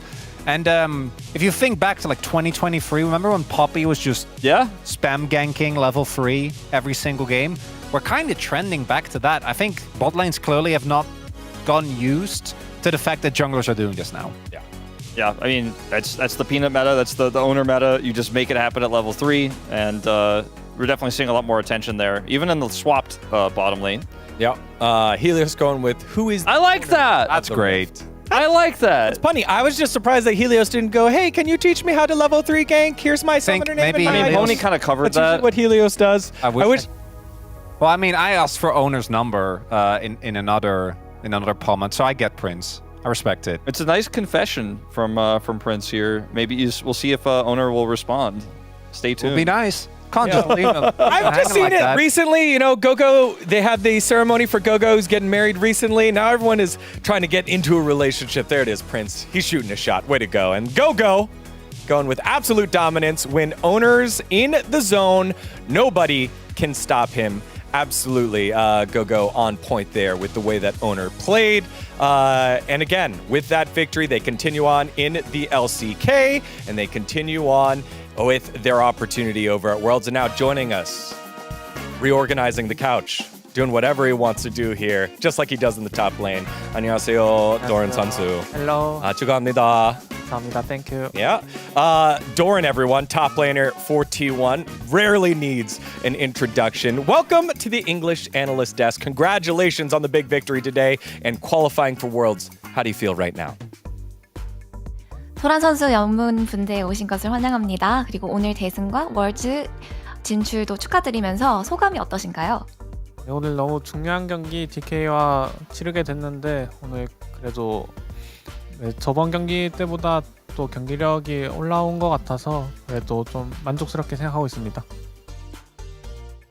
Yeah, we had such a crucial match against DK today, and I feel like compared to the last match that we had against them, we have performed better, so I'm pretty satisfied with today. Absolutely. I just for a second here, it is chaotic right now in Lowell Park, like over where the fans are. There are so many fans lined up here for Doran, which is awesome. He qualifies for your 4th Worlds on 3 different teams. What has been key to your success going to Worlds across multiple different teams? 지금 연문 분대 밖에 팬들이 정말 줄을 서서 도란 선수를 기다리고 있는 것 같은데요. 일단 이번 진출로 도란 선수가 각각 3팀에서 4년 연속의 월즈를 나서게 됐잖아요. 그래서 서로 다른 팀에서도 꾸준히 활약을 이어온 비결은 무엇인가요? 일단 또 기본적으로 제가 또 그 잘하는 선수들이 많은 팀에 좀 있어서 그런 점에서 유리했다고 생각하고 네, 이번에 T1에서의 월즈도 네, 꼭 나가고 싶었는데 지금 가능성이 더 올라간 것 같아서 네, 기분은 좋네요. Yeah, I feel like basically I have always been a part of teams that had very, very skilled players. So it actually always gave me an advantage. But as for this year, I've always been wanting to make it to Worlds with T1. And I feel like there's even more possibility to get to climb higher and get further. So it makes me really happy. Dang, a true team player, given props to the teammates. Now, after a big loss against Hanwha Life Esports in your last series, what did T1 focus on in the preparation for the D+ series? 이제 하나전에서 패배를 겪은 뒤에 DK전을 준비하면서 어떤 부분을 중점으로 준비를 하셨나요? 네, 뭐 하나전의 패배 요인은 뭐 여러 가지 있겠지만 그 중에서 그냥 경기력이 가장 폼이 잘 올라오지 않았다고 이제 팀적으로 생각을 해가지고 오늘 경기는 이제 개개인의 폼이나 또 팀 합을 중점적으로 생각했는데 네, 그 부분은 어느 정도 또 피드백이 많이 됐다고 생각합니다. Yeah, our loss against Hana Life Esports, I think it had various reasons and causes, but I think we all as a team believe that it was most important to make sure that our form is up to par. So I think today we noticed that we had individual performance that had leveled up, and we tried to focus mainly on being cohesive. So I think that's just something that we had a lot of feedback on, and it was quite effective. Well, today, after playing some standard picks in your first couple of games, you played Kennen and Gangplank. How planned were these picks before today, and how many more do you have? 이제 좀 오늘 기본적인 픽 이후에 캐넨이랑 갱프를 꺼내셨잖아요. 그래서 이 카드들이 어느 정도 준비가 되었던 그런 픽이었는지, 그리고 아직까지 공개하지 않은 그런 카드가 좀 더 남아있을까요? 네, 일단 캐넨과 갱플랭크는 좀 자주 나오지는 않는 픽인데 오늘 이제 상대 챔피언의 조합을 봤을 때 활약할 수 있는 챔피언이라고 생각해서 좀 뱀픽 단계 때 어필을 했고 네, 준비도 뭐 많이 한 건 아니지만 그래도 어느 정도 이미지 트레이닝 그런 건 많이 했던 것 같고요. 그리고 남은 다른 챔피언들도 네, 앞으로 계속 좀 기용할 생각입니다. Yeah, of course, Kennen and Gangplank, those are picks that you don't really commonly see right now. I think today I just kind of insisted that I play these champions based on the enemy comp. I felt like it would be a really good counter and I could play well with them. And although these were not that well prepared or practiced picks, I think I was able to visualize myself playing it. So I think as for the remaining picks that I haven't been able to show, I think, yeah, you could definitely expect me to pick something quite different. With this victory, you secure Worlds, but your LCK journey continues against Gen G. This is the marquee rivalry in the LCK. What makes this rivalry so intense? 이제 월드 진출은 확정하셨지만 LCK 여정은 계속되잖아요. 이제 다음 상대가 젠지인데 이 젠지와 T1은 LCK를 좀 대표하는 그런 라이벌이잖아요. 그래서 젠지와의 대결이 특히나 치열해지는 이유는 무엇이라고 생각하시나요? 네, 일단 정규 시즌 때는 저희 T1과 젠지가 좀 우세를 보이는 장면이 많았는데 네, 지금 이렇게 좀 결승전도 아닌 곳에서 이제 한 팀은 떨어져야 하니까 그런 쪽에서 네, 양 팀 다 부담이 좀 있을 거라고 생각하고 있고 네, 저 같은 경우에는 개인적으로 지금 네, 우승에 대한 좀 열망이 많이 있기 때문에 꼭 다음 경기 젠지전 승리할 수 있도록 하겠습니다. Yeah, in the regular season, you always see T1 and Gen G being pretty dominant. And I feel like right now, you can't really say much about that because we're meeting in a place that's not even the finals. And one team will be eliminated before then. So I feel like there's a lot of pressure on both sides. And personally, I have so much desire to make it to the finals and win the title. So I'll make sure that I do everything I can to make sure that I can get that title. You've played many matches against Keen, and you used to play with Ruler. Do you have anything to say to them before your match? 이제 키인 선수와 룰러 선수를 상대로 그리고 같이 경기를 많이 해보셨는데 그 두 선수에게 한마디 해주자면 네, 이제 또 너무 자주 만났던 선수들이기도 하고 또 같이 팀을 했던 선수들도 많은데 네, 승부의 세계는 냉정한 법이니까 저도 최선을 다해서 준비해서 꼭 좋은 승부 했으면 좋겠습니다. Yeah, these players, I meet them often, and there are several players on their team that I have been a part of as their teammates. But in the world of competition, everything is fair and square, and it is cold-blooded. So I hope that we both do our best, and I hope that we have a great match. Very honorable. Very honorable. I like that answer. And then finally, you have so many fans around the world. They followed you for such a long time. Do you have anything to say to all the English-speaking fans that have followed you and supported you? 이제 마지막으로 방송을 보고 있는 영어권 팬분들께 한마디 부탁드릴게요. 네, 일단은 롤파크에 이렇게 많은 팬분들이 찾아와 주셔서 너무 감사드리고 그 영어로는 Thank you for your supporting 이 정도로 인사를 드리겠습니다. 네, 감사합니다. Thank you so much, Doran, for spending time with us here in the English broadcast for the global audience. Again, congratulations on your victory today, and best of luck in your next match against Gen G. 감사합니다. Thank you. All right. Doran, doing a great job here on the global desk. Give the shout outs in the chat, as it is a 3-1 victory. If you don't count game one, it was a 3-0, which was my prediction, but doesn't matter. 3-1 I got the 3-1 prediction come on right. now, Deacon. Don't try. Someone has to take up the mantle when you're gone. I'm just saying. B, Valdez, Coco, and Helios, and Ox. Actually, I didn't see Ox in there. So a lot of the Andys were correct. And followed the D+ formula, sadly, for D+ fans. I was hoping for 5. I was hoping for an interesting Fearless Game 5 where T1's drafting would have been tested a little bit more, but that's the end of the road for D+, and really looking forward to seeing if Gen G will look back in form, because last time we saw them, Canyon look a little bit rough, but Owner looking fantastic today, so maybe T1 can make the underdog story happen. Yeah, that one is going to be really hard to predict, I think. For me, it really comes down to can Gen G bounce back the same way that T1 did, because if we look at Owner's performance in the first series versus this, could not be a bigger difference. Yeah. And my hope is that we're going to see the same from Gen G. And my expectation is that we're going to see the same from Gen G, because I think it's also important to note that despite the fact that both Chovy and Canyon had a pretty dreadful series, it was still 5 games, was still close. I can only hope that the Gen G T1 series brings us what we all want, which is more 5 gamers. This also solidifies that our top 4 teams were the top 4 teams in the Legend group. So our best Legends were the top 4 teams in the LCK in the end. If you just say that statement without looking at the games that happened, I think it's very simplistic, but it is the end result. It is. It is indeed. You know what?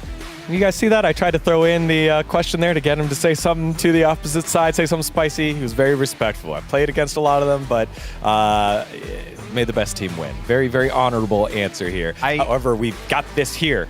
I still can't believe this is our upper bracket final. One of these teams is going straight to finals. That's right. One of these teams. I don't have any particular attachment to either of them. I'm really excited. Yeah, now you know how it feels, Wolf. We're getting to the point where the personalities are coming on in. Wolf has been following KT throughout multiple different esports titles, and now has an opportunity to see them raise the cup for the first finals in a long time if they get it. Very, very long time. And he's, for me, this was very painful. He's dealing with 2023 trauma, so hopefully one of us dodges that. That'd be great. I'm rooting for you, buddy. Humble Life Esports You can't take that lower bracket finals away from me this time. Too soon, man. Oh, geez. Too soon. All right. Well, we'll have a little bit of break session for them. It'll be a 24-hour break. Then we are back on Saturday, KT and Hanwha Life Esports, for a spot in the grand finals on behalf of everyone here at the LCK. Thank you so much for watching. It was T1 3-1 over D+ Kia to slot in there against Gen G. We'll see you on Saturday.